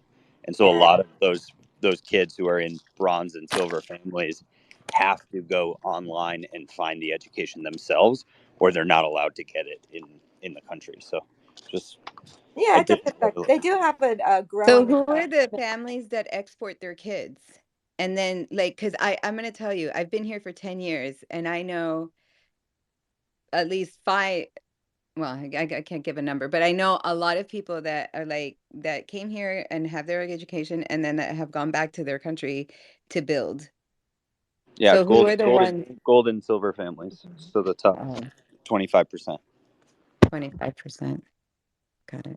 Yeah, I would say that there's What's at up, least Ruckus? 1 out of 4 is probably spying for China if they're from China. Yeah, Okay. and Yeah. it goes into the same thing with like athletics, like gold family members. You can, if you if you birth a kid who has the right kind of frame for athletics, you can be moved into a gold family tier. Your kid will be pretty much taken from you, but it's just things that they do differently there. So I want to add to Melody's point about you know Americans. It's built on the country's built on immigration. We also have a very large access to credit, to money. My neighbor from Colombia explained that in Colombia you are in poverty. It just keeps going. To Mike's point, the caste system, it just keeps going. The United States is different in that you can make it. You absolutely can break that cycle of poverty and get out of it if you're careful, if you work hard. It's really where your head is. And one of the things that is it's just really astonishing to me is how easy it is to get credit in this country. Walking in a college campus, there are tables of creditors. Wouldn't want you to sign up for a credit card. And I really believe that the country is a land of opportunity, but it's also a land that you have to focus and you have to work at it. And it's cyclical. Um, and I think a lot of us take that for granted. My wife's parents boarded a plane with the clothes on their back, a rice pot, and toddlers. That's it. You know, and through their parents' backbones, their parents didn't really, achieve a lot, but the kids did. The parents lived still live in the same house. They had access to credit, but the kids are thriving. Their children are thriving. So I think in that we have to be really focused. We have to avoid the traps of debt. Be careful about our credit, and we can absolutely make it. The one thing that we have going for us, and I'll be done, is that we're the largest consumers on the planet. That's incredible. It's bad, I think, but we consume, consume, consume. And I'm guilty of it too. Um, but I think there are opportunities here to break those cycles of poverty, getting out of it. I was reading what Mike was saying about the caste system last week, and because I was very ignorant about the caste system. And like you said, these guys are saving. Like it's incredible. 5,000 years. that's that's insane. I'll step off my soapbox now. What's up, Matthew? Welcome. Yeah, I just want to touch on a couple things I was hearing. It's crazy because like you hear all about East China, but you don't really hear much about West China. And it's crazy how it can like one government can have all those people and they have all those abilities and mega cities, and then desert the complete west side of it. Um, And it's crazy too because like, why do people from China need to come over here if they're so advanced? To get their education and stuff like that. And basically, the way I see it is, it's leads to the government. The form of government they got compared to ours. And I think and everything at the end of the day is all based off policy.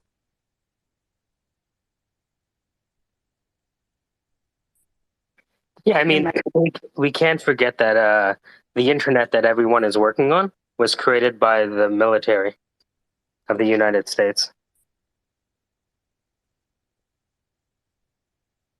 I think a lot So of was people forget that. so was the GPS that everyone uses. So was Silicon Valley from a guy melting a chocolate bar in his pocket. So we'd like for the very clean and sterile ways for innovation to happen, but even most of medicine comes from mending bones on the battlefield.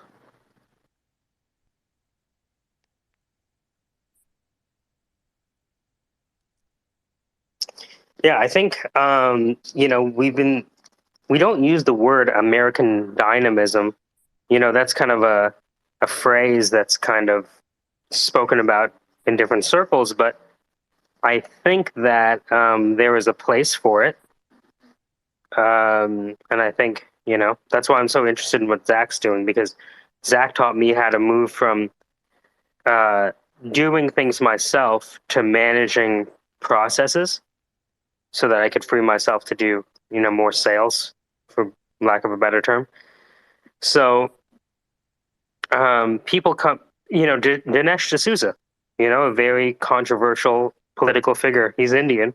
And he says, you have to look at how people vote with their feet.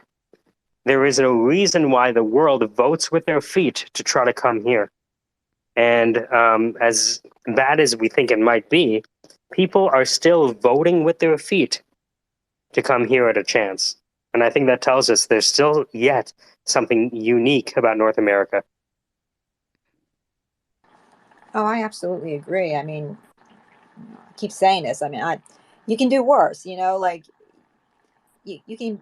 People can be angry at a specific issue, but overall, there's no better, in my opinion, country in terms of offering an opportunity to improve one's life and oneself. Here in the United States and Canada, and so I mean, I do hope that some things will change, but if they don't, you know what? That's livable, and it's just because regardless of everything else, things sure could get worse here, and so I'm essentially a believer in institutions, for a reason. Wait, that sounds odd. Hold on. So aren't institutions systematic? I'm talking at the federal level, and yes, they are. Absolutely. Yeah, so it's like the institutions that we have are the system, and the system is what people say is fucked up. So how and what? Well, here's how I do the mental gymnastics for this. I think that our, the federal government here is based on our, system of government, the Constitution, and we have to honor the Constitution, and we have to address previous inequities and systemic racism and social justice problems, and by reparations or by looking at how we can improve our institutions as opposed to taking them apart. Now, with respect to private entities, that is a different story because those people, like for example, Georgetown University, God bless them, actually got deferred into their graduate program at some point and just didn't go. But anyway, um, they built their university by literally selling human beings so that they could further, use that capital to, keep Georgetown going. And it went on, and here it is. And then, they think that the way to answer for what they did is to offer student loans so that people now who are descendants of slaves that they owned can literally attend their school as debt slaves rather than having the moral fortitude of waiving or binding arbitration and allowing a system that we all follow now to look at what they did and how to compensate descendants of slaves. So that's how I address that. Maybe we look at private institutions such as the primary banks, and we think about, you know, to the extent that we can, at some point it just becomes unreasonable. Like, for example, someone, the whataboutism would immediately say, well, your family owned slaves over there, you should do this and that. So would the cost of some of this be socialized by everybody? Absolutely. But I think that's the only way we can really address it. And I think that that would help. It would probably create other problems, but it would probably help everybody too. But I think that any primary bank involved, any major institution around that is involved in the corporate oligarchy that controls the political system, should address what they've done in the past. Because regardless of what we think, there's a day where everything comes home to roost. Every single one. That's right. Love it, Sandra. Love it. That's right. So, Hallelujah. Anyway, sorry, I don't mean to rant. I just, I just think it's about time. I think with our economic opportunities and what we have in the United States, and we've allowed, in certain banks and certain corporations to be lawless and unfettered, and they have affected everybody. The very least they can do is begin to repay what they've done. how do you have that financial crisis and no one goes to jail? It just boggles my mind. That's called paying off the right people so that you don't do that. Yeah. Now in China, they execute your ass. I mean, yeah, they let things go, and there's a lot of bribing and moving money overseas. But eventually, if you they don't mind if you game the system. They admire that, in my opinion. But if you get caught, they don't like that. Then they'll be like, oh, In America, there's blatant lawlessness where if you just get away with it. But over there, if you get caught, it's kind of like, well, you screwed up, dude, and you suck, so we're gonna execute you. You know, so or you get a heavy sentence for financial crimes. And when you have a country of like 1.6 billion people plus, that's important because you don't want things to get out of hand. That's not to say they don't have their problems, but anyway.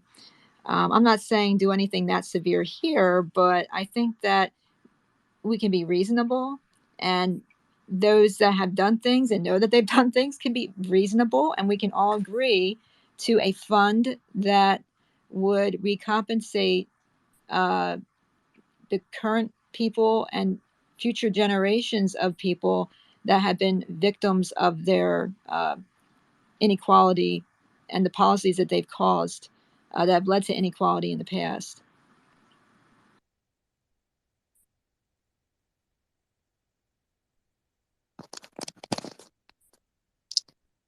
Mike, I like something that you said a few days ago about the United States is becoming, our GDP is becoming like other countries and not in a good way. Do you remember that?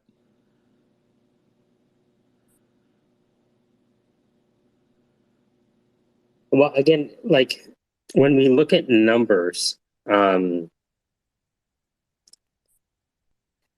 think what's happening is that, the US has been on top because of the two world wars, right? And for a lot of countries, it took them 100 years to recover from those wars.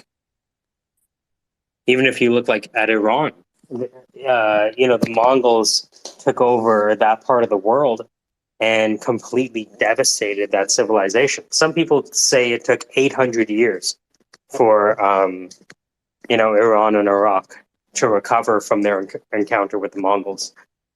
So when I see sometimes people describe the weakening of the U.S., I don't know how much of it is the weakening of the U.S. versus the strengthening of other powers, right? And rightfully so. They worked hard for it. I mean, look, we are using cell phone towers with Chinese technology. We're using miners built, and miner. Where's that from? Even WeWork, right? That's SoftBank, right? We've had these international relations for a while. Now, if we're in conflict, okay, now we're in conflict. But At the same time, when it comes down to science, you'll find that while nation states are competing, there is cooperation among their universities.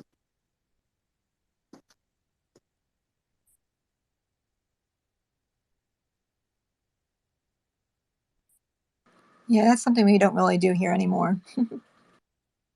It's I try not to say anything very definitive because I don't have any definitive, you know what I mean, things to say about it because it's quite messy.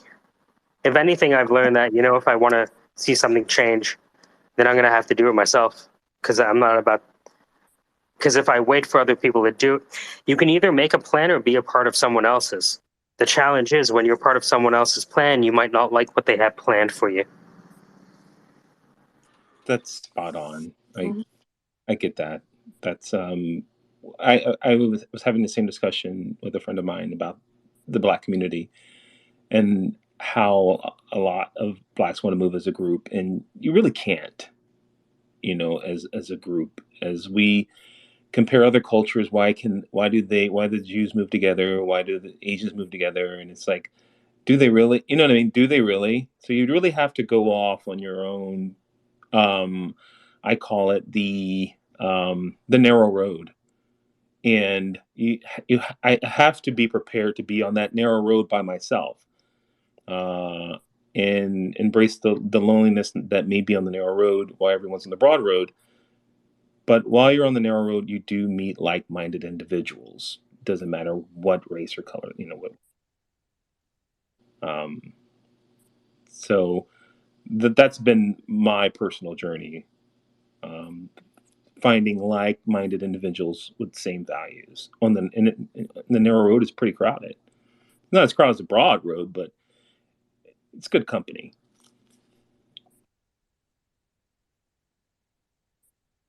I was just gonna say something bad. What were you going to say? Well, I was just gonna say narrowness, you bump into boobies. I Like have boobs, yeah. You the have whole boobs too. way. You do. I guess you can. No.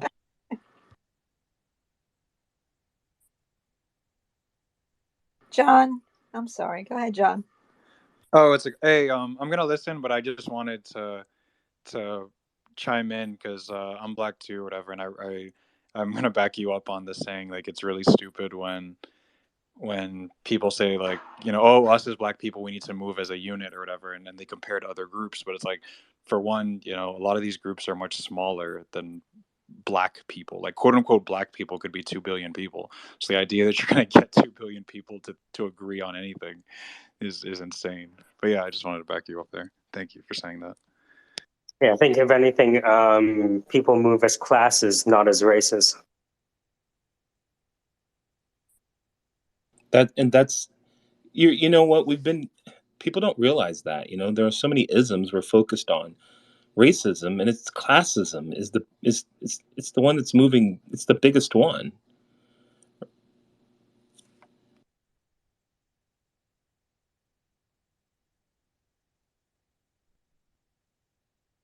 I'm optimistic in spite of everything. I think we'll figure it out as human beings.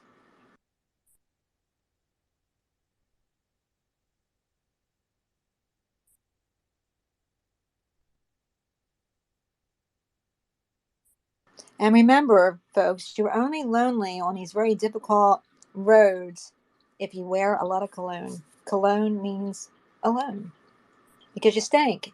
No one wants that much cologne on a human body. Don't do it. Why are people wearing cologne in the gym? I know they should just be shot out of a window immediately. Okay, I'm gonna stand up here. I'm gonna stand up and say I smell all the time. I smell. I shower and I put on oil, and I'm always. That's That's why. it. I mean, Smelly Melly is a nickname, and it's not for smelling bad, but I do smell. But have you Uh, ever been in a restaurant and you're literally eating some other table's cologne because they like poured it on their body? I mean, I'm not like there are many people like you. Yes, I will, but I am not one of them. No, right. I'm just saying I do. I like the smells. No, what I mean is excessive. I don't mind a little bit, but I always get the person walking by while I'm trying to eat something, and it's just like their cologne like it precedes them by like a quarter mile. So one time I was at the gym and this is in Berkeley and Berkeley people are no okay, I'm not gonna whatever.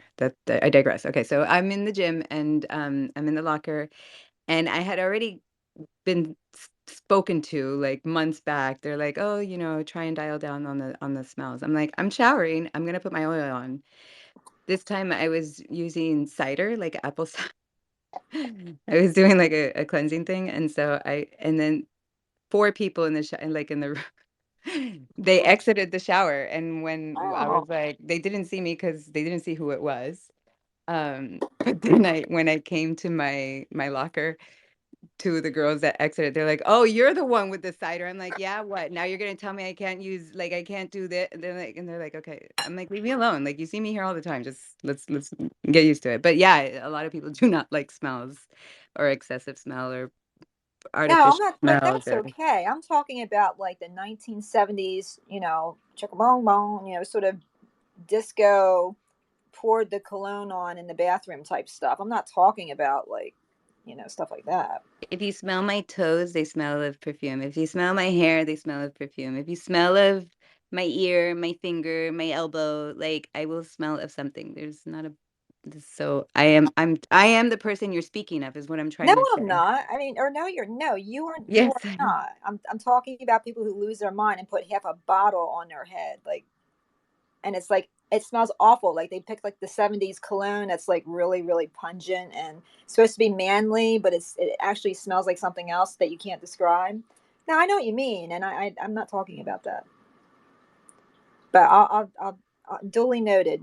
Oh, I just got a message and I just want to say yum yum. Melly has nice perfumes and stuff, and that's okay. All right. Anyway, great debate over. Sorry. Zach, do you have anything to say? You came up when we started talking about smells. Uh, oh, he left. All right. But yeah, no, I am the person. I'm the person you're speaking of. If I were a guy, you'd be like, that fucking guy smells like of, whatever, whatever, whatever. That's me. So See, I'm going to disagree there because like, I'll give you an example why, okay? So, my father got this cologne from a friend, and I don't even, it smelled like a cross between like dead deer in a steaming hot road and like what the fuck? rotting blue cheese together. And Oh, it's like, that is like holy, like, so as a joke, I take it to school, and he never wore it because he was like, "Wow, this is awful," and he never wore that anyway. So I took it to school in high school, and I was in a math class on a second floor, and I told my friend about it. We were bored. We're in the back of the classroom. I hand it to her. She drops it on the floor, and it's glass breaks everywhere. It was like tear gas. It evacuated the entire room, and luckily for me, they couldn't figure out who was responsible for it. So me and my friend are like, we had tears going down our face from just, I mean, because we were like, ground zero. And I mean, they had to get the janitor, they had to get like a special cleaner. That's what I'm talking about. But yeah, so anything that you put on so much of that someone's eyes water very, very badly and like it clears out an entire room of students, that's what I mean. That's all. So anyway, I didn't mean to be mean. If I sounded mean, no, it's just this is I put a how do I clothespin on my nose. this is a topic that I, especially living here, where people are so like particular and PC, it's like I get in trouble all the time. and I don't give a fuck because I'm gonna do what I do.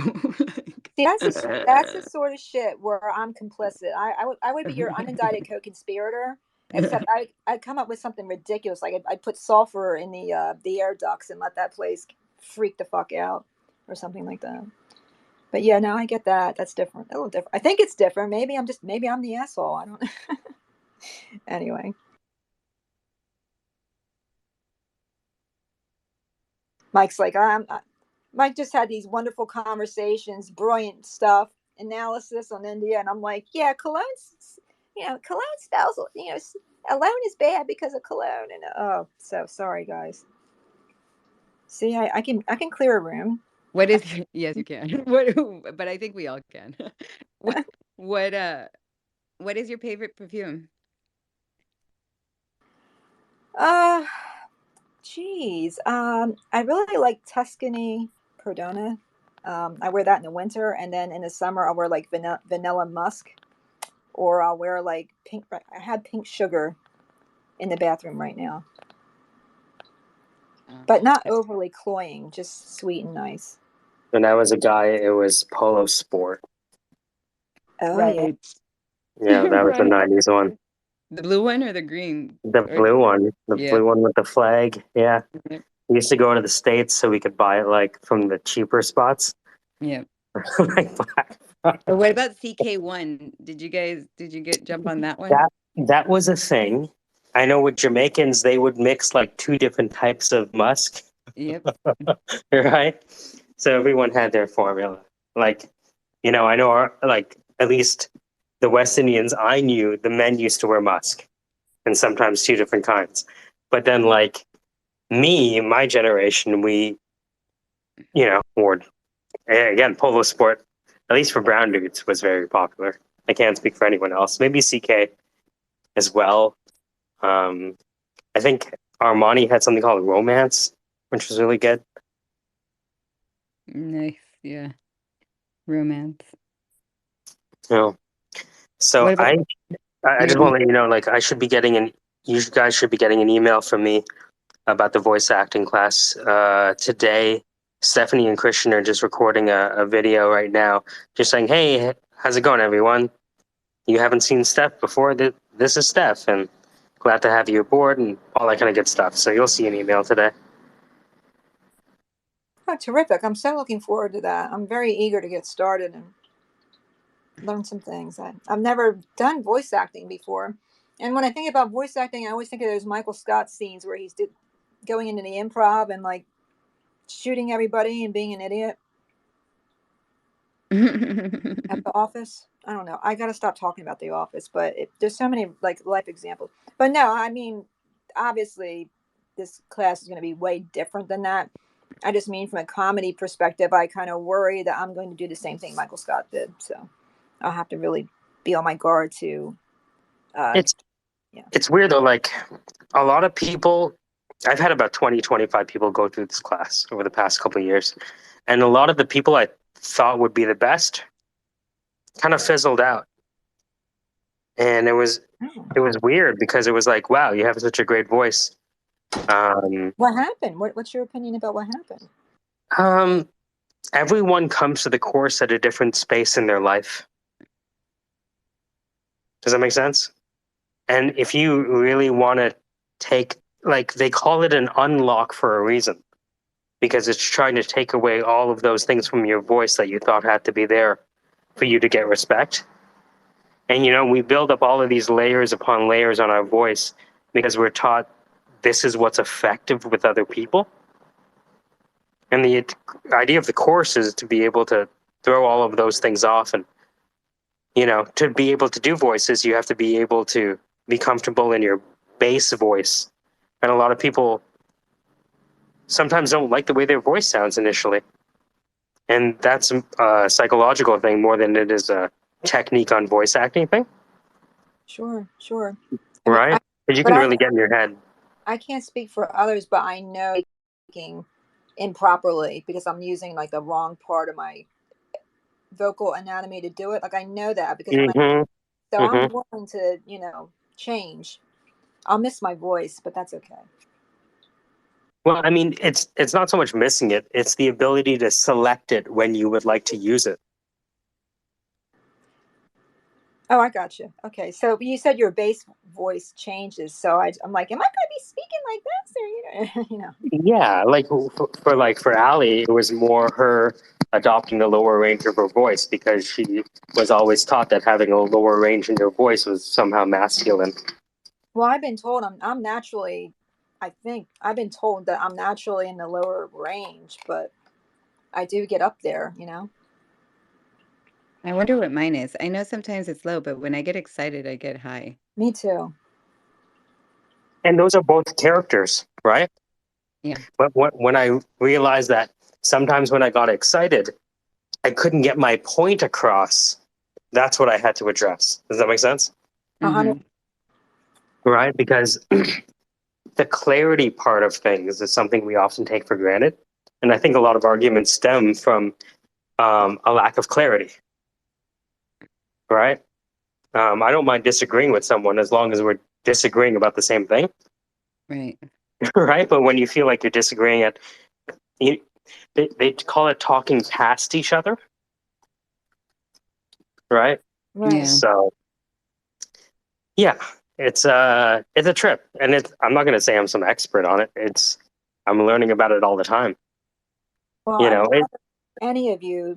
I mean, don't feel like you can't just fucking flat out tell me that I'm like way like floating off into the netherworld, because I do that and I'm well aware of it, and I just rather know than embarrass myself and my friends, you know. So just fucking tell me if I'm doing something wrong. yeah, but the thing is, like, who's to say that I know what's wrong? You know, right? Who's to say that any one of us knows what's wrong? There's a lot of like really popular artists that look kind of stupid in my eyes, but they're making money, so God bless. You know what I mean? Yeah, I guess I understand. I mean, yeah. Your mic went far. Mike, where'd you go?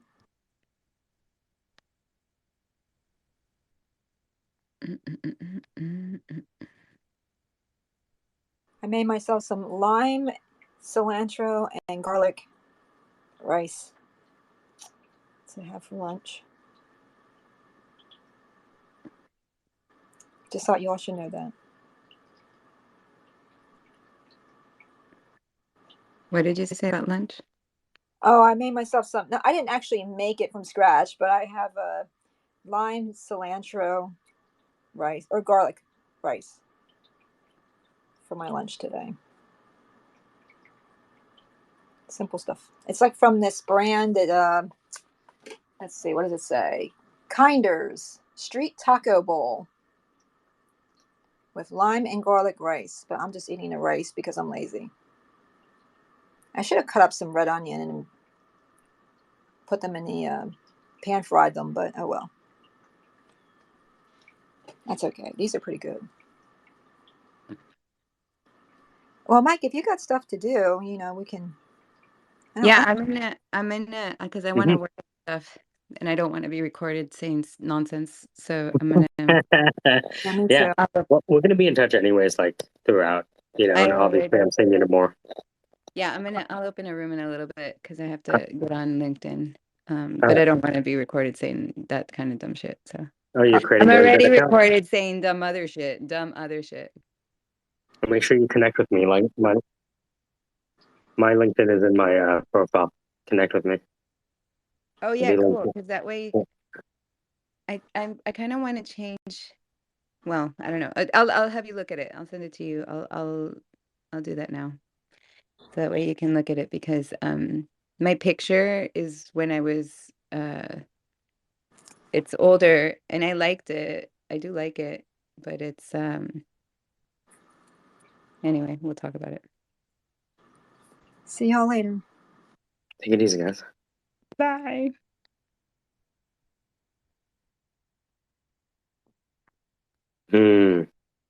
That's why.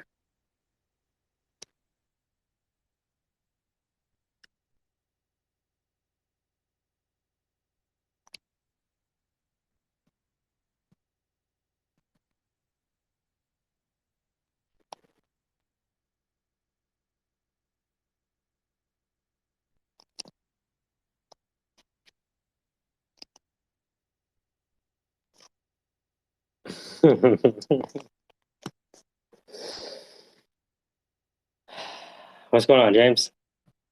We never get a chance to talk. Oh, why hasn't that been done yet? Is it because I've done all the steps first?